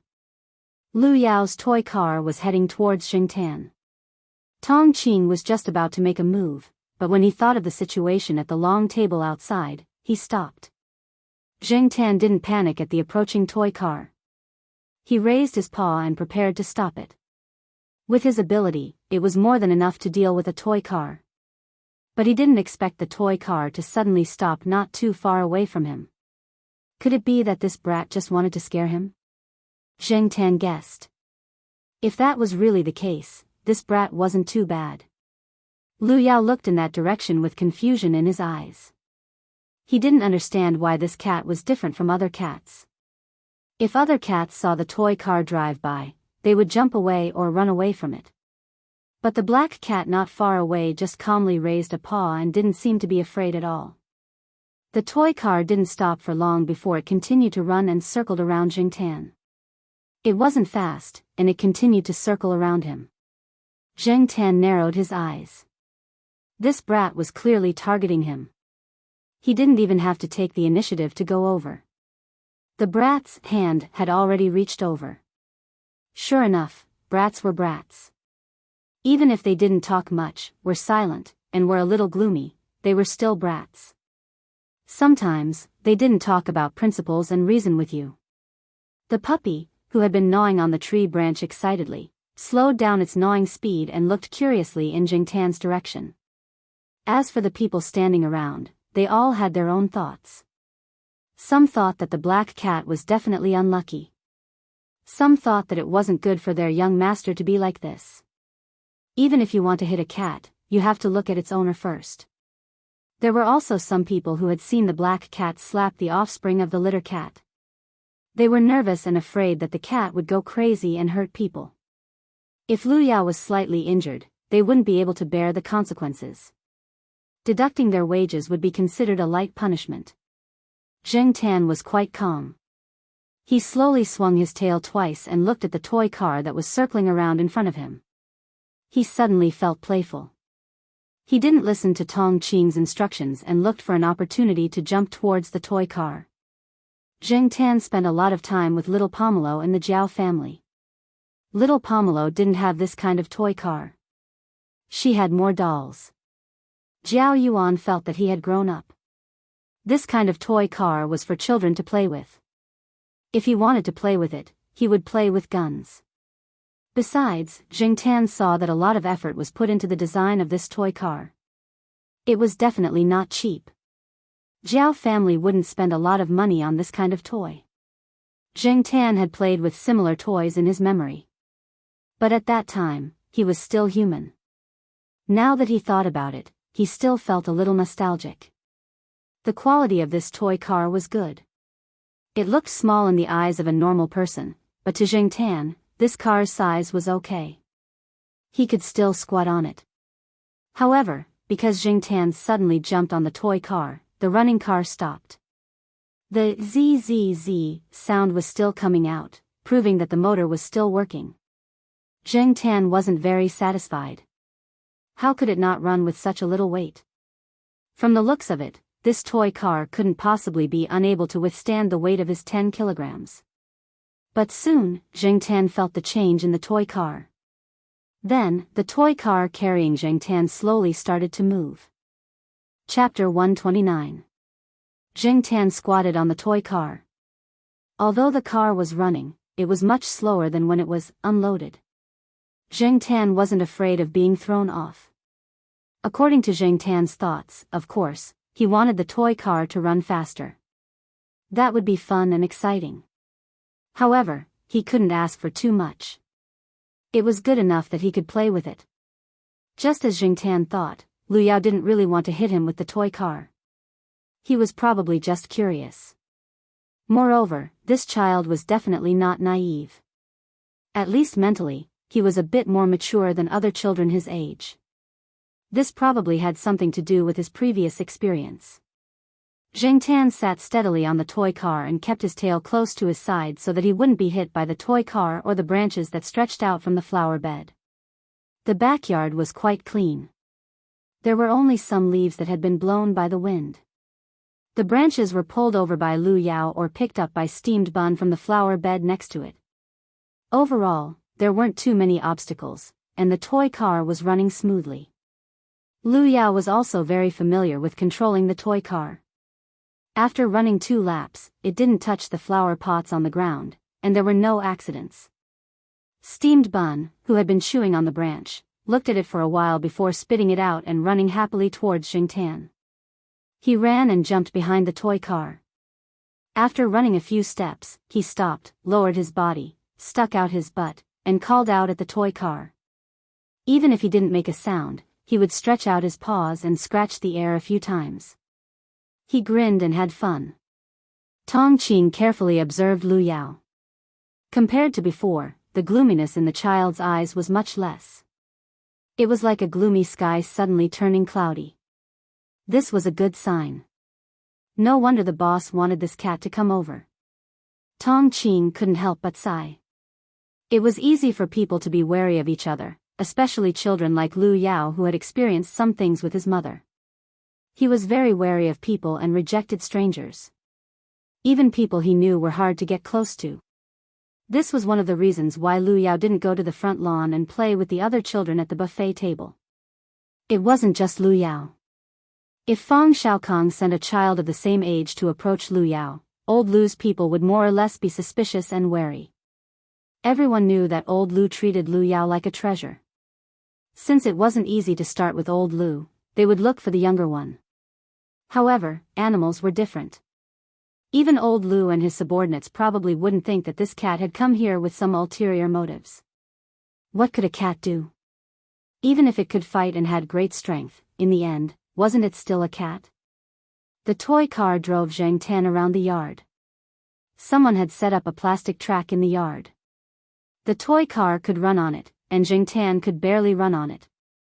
It was just that it took a little effort to climb the hill. But if you add a steamed bun to the two, steamed bun looked at the toy car that carried Zhang Tan to the plastic track. It wagged its tail and followed behind it. With its size, it was a little cramped on the plastic track. However, after taking 2 steps, it didn't see any abnormalities. Its courage grew, and it sped up to chase after the toy car and the black cat in front of it. Zhang Tan sat in the toy car. When it drove onto the plastic track, he turned his head to look behind him. When he saw that steamed bun was also following, he was worried that the track would be overloaded. However, when he saw that the track didn't shake or collapse, he was relieved. However, just as Zhang Tan was relieved, he saw steamed bun running over. Not only did it run, it even jumped twice as it ran. Caw!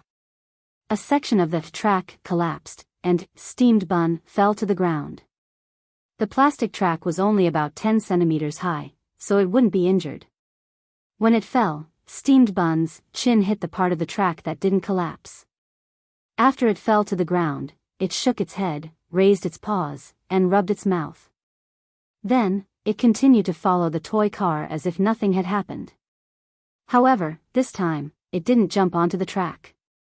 It followed on the ground, or ran to the front and put its chin on the edge of the track to look at the toy car. As the plastic track had collapsed in the middle, old Lu's subordinates looked at it and couldn't put it back together. This time, they didn't bring any spare parts, so they couldn't build another track. Fortunately, Lu Yao didn't intend to let the toy car continue to use the track. He just controlled the toy car and drove the black cat around the yard. Zhang Tan squatted in the toy car and pondered. A car was indeed a good tool. When he was still a human, he liked to drive around when he was depressed. Just like how many people ran to vent their frustrations, Zhang Tan always liked to drive.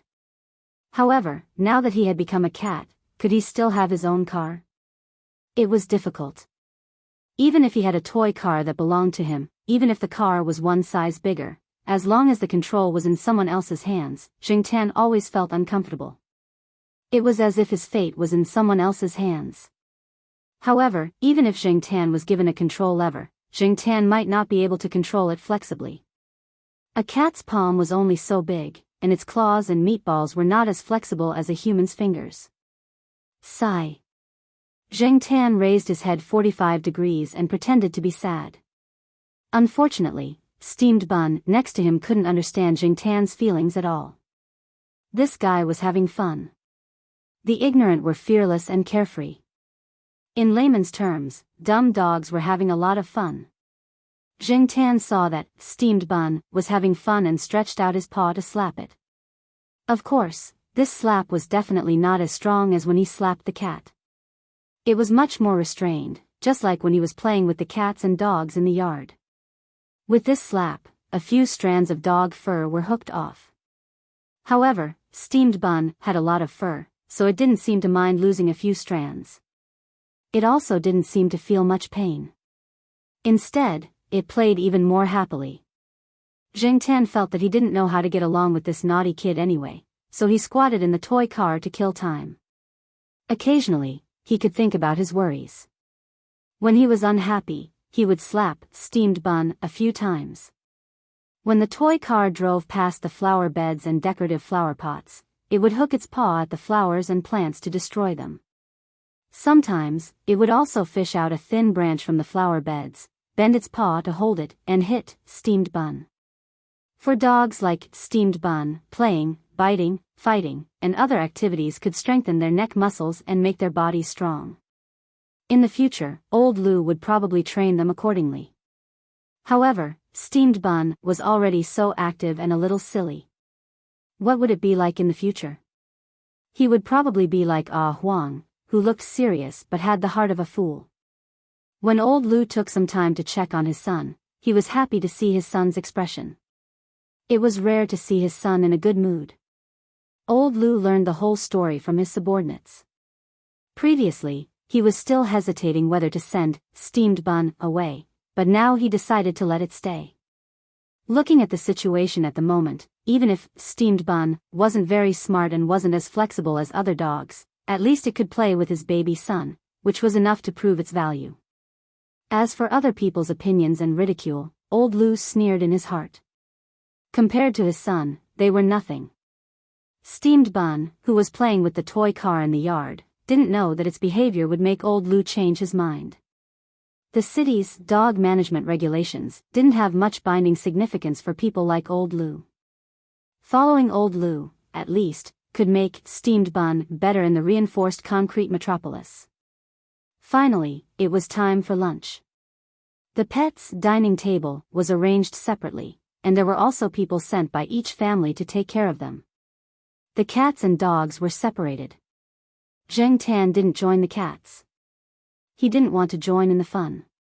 He stayed outside and found a place to eat with Tong Qing. Fang Xiaokong sent someone to deliver food, and Jiangtan just waited to eat. When he came over just now, he saw the serval's descendant that he had slapped. That guy saw Jiangtan from afar and avoided him. Jiangtan was too lazy to pay attention to it. If the cat didn't offend him, he wouldn't offend the cat. The man and the cat ate slowly outside. When Jiangtan was almost done eating, he saw two people coming out of the villa. One was Zhao Lu, and the other was a young man he had seen on the second floor before. He seemed to be called Wang Bin. Looking at the way Zhao Lu and Wang Bin got along, the two should be quite familiar with each other. Jiangtan wondered if he should go and listen to the gossip. Zhao Lu had already seen Jiangtan and was coming over. After finding a wooden stool to sit down, Zhao Lu asked Tong Qing some questions about Jiangtan's meals. The food that Fang Xiaokong sent over was almost finished, so Tong Qing couldn't tell what he had eaten.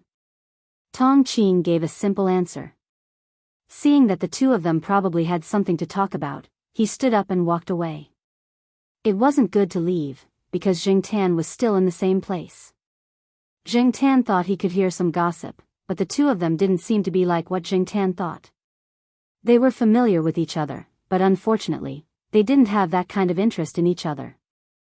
The two of them talked about topics ranging from Jiangtan, the cat, to Wang Bin being sent to the grassroots to train, and then to Wang Bin's younger brother, Mao.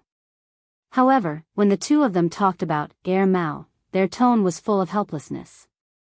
Jiangtan wondered what kind of person Mao was to be able to make Wang Bin and Zhao Lu treat him like this. After lunch, many people left. They were all busy people, so how could they have the time to stay here and relax? Usually, many people liked to have dinner parties. Fang Xiaokong was a relatively different person. When Zhao Lu asked why he arranged lunch but not dinner parties, Third Master Fang yawned. Early to bed and early to rise. It's good for your health. Zhao Lu wanted to bang his head against the wall. Of course, not everyone left. Some people just happened to have time and stayed for a while, such as old Lu. They would continue to chat with Fang Xiaokong. Jiangtan stayed there to play with Lu Yao and Steamed Bun for a while before going home. He didn't know what Fang Xiaokong said to old Lu, but one day, when Jing Tan was lying on the sofa at home watching TV, he heard the Jiao talking to Yuan Zi on the phone. They talked about this big client, Boss Lu, who had suddenly arrived. Only then did Jing Tan know that this matter was really done. The Jiao and Yuan Zi also learned some of the reasons from Fang Xiaokong. Yuan Zi specially bought a bunch of food, some for the two children, and some for Jing Tan. Before coming, Yuan Zi also burned 3 incense sticks in front of the black manekiniko in the office. It was unknown who taught him this. If it was in the past, Jing Tan would have been interested in the food. But now, Jing Tan's mind wasn't on it. It was fine before he came into contact with the toy car. After coming into contact with it, Jing Tan kept thinking about it in his heart. There were a few days when he dreamed of driving the car for a spin. He didn't sit in someone else's car, nor did he sit in the basket of little Pomelo's bicycle. Instead, he was driving his own car. Therefore, Jing Tan spent the past few days thinking about how to get a car that was suitable for his current cat-like appearance. Who should he look for? Should he look for the third Master Fang again? Even if he looked for him, he couldn't say it out loud. How could he express his thoughts? Should he send an email or text to Fang San and say, "Fang San, I'm Black Charcoal. Hurry up and get a car for me"? It didn't seem reliable. Chapter 130. The car couldn't be rushed either. How should he live his life? He still lived his life the same way. Jing Tan felt bored and played with the cats in the east courtyard or went out for a walk. Occasionally, he would go out with Celestine to reduce stress. During this time, Fang Xiaokong came over twice. Both times, Tong Qing drove him here. He didn't stay for long. He just dropped by to take a look. However, even though Fang Xiaokong didn't stay for long, Jing Tan learned some things from Fang Xiaokong. For example, Yuan Zi and the others had successfully made friends with old Lu, a big client. Old Lu's son, Lu Yao, liked to control the toy car at home to play with the dog. Although Jing Tan wasn't there, Steamed Bun seemed to be interested in the toy car. Every time Lu Yao controlled the toy car to play outside, Steamed Bun would follow the toy car. It would only be distracted occasionally. After all, there wasn't a cat in the toy car to play with it. Old Lu also suggested to Fang Xiaokong that he should bring Jing Tan over to play. Unfortunately, Fang Xiaokong was very busy recently and didn't have time. He only briefly mentioned it to the Jiao. It was a precautionary measure. In the future, Fang Xiaokong might really come over to play with the cat. The temperature in Chuhua City in November wasn't too low. Recently, the weather had been good. Jing Tan liked to go out for a walk or find a place to lie down and bask in the sun. This afternoon, Jing Tan walked out of the east courtyard. Feeling the warmth of the sun, he walked along a small path. The path didn't lead to the teaching area or the dormitory area. There were more old houses there, and the school didn't seem to plan to move that area in the past 2 years. At least, Jing Tan hadn't noticed any big movements there. It wasn't as noisy as when the houses near the side door were demolished to build the dormitory. A few birds of unknown species walked around on the grass, pecking at the grass. They were probably looking for food. After seeing Jing Tan, the timid and cautious ones had already flown up or jumped away, while the bold ones remained in place. However, they still maintained their vigilance. As long as Jing Tan approached, they would definitely fly away. Jing Tan was not in the mood to catch the birds. If it were Huang or the sheriff, they would probably be interested in them. Anyway, Jing Tan was not in the mood to catch birds. As for Depang, that guy had started to put on weight again. Depang's grandmother was probably worried when she saw Depang like that. Every time she went out, she would bring Depang with her so that he could move around more. The so-called moving around more was just taking a few slow steps. The grandmother was old, so she didn't walk fast. Depang didn't feel tired when he followed her. It was said that at the place where the old lady was learning how to sing Kuan opera, someone used something to tease Depang. However, Depang did not give them any face, so it was impossible for him to move. When he was annoyed, he would jump to a high place and lie down to sleep. It looked like he was too lazy to push. While thinking and walking, Jingtan found a good place to bask in the sun. He jumped onto the roof of a one-story old tiled house and found a comfortable place to lie down and bask in the sun. After jumping up, Jingtan found that there were other cats on several old tiled houses similar to this one. They were all lying there lazily, basking in the sun. After seeing Jingtan, two of them curiously observed Jingtan for a while. Then, they probably felt that Jingtan was not a threat, so they became sleepy and continued to sleep with their eyes closed. Although these cats seemed to be too lazy to move, as long as there was any abnormal movement, they would immediately react. When they heard footsteps that belonged to a person running, a few cats that were closer to the roof immediately opened their eyes and looked in that direction. They guessed that very few people came here, so their reactions were slightly bigger. The cats that were further away just moved their ears or squinted their eyes lazily to look in that direction. When they found that nothing was wrong, they yawned, changed their position, and continued to sleep. The old tiled house Jingtan stayed in was closer to the small path. When he heard the footsteps, he didn't want to look, but he felt that the footsteps were familiar, so he opened his eyes and looked down. With this look, it really made Jingtan endlessly shocked. Jiao. Today was Monday. If he remembered correctly, this guy had classes on Monday afternoon. Jingtan remembered it so clearly because one time when they were eating at a small restaurant, Jiao and his roommates happened to be there. Jingtan heard Jiao and his classmates talking about Monday syndrome. They had classes all day on Monday, and most of them were compulsory classes. With Jiao's personality, skipping compulsory classes and skipping elective classes was something that shouldn't have happened to him. But now, this guy had classes in the afternoon, so what was he doing here? She remembered that at the beginning of the semester, before classes started, Jiao would go to the second and third year classes all day long. When there were no classes, he would go to the library.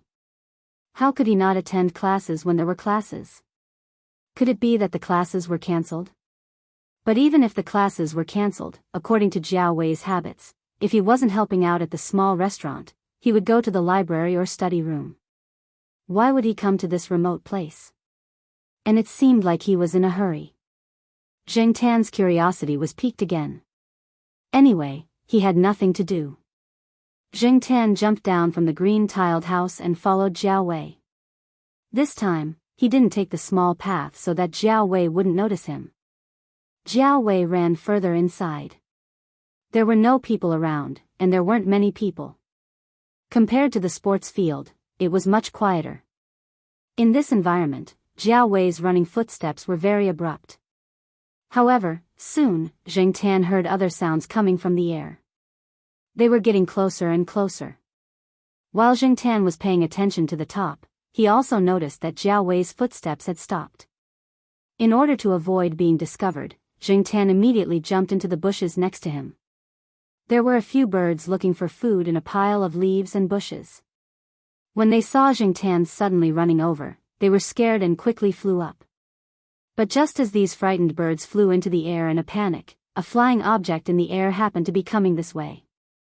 For the birds that suddenly flew from below, the flying object dodged. Jingtan saw the flying object in the air clearly. It was a remote control plane, but it didn't look very good.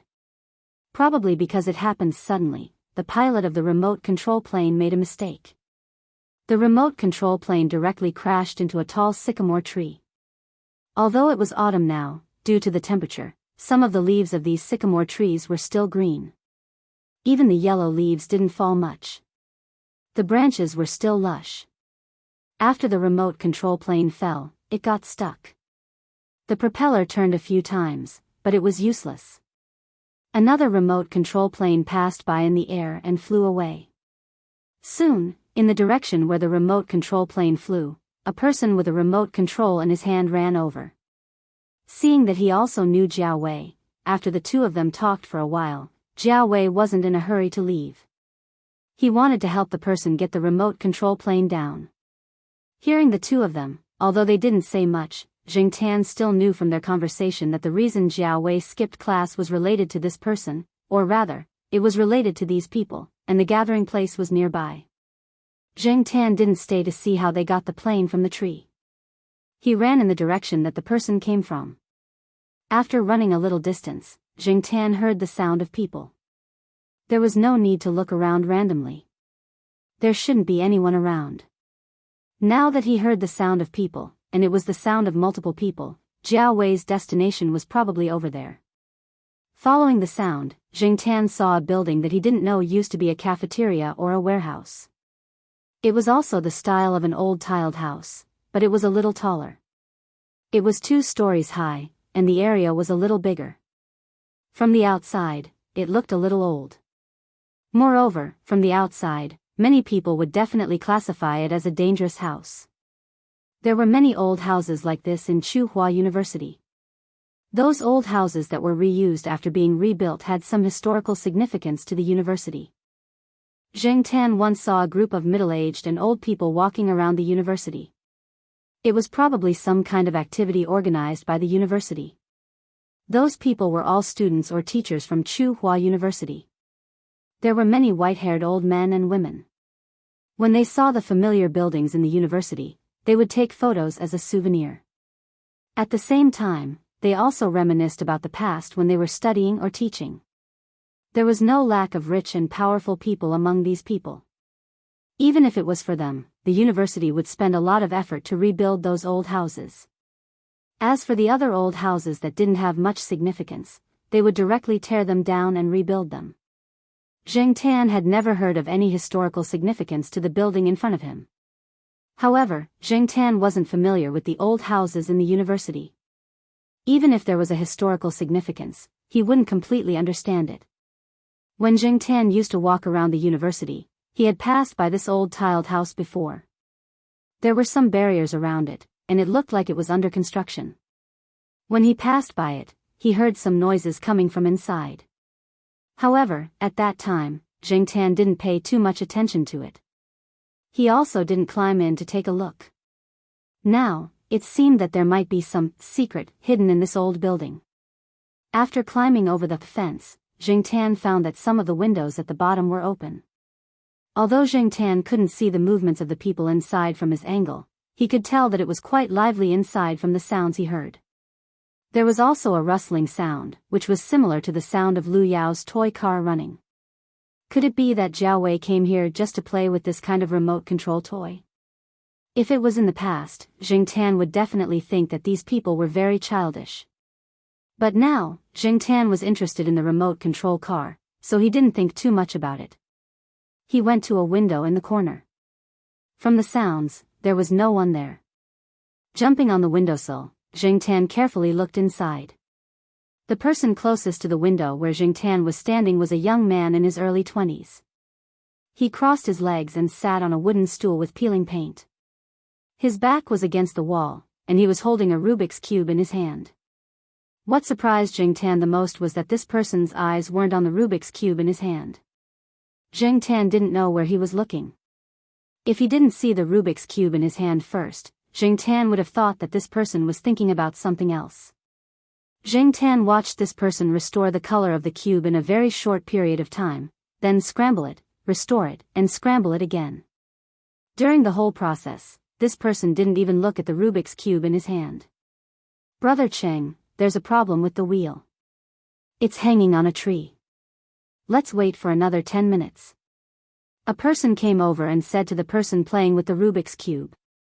Seeing that the person playing with the Rubik's Cube nodded, the person left.